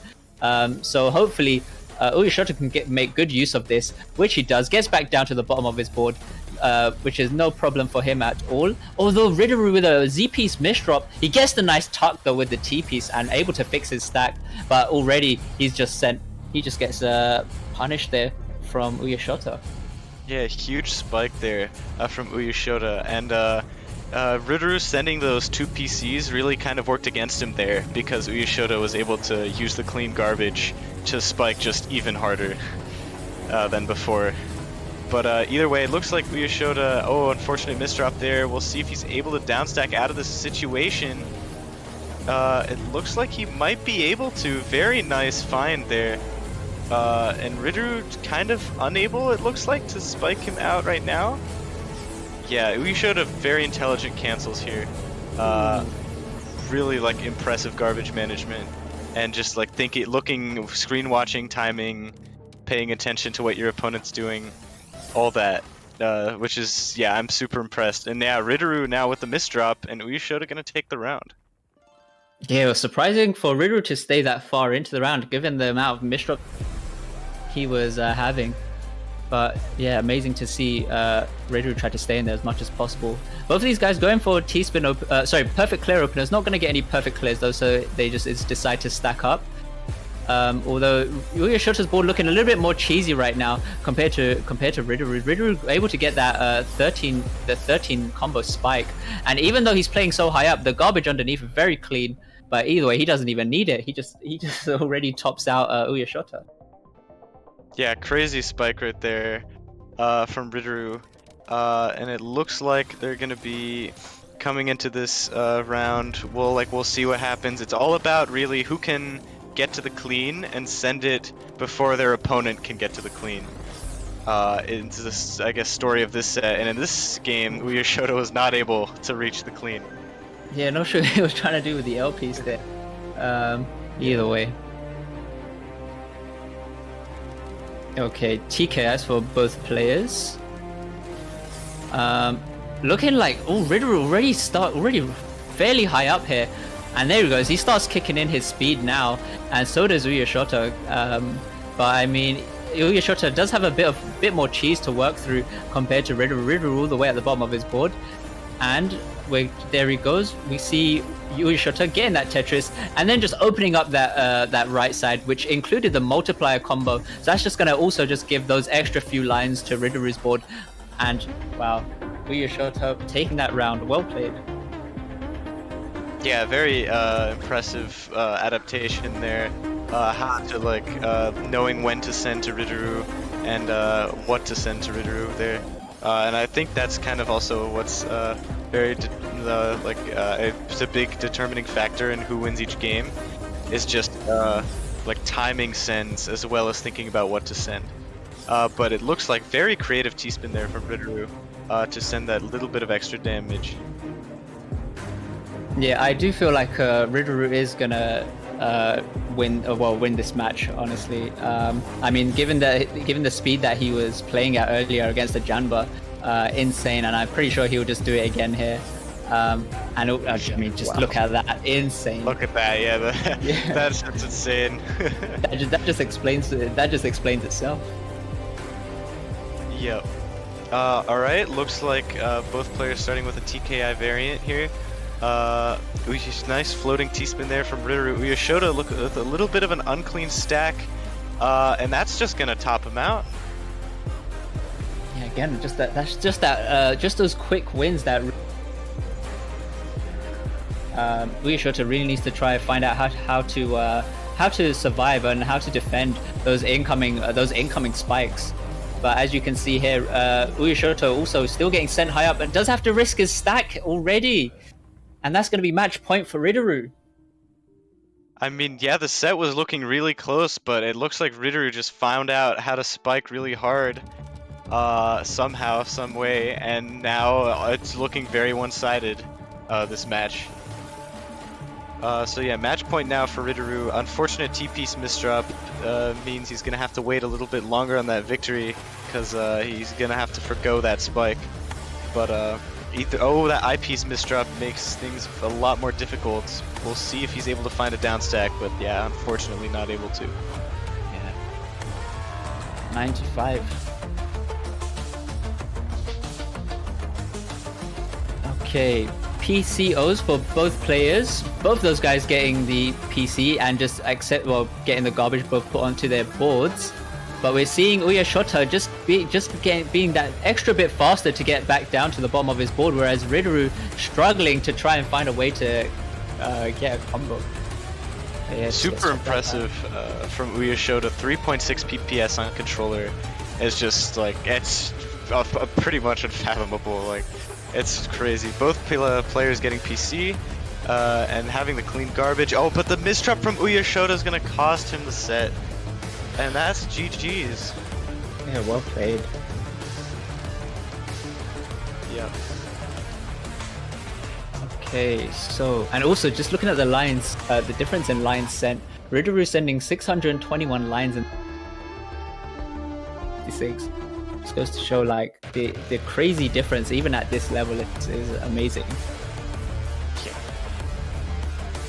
Okay. I believe our next match now is going to be the winners final, and that will be QMK versus Calculation /DL. So I believe, QMK says he doesn't need a warm up. Let's just ask. Warm up. Have you ever seen these two play? I don't think I have actually. I know, right? Kind of crazy. Yeah, I don't. It's also crazy that it's not Firestorm or not a Jamba in the winners final, which is something that's pretty much unheard of. But yeah, I mean it just goes to show how much QMK has been improving over these past Tetra tournaments in the past as well. But yeah, looking like these guys don't need any warm up, so I think we can get straight into this match. Yeah, I'm excited. Yeah, good luck and have fun, guys. Yeah, good luck, Dal. You got this. Yeah, real quick. Okay. Yeah. So we're seeing QMK start off with a TKI, whereas DL also. QMK going with a TKI, and so does DL. Although now DL he is getting sent high up quite a bit, but he's working his way down really nicely, getting these down stack as well. But QMK already just popping off, just like we saw him earlier in his previous match. Still just finding these ways down to the bottom of his board and doing so, getting these really nice combo downstacks, which is a really nice attempt to try and send cheese onto your opponent's board. I mean, for those that aren't familiar with what cheese is just basically sending a few bits of garbage with the garbage holes at different places, which just takes a lot more time to work through than when you receive clean garbage. Yeah, the reason we call it cheese is because it looks a little bit like Swiss cheese, as opposed to these like big long holes that we don't really. They look like wells to us, I guess. Yeah. But both players starting into the next game here. Diao with a little bit of cheese on his field, but QMK's field not the cleanest either. So it's going to be interesting to see how these players deal with that. Nice PC. Super impressive there. Able to get out of it somehow, and able to downstack. And this is a huge downstack. That's going to send a lot of cheese. So it's going to be pretty difficult for Diao to dig out of this situation. But now QMK with the misdrop though. So we'll see how Diao punishes. I think he just uses the opportunity. Oh, never mind. I was going to say he uses the opportunity to get a better position. But really nice downstack from QMK. Can he survive this almost? Oh, wow. Crazy round. Alright. What are these guys gonna do here? Oh, we see QMK going for the TKI. Diao had a little start there. I think he was able to recover very quickly early on in this round. And there he goes, gets back down to the bottom of the board. Does have that bit of a multiplier bonus right now from that last Tetris that he sent. And here he goes. He goes for that T-spin double into a nice combo downstack, but QMK not phased too much. But that spike right there from Diao, what insane. A monster! And yeah, that was just the exact wrong time for QMK. Where if he didn't place the piece, he would have been fine, and if he had placed it and was able to place the next one, he would have been fine. But it was that one piece that he couldn't accept the spike, and that's exactly when it came. So excellent timing there from Diao. And it looks like, yeah, QMK a lot of really clean wells here. Oh, that's a huge multiplier spike. But Diao just able to tank it very nicely. It looks like he canceled with the spike of his own. And it looks like, Diao has a lot of sort of 3 high wells, which are often very annoying to deal with. But he does convert it nicely into a Tetris. And now, yeah, huge spike onto QMK, who seems to be struggling a little bit with this pressure here. But, QMK barely still in this. Oh, unfortunate. That's the first time we've seen a mid-game DT. And also just doing that in winners finals, it's just who even does that? Yeah. I mean, I know we had the Octa Cali opener, but still, this it's just still amazing to see at this far into the tournament. But yeah, going back to this, we're seeing Diao getting that nice triple double. Although he did look like he did have a few misdrops there. Very unfortunate for him, and that just gave QMK the opportunity to top him out. Yeah, very unfortunate, but misdrops happen to everyone, so I don't think this is going to be indicative of some major shift here in results, and I think the pressure immediately being put onto QMK is kind of indicative of that. But now Diao in a little bit of trouble here. We'll see how QMK punishes. Yeah, Diao not able to escape that situation. All right. We see both these. Oh, okay. We see Diao getting that perfect. I mean, very clean garbage onto QMK's side, which he finds the down stack back to the bottom of his board. But I mean, we're seeing Diao just get these really nice down stacks. So look at that cheese now onto QMK's board. Might take a bit of time for him to try work through, but obviously, what am I saying? It's QMK. He finds those ways out like it's nothing. It's just incredible decision making from QMK in order to try and survive, and like even try to work down his board, able to twice in some cheese. But just that sheer power from Diao, unstoppable. Yeah, no, Diao is super impressive there. It's like the the unstoppable force meets the immovable object. That's really what this matchup is, right? With QMK, in this case, being the immovable object, but not so immovable with spikes like that. Oh man. Jesus.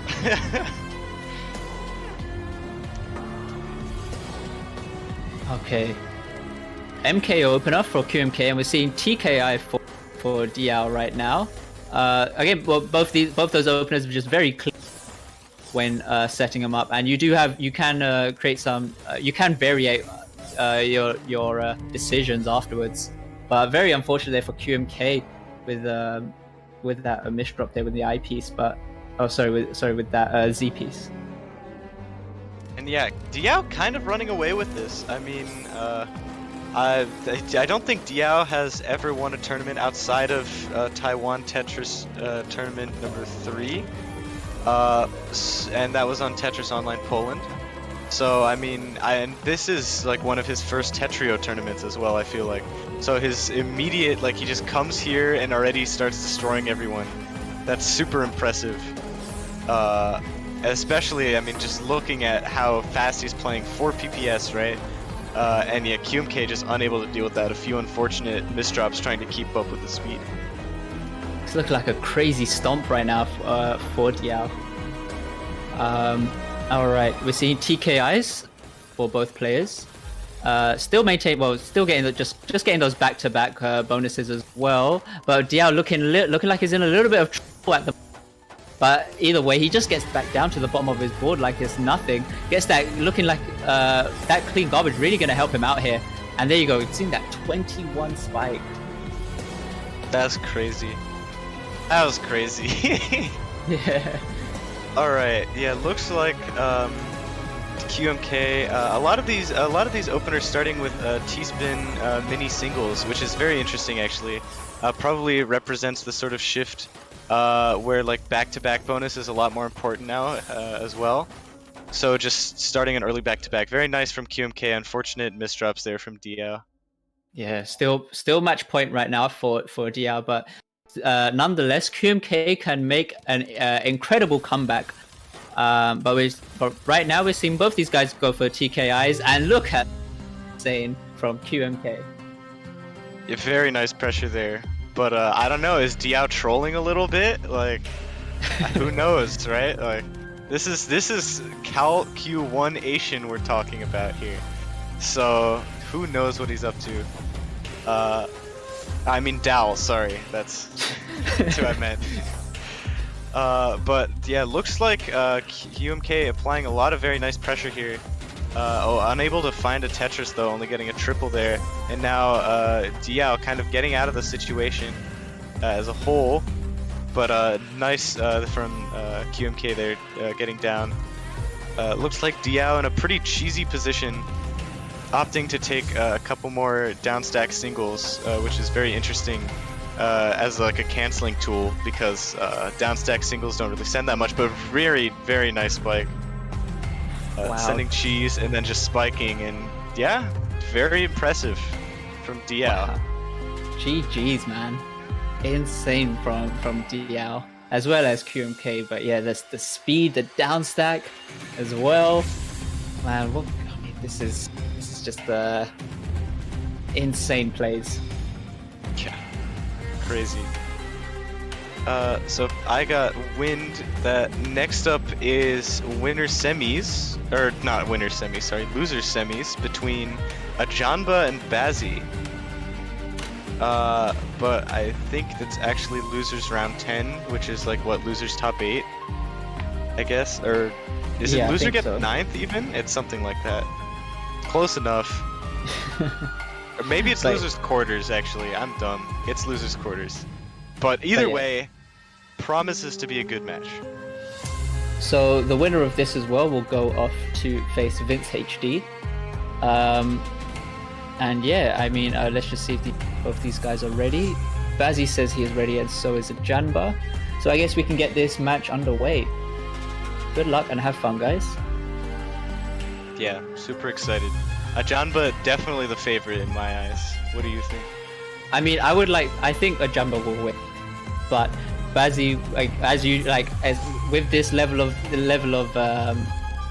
of performance from both these players, I think Bazzi will definitely give a good fight.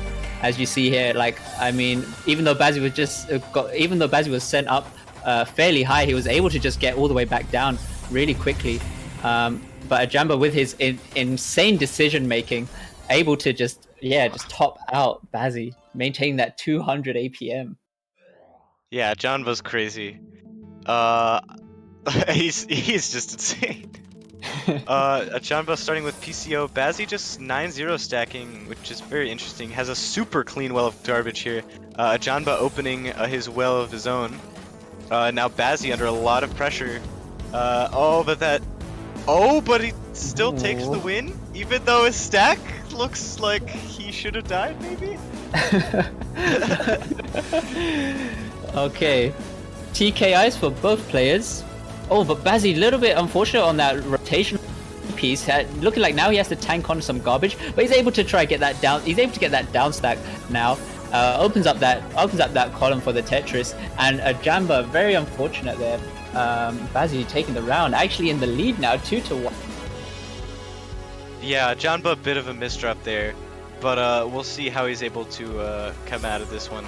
Nice PC already. Bazzi opting not to get it. I mean, he couldn't anymore as well because he had already received garbage. But now big spike coming onto a Jamba. Oh, but that was a very nice multiplier combo, able to cancel Bazzi's send there. Looks like, yeah, he's gonna be down stacking, and yeah, huge spike onto Bazzi. Whoa, yeah, incredible. Yeah. All right, again TKIs for both players. A little bit of a variation, not much of a problem there, but we're seeing a Jamba getting a nice down stack into the Tetris player combo, and that just adds that pressure that sends Bazzi all the way up. Now Bazzi working his way back down to the bottom of his board, only able to get that T-spin single though, but now sets himself up for that T-spin, back to the T-spin double.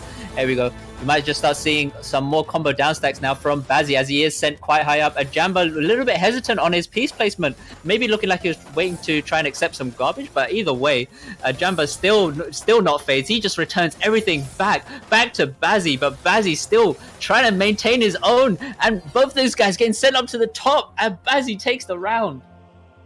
How did these guys make it so close every time?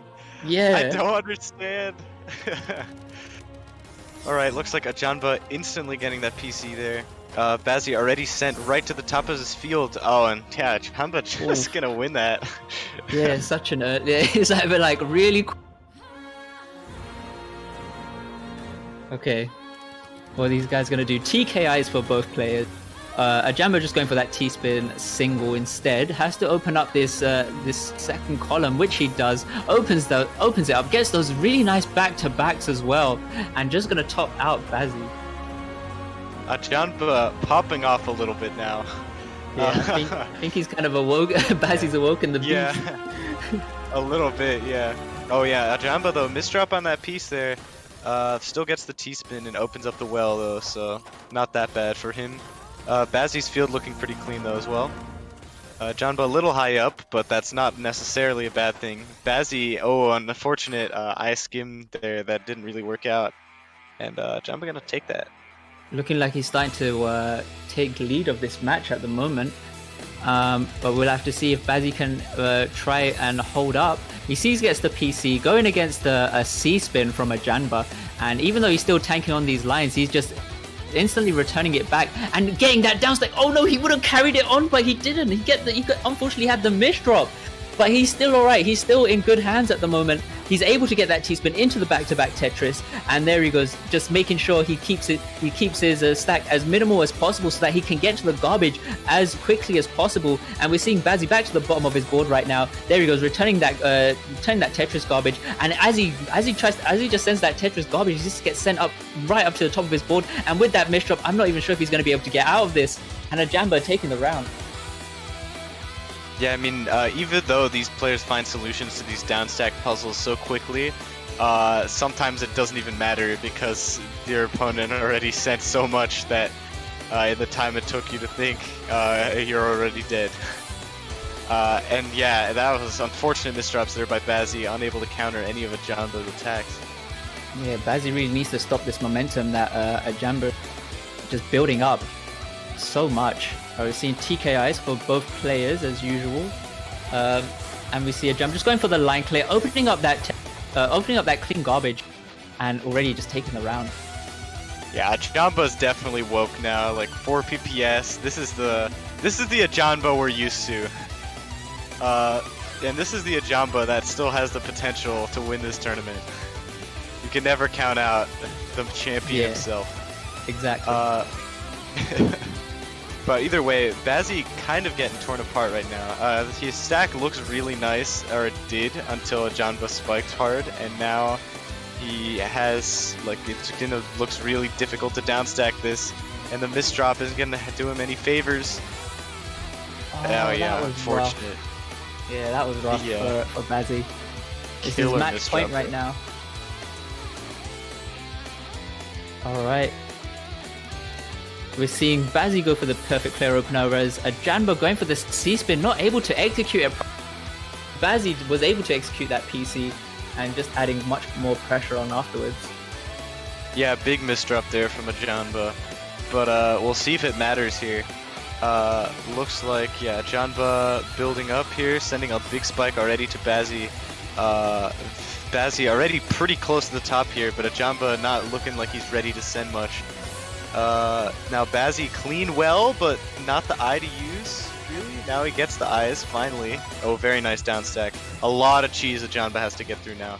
It's going to be difficult to make this downstack work. But he is making it work. Able to access the clean. And just very nice downstacks there. Now, yeah, Bazzi on the sort of foot of, I have to return this garbage or I die, and that misdrop isn't going to help him at all. But he still manages to get, oh, I thought he got out, and then very unfortunate. But yeah, very good set there from both players. And is this Bazzi's first tournament? Because that's a super impressive placement. I think so. This is the first time I've ever seen him enter a tournament.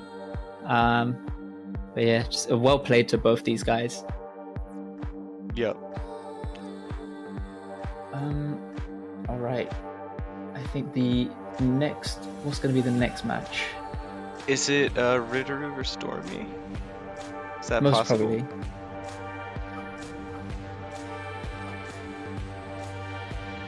Oh, this is an exciting match. Okay. So it looks like, does that mean Dormi defeated Jason 1017 or Kazu, whichever made it further? I'll have a look in bracket. Yeah, it looks like he defeated Kazu 10-7, which is in itself already super. Dormi is super impressive tournament today. Defeated Blarg, defeated Kazu. Like, that's already super impressive. Let's see if he can keep on the Cinderella run by defeating Ritter. All right. Are these guys ready?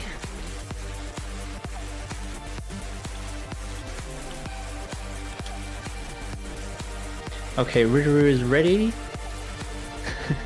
And Dormi is ready as well. So good luck and have fun, guys. Super excited for this one. Yeah.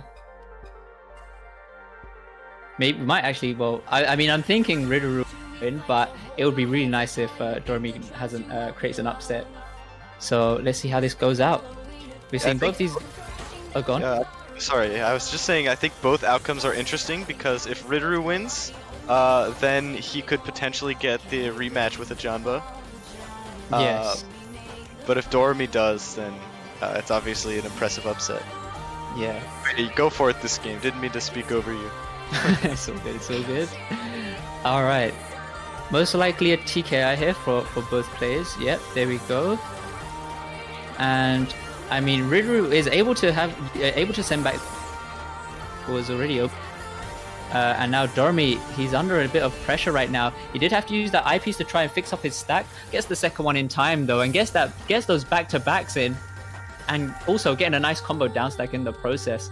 I don't know if there's a little bit of a lag on Ritter's side, but again, not too much of a problem. Dormi had some very unfortunate misdrops that just cost him the round there.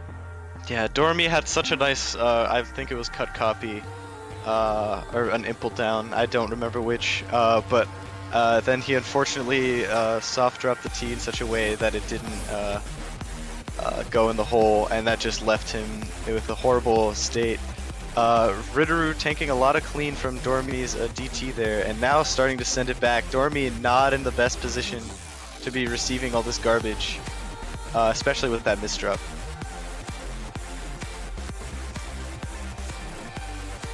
Okay. So I'm thinking, okay, so both these guys decide to go for the PC opener. Both of them getting the PC, so you know they're gonna have the garbage on both sides, and both of them going for the combo down stack, but still both playing roughly at the same level.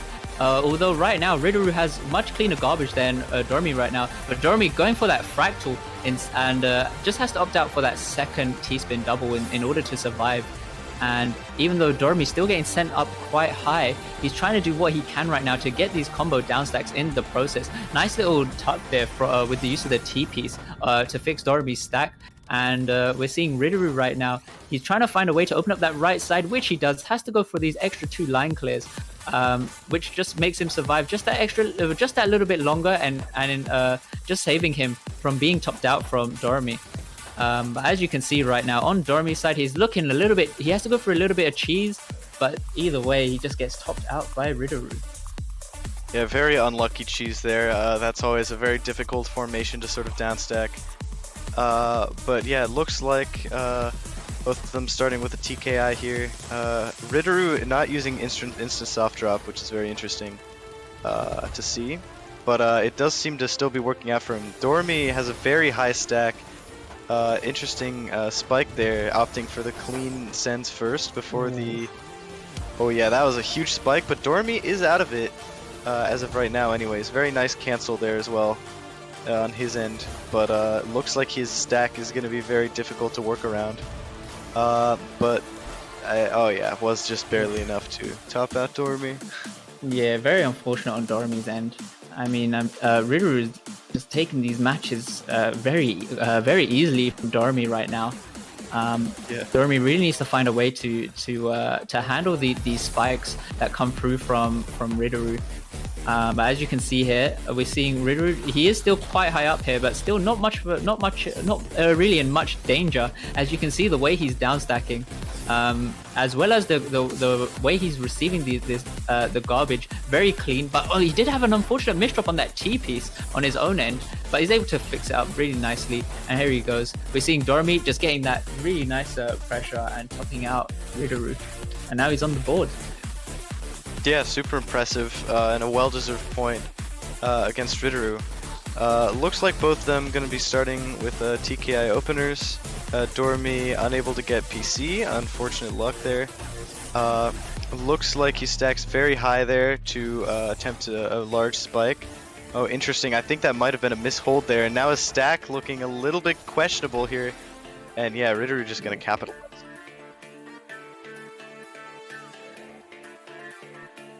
Okay.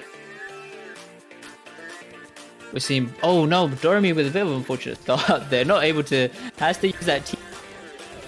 Create that T-spin setup there. And already just... That was just so unfortunate for Dormi. Yeah, just really unfortunate placements.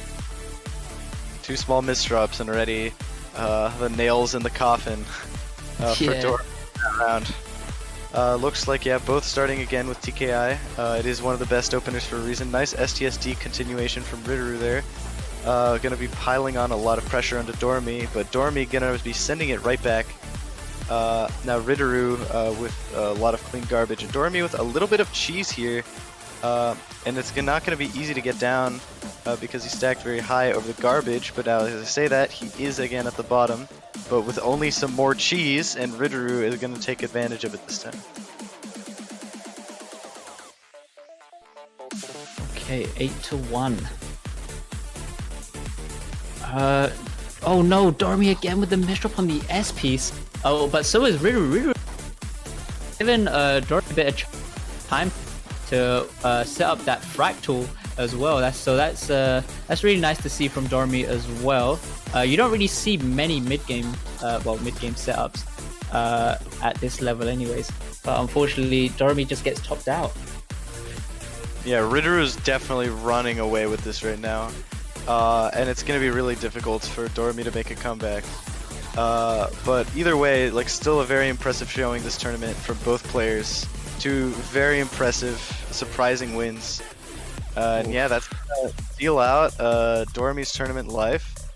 7th place at a tournament like this is pretty damn impressive. Yeah, and given the time that it is for Dormi, it's I think 6:30 in the morning. So yeah, I mean, being a great sport in this tournament as well. Well played as well to Dormi. Yeah. Alright, and it looks like we're gonna have our first losers quarters match, which is Vince HD versus a Jamba. Anything you want to say about this one? I think this is also something I haven't really in a tournament either. I mean, given that Vince HD doesn't really enter in tournaments as much in general, so this would be also very interesting.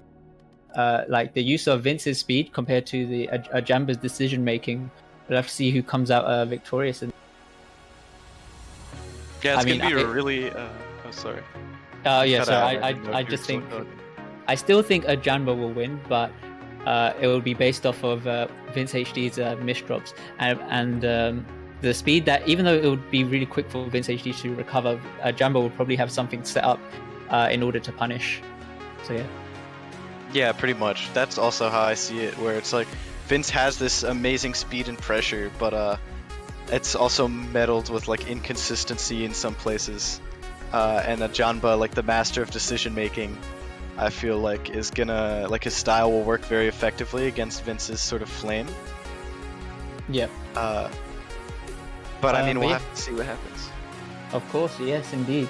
And yeah, good luck and have fun, guys.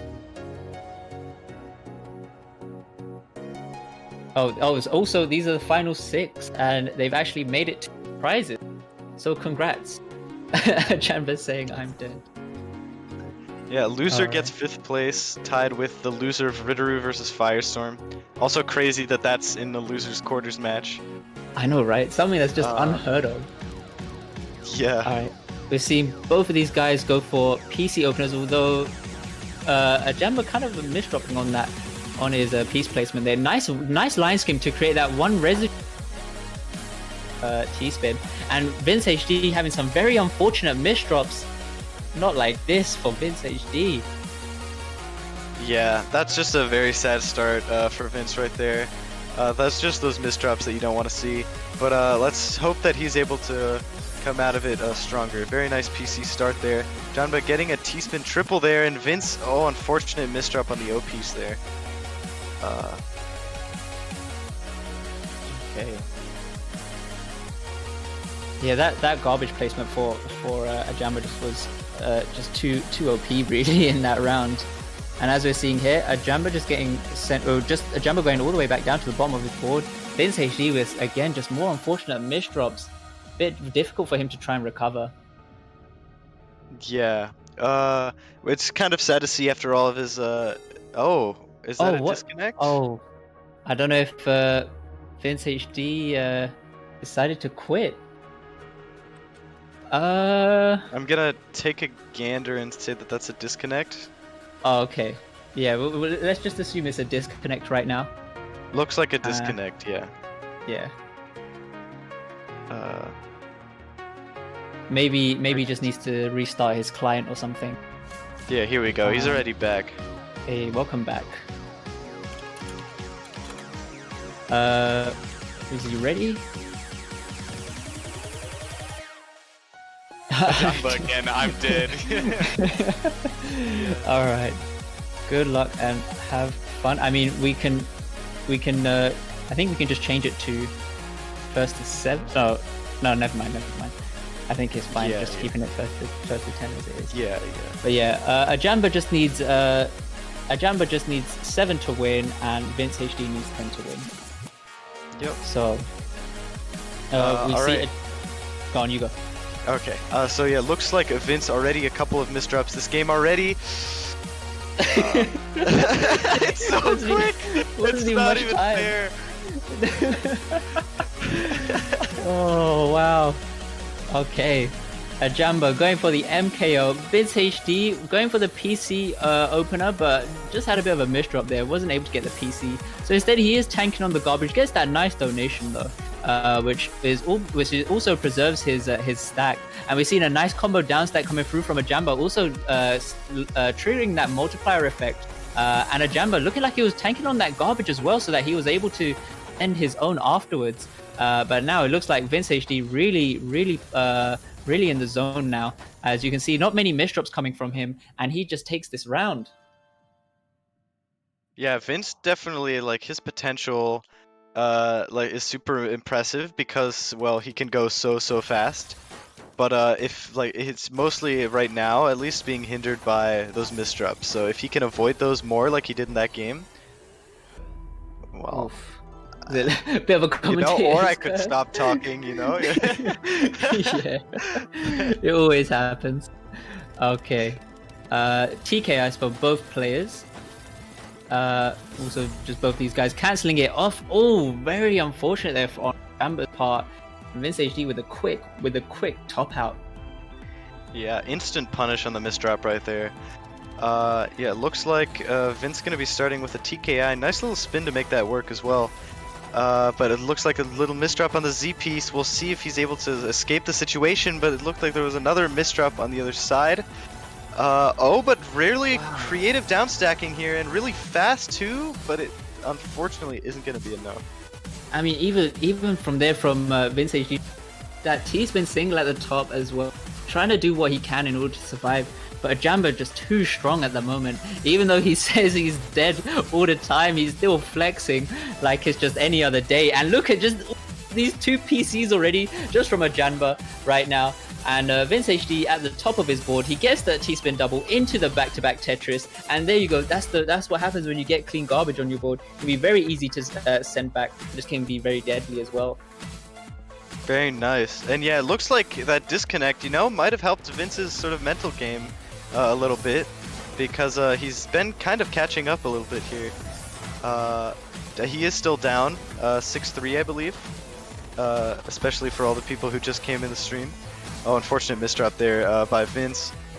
But it looks like, a Jamba, it's keeping his stack pretty nice, but let's see how Vince is able to counter that. Very nice down stack, but unfortunately those singles don't send that much in Tetrio.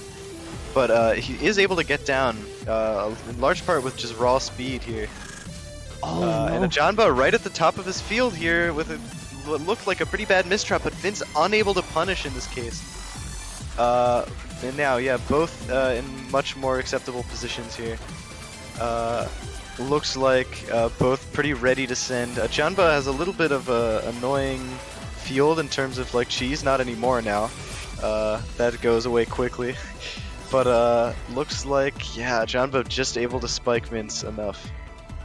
I mean, even when Jamba had that fractal, he had to abort that, and still able to still able to clear it out really nicely. But here we go, we're seeing both these guys get the PCs, both tanking on the garbage. Who's going to be able to get down first? I would think that Vince would, given the speed, but a Jamba just instead he's able to cancel out those lines that's been sent from Vince right now. But Vince just looking like he's popping off, and there he goes, taking the round. Yeah, very impressive. And yeah, even though, like you said, like a Jamba got down there first in that scenario, there's clearly more to downstacking than speed, and a lot of it's just downstacking efficiency. And a Jamba is known as like the master of decision making for a reason. because even though he isn't, let's say, the fastest player, he's just so effective in everything that he does, so that even though he's going significantly slower than Vince, there's a reason he's still currently winning. Oh, unfortunate misdrop, but he's maybe able to get out. Oh, unfortunate. Yeah, maybe maybe Vince HD just his hacks, you know, after that to leaving. But he's not. I mean, obviously, it's just the pure speed that, or the raw speed that Vince HD has. And again, look at that insane return. Yeah, not just raw speed, but also raw power with that attack. Vince is catching up right now. We'll see if a Jamba is able to hold it together, or if he's gonna crumble under the pressure. But looks like he's doing pretty well right now. Yeah, it looks like Vince able to kind of get a couple attacks out just in time. But yeah, Jamba sending those right back. Oh, Vince, that unfortunate T-piece misdrop. We'll see if he's going to be able to dig out of this. Oh, looks like he can, barely. Really close, but it looks like he can. And very nice spin there. What? What am I looking at? Vince still like, oh, Vince another misdrop there, unfortunately. He makes it out somehow. This is such a crazy round. Nice donation there from a Jamba. Oh, and Vince unable to get that T-spin in time. Yo, I mean, even Vince speed. I don't know if you just saw that really quick L spin that he got. Yeah, that on, was like, the hot, top right. Yeah, that pure speed from Vince, just crazy to see. You know, obviously fastest 40 lines player in the world, but yeah, especially in these matches, man, it's just amazing. And yeah, 9-6 now for a Jamba. So Six. Did, oh yeah, sorry, yeah, 96. Yeah. Yeah, sorry. Yeah. Nice try there, but yeah, now match point for a Jamba, but Vince just instantly spiking that back, saying you're gonna have to work for it if you're gonna want to take this win off me. Yeah, 9-7. Okay, TKIs for both players, and oh, Vince with a little bit of a misdrop, I think, but it's not going to be too much of a problem for him. He gets that T-spin single into the back Tetris, and just getting these extra, well, just pushing a Jamba, slowly pushing him up along with these extra line clears from Vince HD right now, opening up that trying to open up that second column with lining up the eyepiece. But there he goes, tries to get down. He has an unfortunate misdrop, but so does a Jamba. Jamba trying to do the most he can, gets that T-spin double off though. And now, I'm not sure what Vince HD is trying to do. All right, there he goes. He just has to, I think he's just trying to find a way to get down. But by getting down, he's trying to get these, trying to send some cheese to the Jamba's board. And there we go, 8-9. And get down he does. Vince looking like he's might be catching up. If he could make this comeback happen, it would probably be one of the biggest upsets of the entire tournament. So, and he's stacking up super fast right now. 4.5 PPS is a speed we haven't even seen so far this tournament. Vince is just that fast, and a Jamba's misdrop is going to mean that's going to be 9-9. It's 9-9. Let's go. All right, come on now. Someone's got to make the an insane win right now. We're PC. Jamba did have a bit of a misdrop on that team. It's not going to be too much of a problem for him. He opens up that right side, returns back the garbage, but we're seeing Vince HD just getting this incredible down stack as well in the process. And there he goes. Even though he's still getting pressured high up though, I don't know if he can get out of this. Yes, he does. Gets the multiplier bonus as well. And I don't think a Jamba's going to be able to get out of this. And GG. And that's going to be it. What a comeback. What even is this? I can't believe it. Oh, how did he do that? How? I Oh, don't man. believe it. He won. He was down 9-6, and he brought it all the way back. The comeback, yo. Oh, and also just at the end of the match, the Vince HD sending 704 lines and a Jamba sending 721, and still, wow, well played. I mean, this is just unreal. What a crazy set. Yeah, a Jamba getting 5th place. That's not something you see every day. Yeah, exactly. I mean, given that he was saying that he was dead, all you know, GG's to him as well. Yeah. All right, so then now I believe our next match is also going to be, well, losers quarterfinals. It's going to be Firestorm versus Ritter. All right. Yeah. Any comments you want to give? I mean, I know from what I've seen on Jastrus between these two players that it's been difficult a lot of the time for Ritterist to defeat FS. But I do believe in GGC, did Ritteru beat FS? Is that correct? Yeah, I think he did. Yeah, could be wrong on that. But definitely shown either way that he has the potential to beat Firestorm. Yeah. So I think either way, this is going to be a really intense set. Yeah, agreed. All right, I think both these guys are ready. So let's get this match underway. Good luck and have fun to both Firestorm and Ritter. Let's see how these guys will go up against each other. We're seeing now Firestorm really quick with the bursting off right there, over 4 PPS right with those TKIs. And we're seeing now Ritter looking like he's just trying to catch up as well. Does have a bit of a miss drop. Not going to be too much of a problem for him, even though he's still quite high up. He's able to cancel out what is needed in order to survive. But Firestorm, with those very unfortunate miss drops, he's able to still use that eyepiece that he was holding, but not going to be enough. Not going to be enough. Yeah. Yeah, very unfortunate. Almost got out of that situation, one piece away, but that is how it goes. Looks like we're going to be starting the next round here. Firestorm getting the PC before Ritteru can even see what the solution is. Looking like his speed advantage is, I mean, even though his PPS altogether is slower.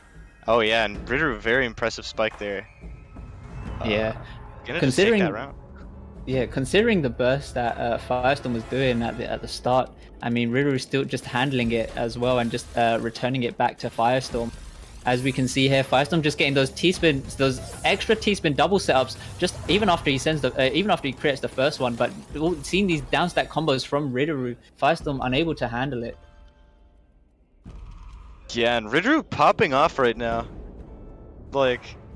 He's just showing his dominance right now, and Firestorm just can't seem to find his footing, it looks like. But we'll see if he's able to make a comeback now. He has a very clean board. Little misdrop. I think he wanted to send that T-spin there. And what a huge spike from Ritter! The PC as well. Oh my god. Oh, wow. Yeah. Jesus. Alright. Alright, yeah, looking like Ritter is in the... Oh, Firestorm with some very unfortunate misdrops. Oh, such a quick round. Yeah, that's crazy. Ritter 5-0 up on Firestorm, which is like, and Firestorm again, a huge misdrop there. He's kind of choking today a little bit, but able to get down there barely. Still building his way down. Ritter also like a very clean stack on both ends here. Firestorm, yeah, just trying to keep up the pressure here. Ooh. But yeah, very nice 6-3 stack from him. Ritter, though, also able to sort of keep his stack intact and just send a lot of damage here. Now FS a little bit of cheese to deal with, but able to still get through it and take his first round. There you go, he's on the board, and also just maintaining those back-to-back chaining as well. Firestorm just getting those 9 back-to-backs in a row. Just constantly adding pressure onto Ritter. And there we go, we see Firestorm getting that first PC, would have got the second PC, but already had board. So yeah, not really going to send much to Ritter. But now we're seeing Ritter back at the bottom of his board right now. Seeing Firestorm trying to go for a few combo line clears. Looking like he's trying to find a way to cheese out Ritter, but Ritter getting that T-spin triple. I'm not sure what he was doing with that T-piece placement, but either way, not much of a problem for him, as he's got that really clean garbage on the left side, which he just clears right now. And Firestorm, even though he's at the bottom, he's still able to create these nice T-spin double setups where he starts creating some nice continuations, and he just takes the round. Yeah, I mean, that was very impressive from FS there. Just like what's always remarkable about his play is his consistency more than anything else, I feel. And that's what's won him so many tournaments. And we'll see if that's going to be able to carry him to a set victory today against Ritter. Ritter, again, looking like he had a little bit of a misdrop, but fixes it nicely with a cut copy. Unless the cut copy was intentional. But who knows. But yeah, Ritter with a pretty unfortunate stack is able to get the Tetris, but Firestorm, just if he keeps putting on pressure, yeah, is going to take that round. Yeah, that was just looking like Firestorm's starting to wake up a little bit now. Yeah. Okay. PC openers, no PC for either player, so instead they to build that T-spin double on top, which then just opens up for that back-to-back Tetris afterwards. And we're seeing Firestorm, even though he's getting pushed up, he's still able to cancel out a few. Not going to be enough though. Ritter taking the round 6-3.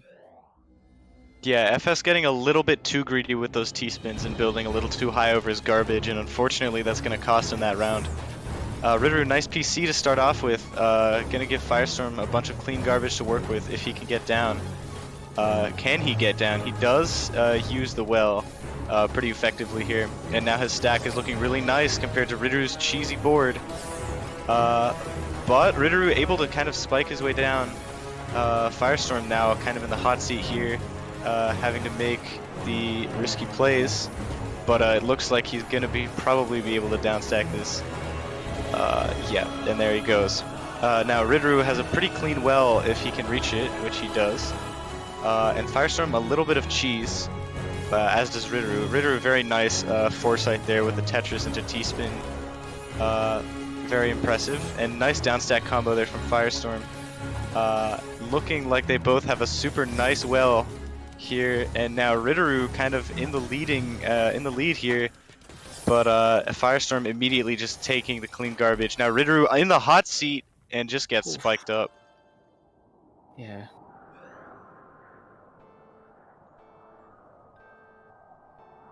Okay. See, PCO for Firestorm getting this first. I think get the second one. Yes, he does. And now just getting these TKI setups as well. Very nice. Just crazy burst of power right there. Well played. Yeah, that was super impressive, especially finding that second PC. That's just that Firestorm PC knowledge right there. No one can do it like him in tournament. But it looks like, yeah, FS a little bit of cheese here. We're gonna have to see how he gets out of this, and the answer is he doesn't. I mean, yeah, he's trying to catch up in terms of scoring. I mean, yeah, earlier it was just like 5-1, now it's 7-5 in favor of Ritter. So we're just gonna have to try and see what else Firestorm can try to do in order, or even just break the momentum that Ritter is creating on himself. But here we go. We're seeing Firestorm trying to get this T-spin double setup. Has to go now for a down stack, which he gets a really gets a really nice down stack on his own end there. And we're seeing Ritter with very clean garbage, able to just get that Tetris into the back-to-back T-spin double. And now Firestorm just trying to return back what's all been sent to him. And there he goes, taking the round. That was some really good downstacking from Firestorm, able to still put pressure onto Ritter, while still, like, I don't think Ritter saw the attack coming, and that was what caused him to win that game. Ritter looked like he had a few misdrops at the beginning of this game, but looks like he might be getting out of it right now, though FS's pressure in his stack is just looking really clean. There he goes. And he's going to take that round, tying up the score. I see, he's bringing it back. That's it. Let's go. Alright, we're seeing TKIs now for both players. Oh, Ritter tanking the first bit of garbage there as well. Very interesting to see, so that he's able to return it back later on. But the pressure right now from Firestorm. Ritter can't get the eyepiece over, and he takes the round. Dang. This is Firestorm. He's coming back. He's coming home. He's saving America. But yeah, his pressure is just really popping off right now. A little bit of a misdrop there, does not let him phase it though. Really just kind of riding this momentum wave right now. A little bit of a misdrop, but Ritter can't really get a big attack out to kind of prevent that. Looks like, yeah, Firestorm able to get this down stack. Yep, able to fix up his field as well. Oh yeah, very nice spin there to fix his field as well from Firestorm. Looked like he might have gone for a failed Finn there, but who knows. Kind of doubt it. Assume it was more the result of some questionable stacking or like improvised solutions. But it looks like both players, FS with a very nice clean well compared to Ritter's cheese, and it's going to be difficult. Yeah, without misdrop, Ritter's just not getting out of that one. Yeah, especially going off of that T-spin triple, fairly high up as well. Quite risky as well, as in like that overhang that's left over, like can be annoying to try and clear. But anyways, we're seeing Firestorm get the MKO opener, whereas Ritter already on 2 PCs, and even though he got those 2 PCs, he just still gets topped out, and that's going to be GG's to Firestorm. Look at that comeback, it's insane. Just sent it all right back. Yeah. And yeah, super impressive comeback from Firestorm. Down 5-0 and able to win that set. Yeah, well super played. Impressive. Yep. So I think we're gonna run ads now, if that's correct. Yeah, I think so. Is what I heard. Cause Lord, I need to use the bathroom. He's right. We're gonna give our amazing commentators a little bit of a break right now. They really need it. They've been broadcasting for the past, how long's it been? 5.5 hours, and they need a break. Also, it's really late over there too. So we're gonna give them a bit of a break. I'm gonna run some ads real quick, and then once the ads are over, I'm gonna talk to you guys a little bit about the special event we have coming up that you guys won't want to miss. Give me 1 second.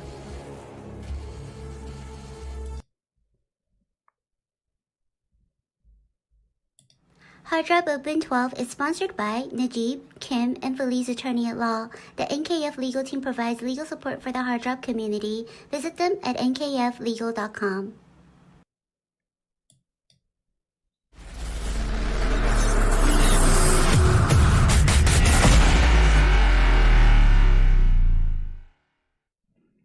Since the day we first opened our doors all those years ago, Jamba crap. has been You guys can hear me, about huh? more than the products we create, more than the services we provide.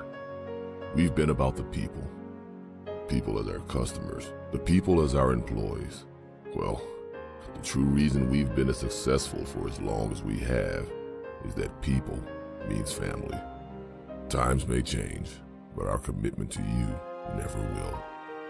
Thank you for being part of the Judman family.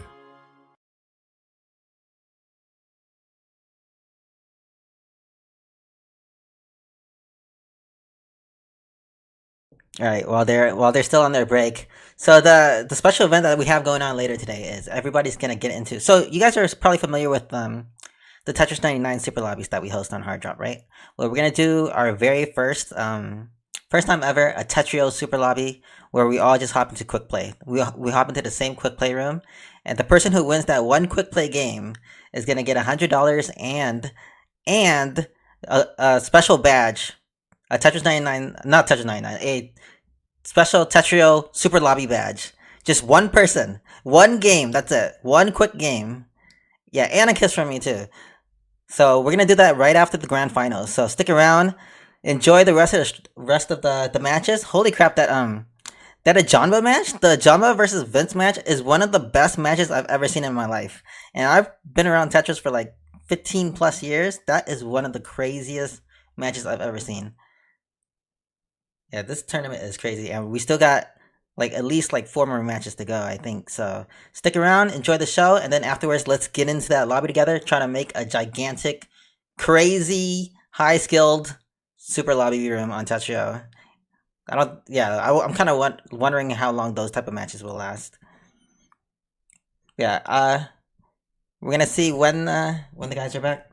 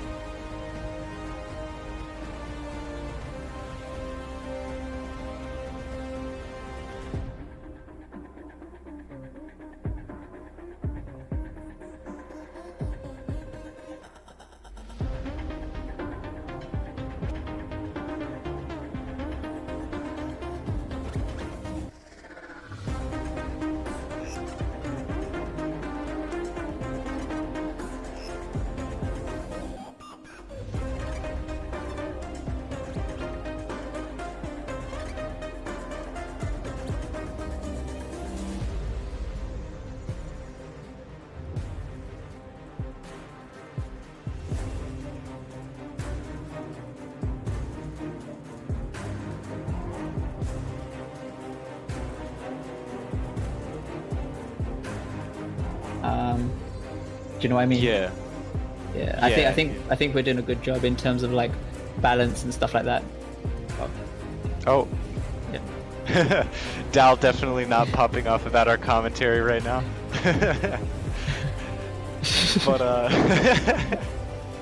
But Yeah, either welcome way, back, guys. yep. Looks like who do we have? We got Vince versus Firestorm in loser semis. Yeah, Vince HD versus Firestorm. Blink, you need to go into spectator mode, please. There we go. And yeah, we'll just wait for Vince to enter the. That is not Vince, but still a welcome face. The new challenger. Exactly. Okay, we're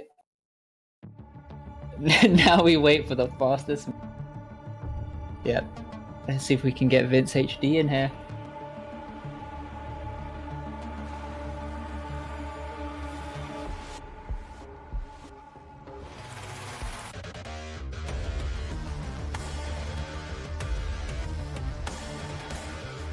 So yeah, who do you think will win this match, Otis? This match, if Firestorm can keep up what he was putting out against Ritter at the end of their set, I think he can win, and he will win. But if Vince can keep up what he was putting out at the end of the Jamba set, he will win. And if they both do that, we're in for a damn good time. Then Tetra will break down. Yeah. Okay. Oh yeah, and also I think we the donations or like the total prize pool right now is 1,500. So yeah, thank you to everyone who's donated to the prize pool. Obviously, all the money goes towards the players, and also funding towards Firestorm's college fund. So yeah, thank you. Yeah. True.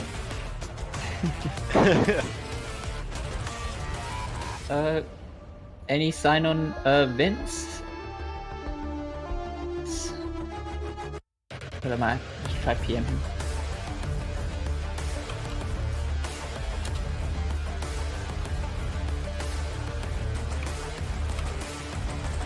I assume he's on his way. Hopefully. There you go. There he is. Nice. The man of the hour. Yeah. Okay. Are these guys ready? Yep. Both of these guys are ready. Let's go. Good luck and have fun. I'm hyped for this. Yeah, same. It's gonna Let's be. see. It's gonna be Let's see Battle what of these guys- Titans. Yeah, indeed. All right, we're seeing both Firestorm and Vince HD going for TKIs already. Just like before, Firestorm starting off with a really powerful burst, whereas Vince HD does have a few misdrops. So he is trying to work through this, but already Firestorm taking the round. Yeah, Vince just kind of hindered by his misdrops there. I think maybe trying to go too fast almost, but then at the same time, FS was going at 3.9 PPS, so I mean, you kind of have to go fast against this guy. Looks like Vince trying to start by sending a lot of cheese, but FS just retaliates by sending cheese. And now it looks like the clean garbage is probably going to start. These 3 wells are often pretty pesky because they create an eye dependency. That was a nice PC from Firestorm. Yeah. And that's just going to win him the round. Yeah, man, that was insane right there. Yeah, I feel like maybe popping off just as much as he was right now. I feel like he might still be in the to just get these insane back-to-backs, the insane down stacks, and there you go, just taking the round of Vince again. Yeah, speaking of insane, right? Like Firestorm is just popping off, no mercy right now. Yeah. If he keeps this up, he has a good shot of winning the tournament. I mean, just look at this pressure, 220 APM. It's just so bully. And Hey, he's just not letting up at all. I think that's his strategy now. Just kind of stick to his guns, stick to his pressure. Because that's what won him the set against Ritter. And it just looks like it's going to do the same here. I mean, even in that round, like Vince HD had some really nice T-spin double setups, and just able to preserve the stacks below and just set up some really nice setups on top. But as we can see here, Vince HD getting the PC does have some misdrops, which he by the time he clears it, he's all the way at the top of his board, and just gets punished by Firestorm, making it 5-0. Yeah, Firestorm just not letting up. But I mean, hey, if it goes like the set that we just watched, Vince is gonna win 10-7. So nothing's over until it's over. That PC was nasty though, and was that another PC? That was a second mid game That's PC. insane. And had the fractal ready afterwards. Wow. What a champion. Yeah. So we see both. Okay, again, both going for TKIs here. Vince HD adding some really nice pressure onto Firestorm. Firestorm trying to hold up here. Gets the T-spin single, which he's able to extend into a bit of a combo and just getting down to the bottom of his board right now. But Vince just giving him trying to add as much pressure. But as he's trying to get these setups in, he's making these misdrops of his own, which he's able to fix, but still just giving Firestorm a bit of a time to try and recover. But either way, Vince HD able to just top out Firestorm. Now he's on the board 6-1. Yeah, taking that round pretty easy, looked like. And it looks like, oh yeah, Firestorm opting out of the PC because he was going to eat garbage anyways, instead taking the T-spin double. Both players with pretty clean stacks right now. Vince a little high up, but that means he has a lot to send. And send he will. Never mind, Firestorm looks like he's going to want to be the one in the driver's seat for now, but Vince still able to get down with that super clean well. Would have been pretty weird if he didn't, or who wouldn't have been able to. But yeah, Firestorm just putting on so much pressure, even with all this cheese that he has. He does get spiked pretty well though. Very nice from Vince there, sending cheese and then spiking. Yeah, well played to Vince HD there. Okay. We're seeing C-spin versus PC. No PC for Firestorm. So he's gonna have to tank this garbage right now from Vince. Tries to open up that column to just try send those 3 lines, which he does. Gets the T-spin single and gets a nice down stack in the process. And just making sure Firestorm plays as clean as possible, which he does, and just punishes Vince HD.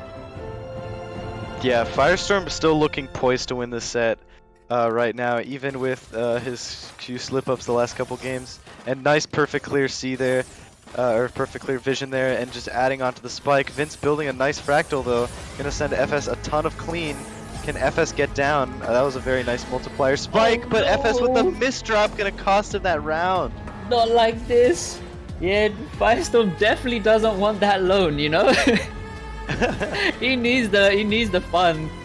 And a bit of a misdrop there on the TKI open up from Firestorm, and having to take on the garbage lines from that perfect clear. But here we go. We're still seeing Firestorm still trying to hold it in there though, able to clear up the garbage as he gets back down to the bottom of his board. Whereas Vince still trying to find ways to get these T-spin double setups as well as sending some cheese, but not going to be enough. Firestorm taking the round 8-3. Yeah, Firestorm just his pressure is just so it's incomparable just because he's so fast and consistent. It's just like there's no pressure player quite like him, I feel. Yeah. But but at the same time, looks like he's doing pretty well this round. I say that and he gets spiked to the top, but that's so much clean. We'll see how both players deal with it. Now FS with a pretty cheesy board. So, but he does a very nice job of downstacking out of it. Looks like Vince more working on unfortunate misdrop it looks like, but does find a downstack. That was a very nice downstack. That's a ton of cheese for Firestorm. I don't see him getting out of this one. Yeah, just trying to find those lines, the line skim, but still a bit difficult on his own end. All right, again TKI is probably just pretty much the opener we're going to be seeing. Either that or majority of the time. But look at the clean garbage on both sides, on both people's boards. But Vince HD just with the speed, able to top out Firestorm. Did you see how big that spike was? Did you see that? That was it filled up the whole bar and then some. Yeah. Jesus. Oh my god. That was insane. Like spikes on this game's client especially are just like there's no comparing them. And speaking of big spikes, I mean, there you Firestorm are. just responds with his own in that round. Yeah, making good use of that multiplier combo. Okay, TKIs again for both players. Vince HD just returning that garbage instantly as quickly as possible, whereas Firestorm gets that nice Z prop and still keeping that right side open. There he goes, and also just getting that T-spin double step on top of the Tetris, and that's just gonna, well, that is game. Wow. Yo, so just such a quick match as well, given the speed of these two players. GG's to Firestorm. Yeah. Vince not able to replicate the magic of the last set, but still put on a very impressive showing. And yeah, Firestorm just burning through this loser's bracket right now. After he lost to, who did he lose to again? He lost to. Oh, he lost to QMK. He lost to QMK. That's right. Yeah. And yeah. Well, now it's going to be Firestorm advancing to the. And he will actually be going against QMK. The rematch. Yeah. Let's just see if Firestorm's able, if he still wants to play or if he wants to take a break.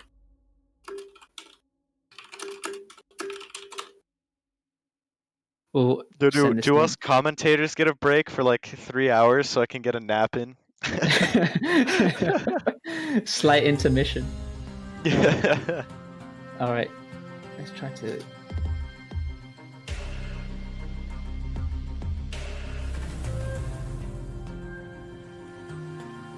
Okay, Firestorm is asking for a short break. Hopefully that's okay. Should hopefully be fine, yeah. Yeah. We could probably take like a 3-minute break or something.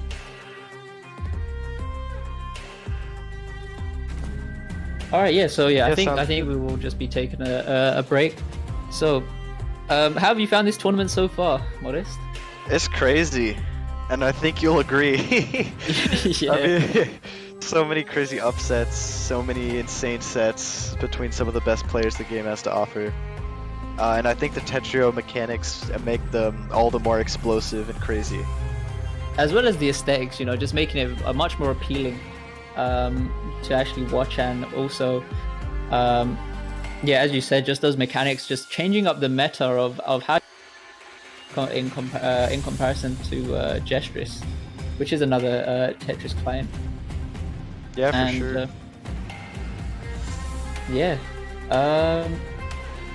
Now I ask you, who do you think is gonna win? Between Firestorm and QMK, I think it'll be the whole Firestorm. tournament. Oh, between the whole tournament. Wow. I kind of want Diao to win, but I think Firestorm will win. Interesting. Although I think that this is just my prediction. Firestorm will get tired, and because Diao has taken quite a bit of a break, he'll be feeling a bit more refreshed and re-energized, and when going against the winner of this match. Anyways, I'm thinking that Firestorm will win against QMK. I mean, Firestorm has started to like perk up quite a bit in these previous rounds, in these previous matches. So yeah, it'll be very interesting how it turns out. I mean, it's not an easy task to beat you, Dal, right? So, so it's I see why you want yourself to win, but Man, that's an interesting prediction. But yeah, Diao is looking pretty strong in the winners bracket, and whoever wins this has to win 2 sets against Diao. But I mean, Firestorm did it in Jastris Cup East, but this is a whole different beast. So yeah, different ball field actually. But either way, yeah, we'll have to see who becomes the victor. Yeah. We'll just see if Firestorm is ready now.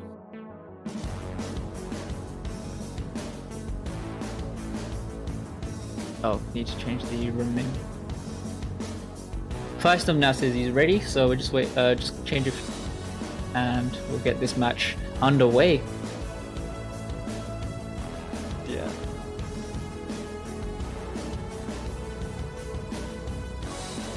All right, good luck and have fun, guys.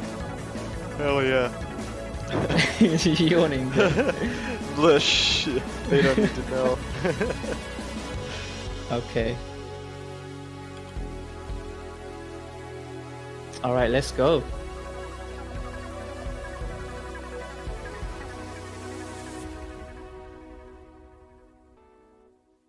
All right, I'm thinking QMK is gonna probably do a C-spin opener. Oh no, they both go for MKOs. Never mind. MKO, as I said before, just very nice, simple. Can have a good number of variations and just keeps your board fairly clean. As we're seeing here, Firestorm still is getting sent up quite high, but able to start returning this garbage now back to QMK, which QMK is just finding his own way down stacks. That is what he is known for. And we're gonna start seeing now Firestorm getting cheesed up just an extra bit, and QMK takes the first round. Yeah, a couple of misdrops there on Firestorm's end, but we'll see if he's able to sort of clean that up in this game here. Both players going for some sort of low T-spin variant. Don't know if you could exactly call QMK's TKI without the flat I, but still works out. And it looks like, yeah, both players just kind of starting out. With QMK, a couple of misdrops here.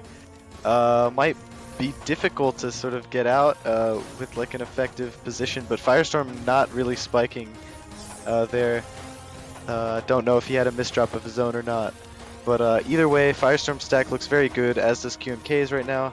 As I say that, that's a really bad misdrop. So we'll see if Firestorm's able to punish, and it looks like that's a yes. Yeah. Those that S and L misdrops, very unfortunate for QMK there.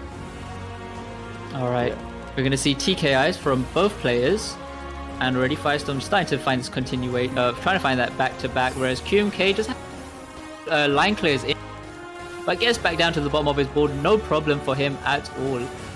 And again, now they're both starting to rise up just that bit. But knowing QMK, he is going to find that way down back to the bottom of his board. Hopefully, if he's able to get some nice multiplier bonus in there, it's going to send some really nice pressure onto Firestorm. But as we're seeing here on Firestorm's board, he's getting these T-spin doubles, following them with a bit of a combo down stack. So it does send those 3 extra lines of cheese. But again, yeah, not much of a problem here. And here we might actually start seeing some serious pressure right now come through from Firestorm. A little bit of a misdrop there on that T-spin double execution, and gets the really nice L spin, which saves his stack as well. And there we go. We see QMK just trying to open up on that left side, but instead just goes for a few line plays instead of trying to opt for the Tetris. And now Firestorm is a little bit on the ropes right now. He needs to try to find a way to open up his board, which he does. So there he goes back in. Yeah, he's just back in the game. And as I'm saying, as I say that, he gets that Tetris and tops out QMK. Yeah, what a crazy comeback there from Firestorm. Really holding it together at the end. He threw that whole minute 30. And it looks like, yeah, QMK starting with MKO. Firestorm LST right now. Kind of with a variation, but... and he's right now 4.5, 4.3 PPS now again. But just the insane speed from Firestorm. Just really, like, QMK's speed isn't coming even close. But he's still able to send Firestorm to the top of the field. As I say that though, nice little cheese from Firestorm here. We'll see if he's able to capitalize on QMK's position. QMK doing a good job timing that send, but unfortunately, yeah, taking too long to get the eyepiece open. Wow. Alright. We're seeing Firestorm going for the PC. Is he going to be able to get this second PC? No, he is. Oh no, very unfortunate there on Firestorm's part. What a quick round for QMK to steal. Yeah, big misdrop there from Firestorm. Unfortunate that he got garbage sent to him before he could get the PC, but that is how it goes. And yeah, it looks like he's just got some nice T-spin set up. Really just kind of sticking to his guns, sticking to what works, and what he does best. And I think that's really kind of paying off for him. QMK having a little bit of trouble dealing with the pressure, I feel. But does look like Firestorm now compared to Firestorm in these guys' last set, it's a completely different beast.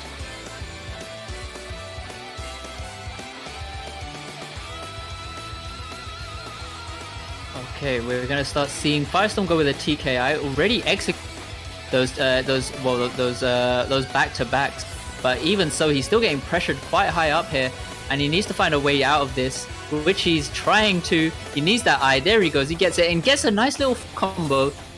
Excuse me. Still trying to find his way down and getting a really in the process. Not going to be too much of a problem though for QMK, as he does have fairly clean garbage on his board, which he can easily get out of. Gets the nice S prop into that T-spin double, and also another nice donation with the use of the J and S piece. Still preserves his stack and able to get down with ease. Not much of a problem for him. But just as I say that, Firestorm is all the way back at the bottom of his board on his own, and now looking like QMK is in some serious trouble, which he needs to try get out of. He has to use that eyepiece, and he's just going to get topped out by Firestorm. Yeah, dang. Very unfortunate for QMK, but Firestorm's pressure just a little too much to handle. QMK not able to get out of it in time. And yeah, it looks like Firestorm again, immediately starting up that pressure again. The T-spin single mini to keep back-to-back. And then, yeah, QMK's field looking very, very good right now. Now very low, but has had a lot of clean garbage. Now a little bit of cheese to get through, but not going to be too easy to spike with that. But now sending the cheese over to Firestorm, so we'll see how he's able to deal with it. I think it's now transitioning into a more clean phase here. But still very impressive from both of these guys, how they're spiking. Now FS under a little bit of pressure right now, but QMK still doing he's not really able to kind of put that extra little bit of pressure, and Firestorm is able to get out as of now. But looks like, a big misdrop on the T-piece from Firestorm, and he tries to get a line skim. He gets a kind of a fractal. Not enough. Yeah, it's not enough to stop QMK. Yeah. Alright. We're gonna see both players go for the TKI openers. And already a bit of a misdrop there on Firestorm's part. I don't know if it's gonna be much. It's not really gonna be that punishable on his own end, as he does have that clean garbage that can kind of save him as well. He has the nice line skim as well, which he's able to send that Tetris. But we're now seeing here QMK gets that T-spin double into the back-to-back Tetris and finding that way down, where he tries to send just those few extra garbage lines, which is going to be a little bit cheesy for him. But Firestorm gets the nice Z prop of that T-spin double, which he's able to clear back down all the way down to the bottom of his board. But now he really needs to fight. Now he needs to really have some form of defense in order to protect himself against QMK's down stack. And as I'm saying that, he starts finding his rhythm here of his T-spin doubles. He needs to fight. There he goes. He finds a way back down to the bottom of his board, and now QMK under some pressure, and he gets topped out. Wow, QMK playing such an amazing defensive game, and Firestorm still just piling on the pressure, and able to get the top out on QMK. Oh, a little bit of a misdrop already on Fire on both sides, actually. We'll see who's able to solve their situation better. Looks like QMK sends a lot of clean already, but now FS gonna spike that back, which QMK is gonna spike right back, which FS is gonna spike right back, and now QMK under quite a bit of pressure. We'll see how he can't get the O piece in time, unfortunately. Yeah, I don't know. I feel like QMK is not really on in this match compared to the previous one that he won against Firestorm. And we're seeing a nice perfect clear come through from Firestorm. And even though he still gets that perfect clear. He's still getting pushed up, but Firestorm able to return with the use of the multiplier mechanic that's implemented in Tetrio that just sends those extra lines to QMK. And Yeah, he just knocks him Firestorm out. popping off right now with all of his sends. Yeah. He really wants the win now, and again, this is so different from the Firestorm that we saw just a little bit ago. I think he tried to even get a PC there, but couldn't find one. Yeah. But now, yeah, QMK in a pretty good position here. Does get the eyepiece. Oh, he's a little like he's very highly situated, but if he can find his way down, then he's gonna send a lot of garbage. I can't believe how's he surviving this. The Firestorm's pressure is chaining. insane. Yeah, he had a 13 back-to-backs. Like That's insane. yeah, that's just yeah. Oh my god. Alright, both of them, but going for the TKIs. Firestorm needs to open up that left side, which he does so, and so does QMK, just opening up that third column where he sets up that T-spin double that where afterwards he just goes for that 2 line clear, and we're now seeing that 16 spike from Firestorm, sending it to QMK. QMK under a bit of pressure, which he's able to get the downstack combo now, and there's he's trying to find a way of to survive this. He's really trying to pull all the tools out of his book right now. And here we go. We're seeing QMK trying to find his way down, but Firestorm with the sheer back-to-back pressure, is just going to be able to top out QMK, and that's going to be game. GG's to Firestorm. Firestorm really popping off in this set. Yeah. Did he win how many games in a row did he win? A lot. It was a lot. Okay, Yeah, it was a lot. And looking at the points difference as well, there was Firestorm's in that match he's 1,143 lines compared to QMK sending 777 lines. Wow. Yeah, that's definitely like their playstyles. But like with FS, the Jets on this high, A, is he gonna keep the Jets on Diao, and B, is he gonna run out of gas for his Jets? You know. And well, so now because Firestorm has beaten QMK, now Firestorm's going to get the this is the finals, grand finals right now. Because Firestorm came from the losers bracket, he needs to win 2 sets instead of 1, whereas Calculation or Diao only has to win 1 set. So we'll have to see. Are both these guys ready? I hope so. Yeah, I mean, I do feel like Firestorm's getting into it, but obviously, Diao has had a bit of time to rest a little bit, and we're just gonna have to see what happens from here. Yeah. Dang, this is crazy. This whole tournament is insane. Yeah. All right, the final match for the Hard Drop Open 12. Good luck and have fun, everyone. Alright, we're seeing Firestorm already start off with a TKI, whereas Diao did try to go for that perfect clear opener, but he already had garbage on his board, so wasn't able to get the PC. And look at the speed of Firestorm right now, 4.3 PPS, and Diao still handling the amount of pressure coming through from Firestorm, still able to find these down stacks, and Firestorm is still just trying to give as much pressure as he can onto Diao's board. And Diao still finding his way back down to the bottom of his board. We're seeing a nice 16 spike coming from Firestorm. Not going to be too much of a problem though for Diao to try and downstack. As he does so, he's getting these back-to-back Tetrises after these T-spin double setups as well, which obviously just sends a really nice amount of pressure onto Firestorm's board. And looking like Firestorm's under a little bit of heat. But there he goes. He finds the downstack, finds the way out of it, and gets back down to the bottom of the board, and he tops out Diao. Oh, man. Yeah, Diao really trying to put on the pressure that round by building that STSD, but underestimated how much Firestorm could send it back. Just a little bit too greedy there. But either way, like insane speed. Like look at Firestorm, 4.5 PPS until he just slowed down just now. And Diao also popping off. And both of these players just sending so fast. What a spike from Diao. Oh man. Holy cow. In for a wild ride. No doubt. Okay. I'm thinking PCOs for both players. Yes, they both go for the PC. and they're able to cancel out those lines there. And instead, we're seeing Firestorm going for the 6-3 stack. Oh, but has a misdrop on the T piece. I'm not sure. I think he's going to be able to get out of it. Yes, he does. No problem. Diao, I look like he had a bit of a misdrop on the on the Z piece. But again, not much of a problem for him either. But looking at those, well, that was a bit of an unfortunate placement on Diao's side, and Firestorm takes the round. Yeah, very strong by FS.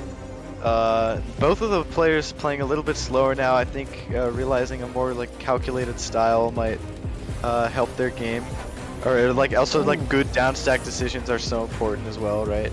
Yeah. So, but as I say that, you know, both of them playing pretty fast, especially Diao trying to up the speed again. He has still so much cheese to deal with though, that it looks like Firestorm is gonna take this one. Yeah. Wow. I mean, Firestorm really just trying to give it all he can at the. Hopefully, it would be enough to even take this set at least. I mean, hopefully that's what we will want, right? We want that set. We want that bracket reset, obviously, because these guys are just insane. We want to see more crazy plays. And look at Firestorm already sending so much pressure onto Diao. Diao having these very unfortunate misdrops, but is he going to be able to get out of this? He can. He gets out of it, but he has the misdrop on the L piece, but not going to be much of a problem though. He gets out of it and getting all the way back down to the bottom of his board. Insane plays from Diao right now, and let's go. Even though it got back down to the bottom of his board, so did Firestorm with a nice combo downstack in the process. I mean, it's a complete back and forth, but the cheese on Diao's board is going to be a bit difficult for him to try and handle, and Firestorm is just taking the round. Jesus. Firestorm is popping off right now. He is not letting up the pressure, and even though Diao is making these insane plays, these insane downstacks, it's just right now it does not seem. Oh, I mean, with that misdrop, maybe he can punish. This is his chance, you know, and it does take it. Does take that punish. Oh man, yeah, Firestorm really needs these. You know, he's not gonna soon, obviously. But here we go. We're seeing both these guys get PDs and more. Firestorm and Diao just also able to handle the damage that he's receiving right now. Is nice. Goes for the T-spin triple instead. Doesn't have a bit of a misdrop on the O piece, but able to fix it and gets the nice downstack in the process. And now he has to risk that stack to get that T-spin triple. But either way, Firestorm just takes the round like it's nothing. How is Firestorm keeping up way over 200 APM for this long? It's insane. Either way, both of them starting off with nice little T-spin doubles here. Diao a little high, but that's a huge spike, and gonna punish that misdrop heavily. Just crazy demolish right there from Diao. Oh wow. All right, we're seeing now PCs. Well, Firestorm got the PC against Diao, and he now goes. But look at the return from Diao. It's so easy for him to return the garbage. And not going to be able to, Firestorm not going to be able to handle those lines coming through from Diao. Yeah, that's why PCs can be kind of like a double-edged sword, where yes, they send nice and large amounts of garbage, but when your opponent sends those back, they will also be nice large amounts of garbage. So it's important to sort of keep that in mind. 4.5 PPS that round. Firestorm just going off.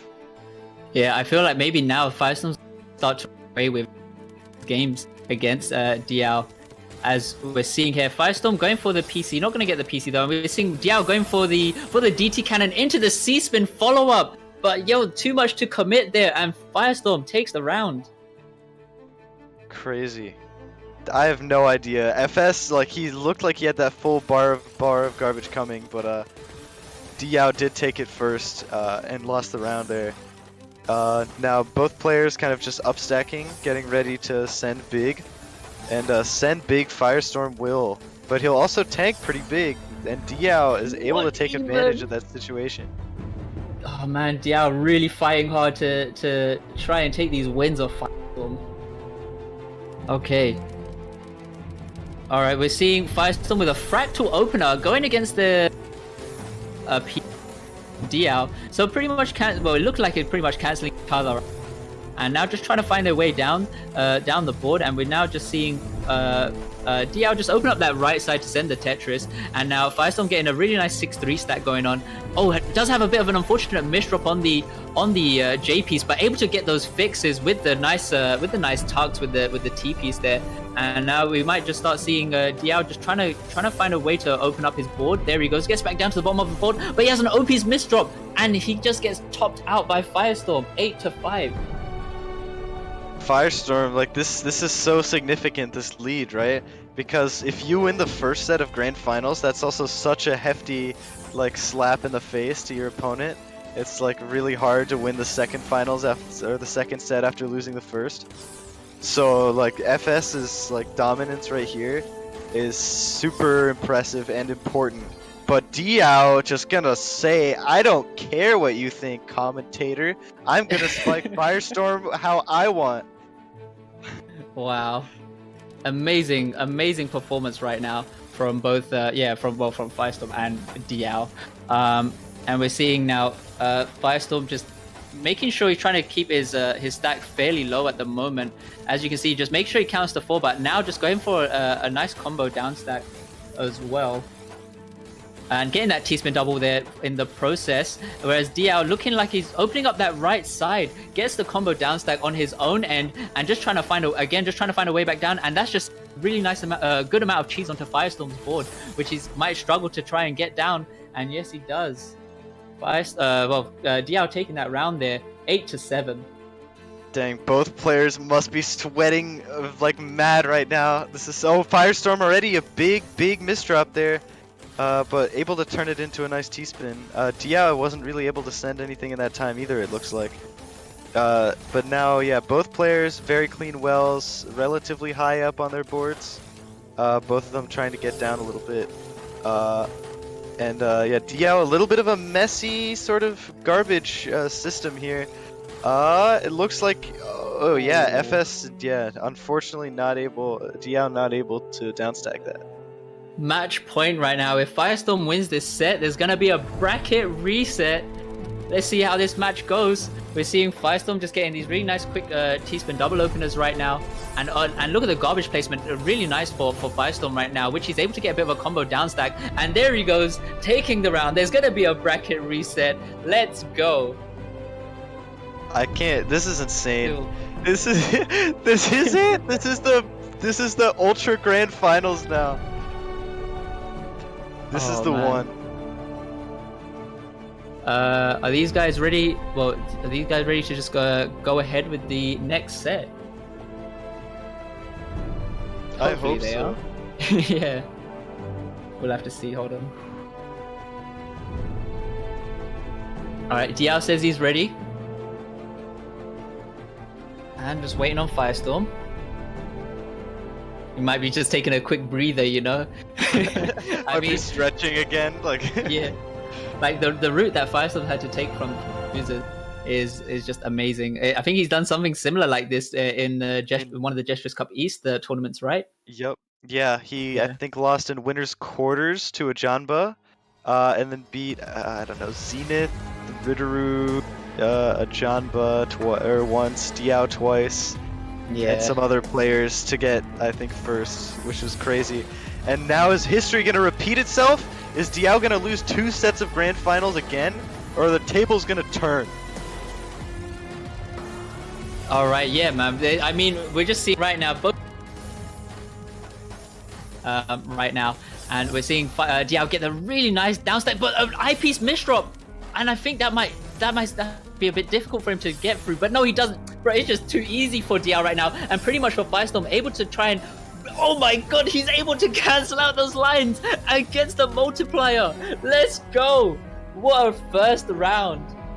That was already insane. Firestorm on the brink of death gets like a 7 combo into 2 Tetrises, just completely reverse the entire situation. That's insane. And now, and then FS with a huge misdrop. Diao gonna capitalize. Oh god. Man, the final round bracket reset. Yo, this is insane. Let's go. We got TKIs for both players right now. Firestorm just only able to get that T-spin single. Oh, a little bit of unfortunate placement there for Firestorm, and Diao just punishes.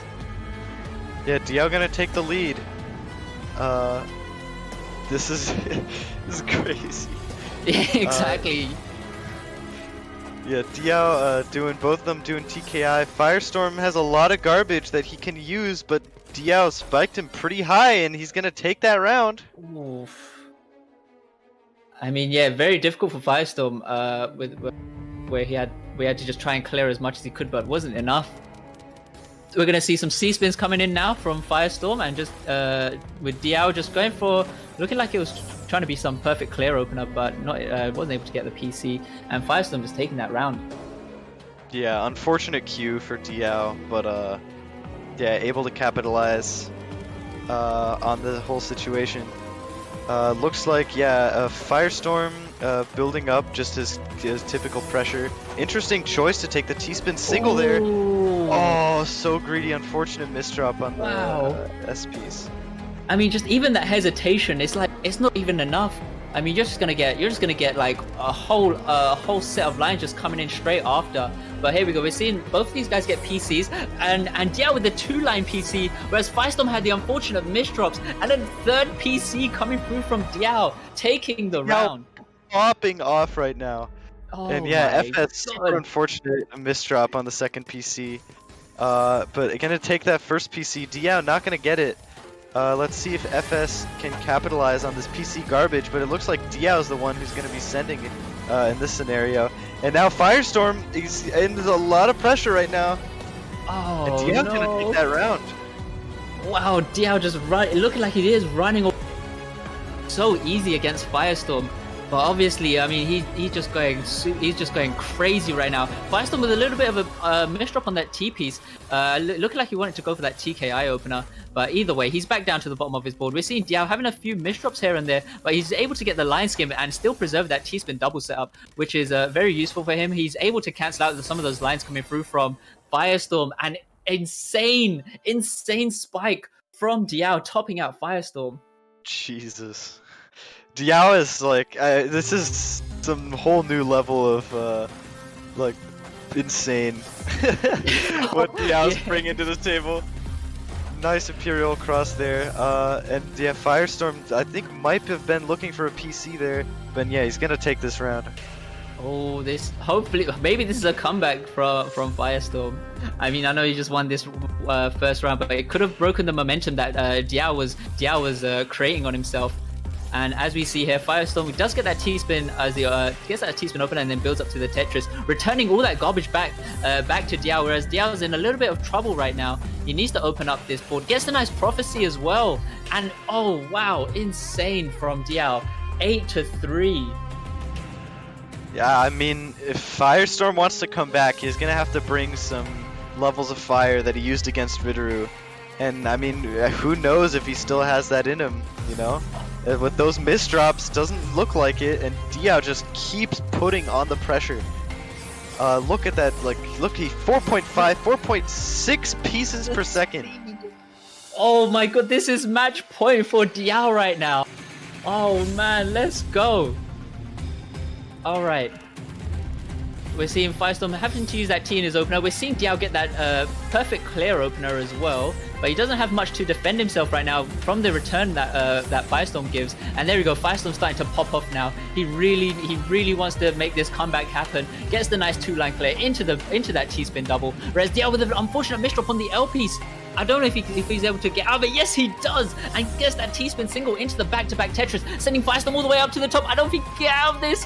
Come on, Firestorm, no!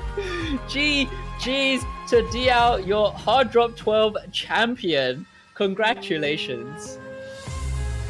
What an amazing tournament. What an amazing set. I mean, it's obviously a tragic end, but that was still amazing performance from Firestorm with that loser's run. And obviously, congratulations to Diao tearing through everyone for this win. Wow. Yeah, well, I mean, obviously, well played to everyone who participated in this tournament as well. And yeah, man, just amazing to see.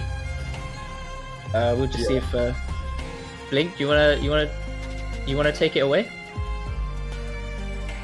Man, how do you follow that matchup though? Dang! Thank you guys so much for the commentary, by the way. I know they can't hear me Is right that a now, yes? but yeah. I don't Let me know. go deafen them right now. Give me 1 second. Yeah, I'm taking it away. They actually can't hear me right now, but yeah. What an amazing grand finals! What an amazing tournament, and like a show up of like absolutely the best players in the world tonight, all into one tournament. I've never seen a tournament with this much talent in it from different regions. We had Korea here, Japan, Europe was here, North America strongest. We had everything here. Like, I don't know who was left out. Such a crazy tournament. Made it all the way to the bracket reset.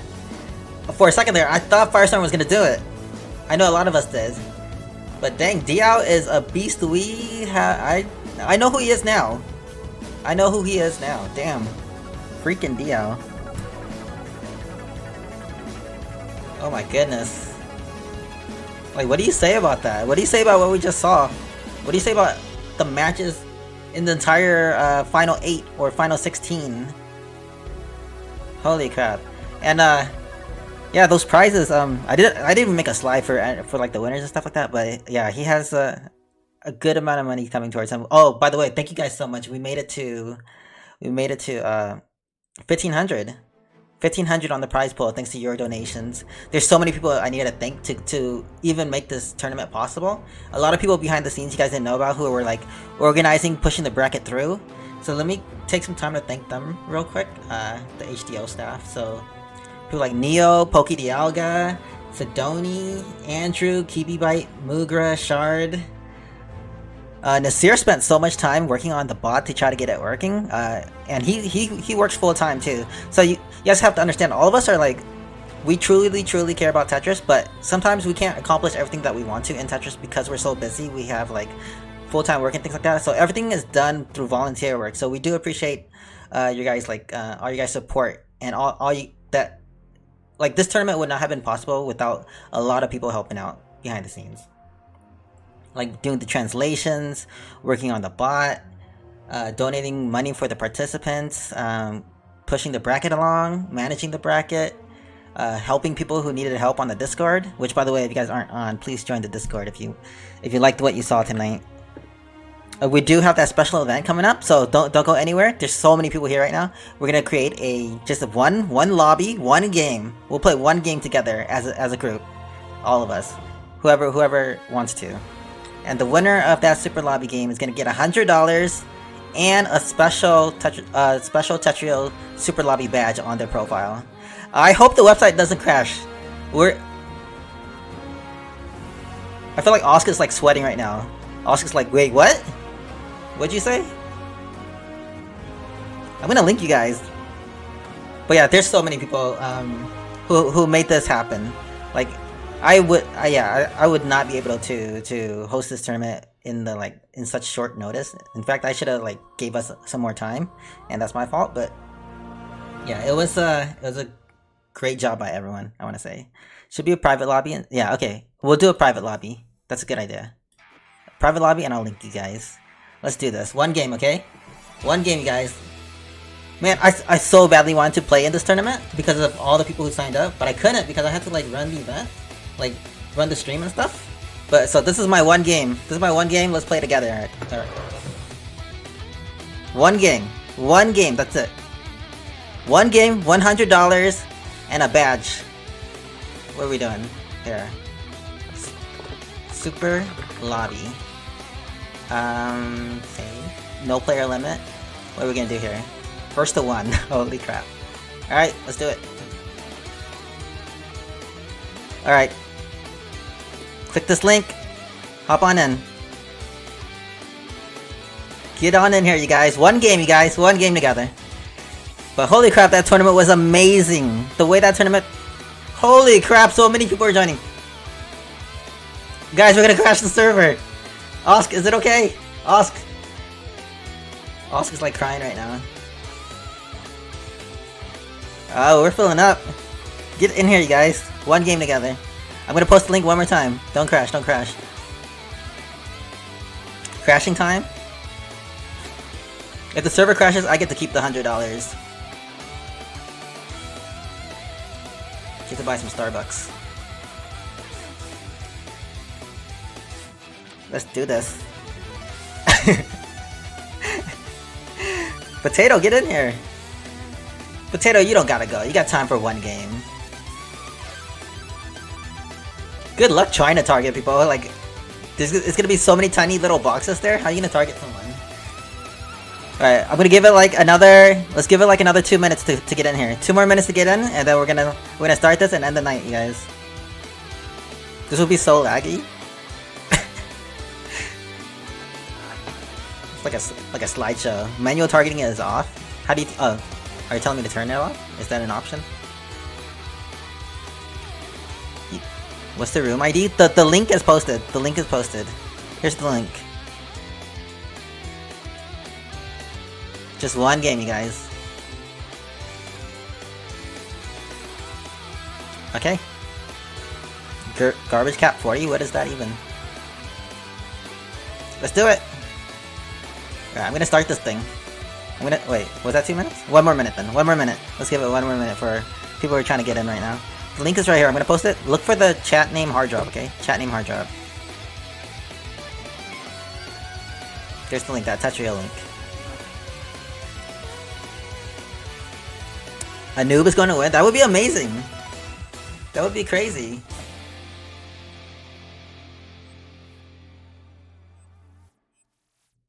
Oh, it's filling up. 165 players in a single room. 167? Uh-oh. Alright, you guys. Let's do this. Good luck, have fun, everyone. Before this thing crashes. Good luck, have fun. Let's do it. Oh, shoot! I think it crashed! Oh, wait, what's going... Oh my goodness, it's so laggy. Oh! Let's play the slideshow. Oh my... Oh, you... This is like a benchmark. You know, like computer benchmark to see... Like stress testing your computer? This is what it feels like.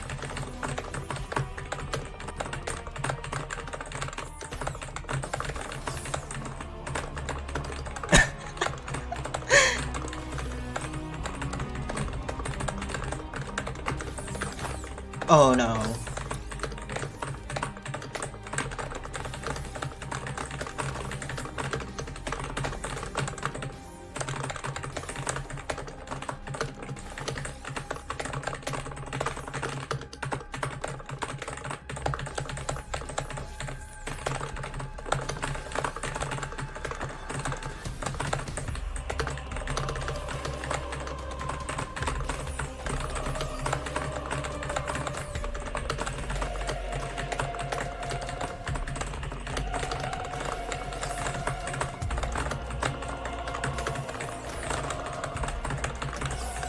Oh, I should have like let the commentators commentate this. That would have been funny.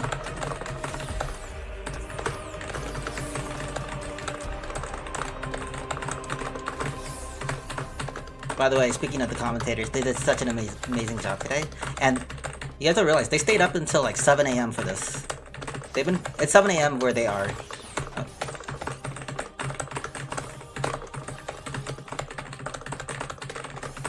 So huge props to and huge thank you to Doll, Modest, Microblizz, Bolton. Make sure you guys support them. Support their channels.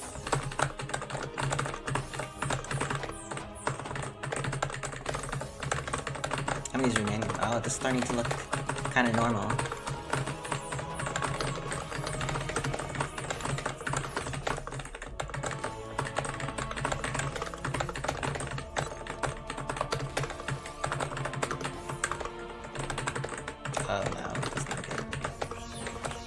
Crap! Who got me? Uh-oh. Who do we still got in? Guro? Vince is in. Ling. Jason. Ultra Newbie. Duck Life Player. Mikami. Aya. Blind Box Head. Beast and Shen. Baseball Boy. Dormi. Kyunke. Bento Boxer. Okay, I recognize a lot of these names. Firestorm. Uh-oh. It's gonna come down. This is kind of epic. Who do you guys think is gonna win this? There's some scary people in here. You guys think Firestorm? But he's made enough money today already. I'm rooting for someone who didn't finish in the money. Oh, Guru's out. Vince, holy crap, Vince. This is Vince L, I believe. This is Vince L, not the Vince from the tournament. Vince L's here. Jason's still in. QMK still in. Our third place finisher. We have our third place finisher and we have our second. Oh no, Firestorm's out. I was looking for Firestorm real quick. He's out. Dormi's out too. You got spiked? QMK, Bento Boxer, Jason, Vince, Ultra Newbie.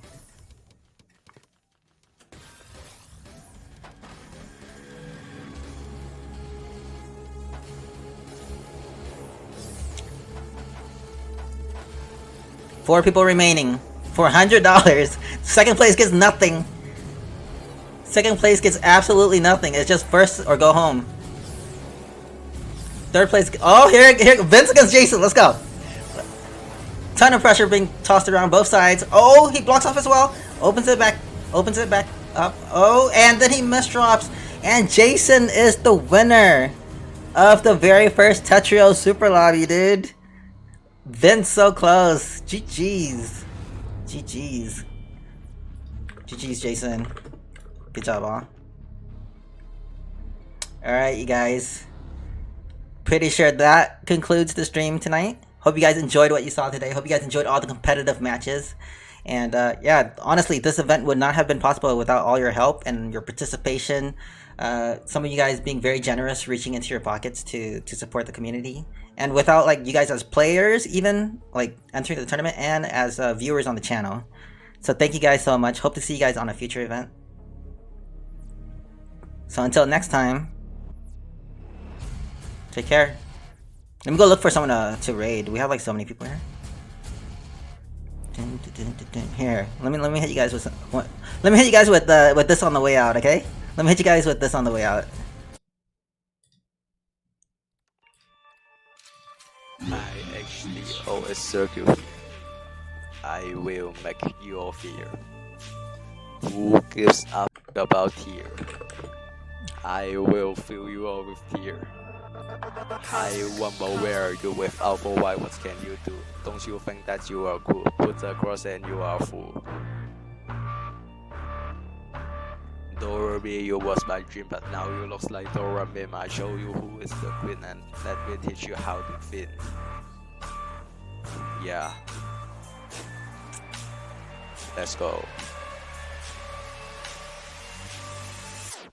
Hey guys, Turkey here. I already have the gear. I can say that I have no peer. Gonna make you die with grit. VOD, kick your ass, and a spike to make you mad. I'm the king of the game and number one is what I get. Yo, bruh, you are faster. I will always be on guard and pray vision to the star. I think that's what you never got.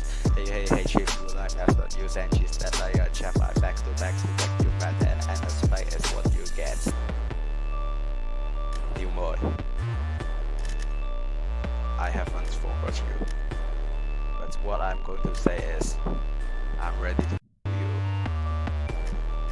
Hey Zach, here's a gift. I bet you won't float in this. 5 minutes too fast for you. Lurk is all that you can do. High book, do your man, say do your and don't complain. Media's understand, circulation is the best. Hey Kazu, you are bad. Your rating does strictly bad. PM you, then you are you. Exit know what you can keep and please don't think that you are cool.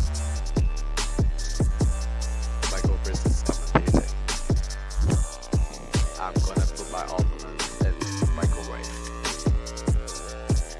I Jamba number one. I Jamba number one. Let's end here.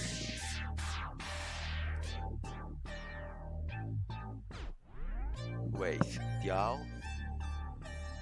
Who is Diao? Who is that? Is that a trash? Nani Bulu or he that? Don't know to this beside that. He thinks he plays like a but number 2 is what he got.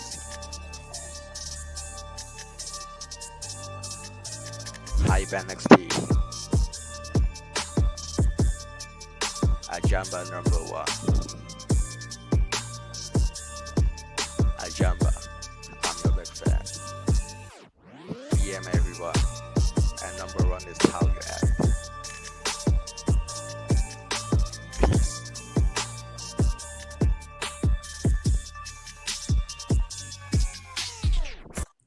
Everyone knows the most hardcore gangsters play Tetris. Alright, you guys have a good one. I'm gonna send you guys over to Pizza. Very wholesome Tetris streamer. Good night.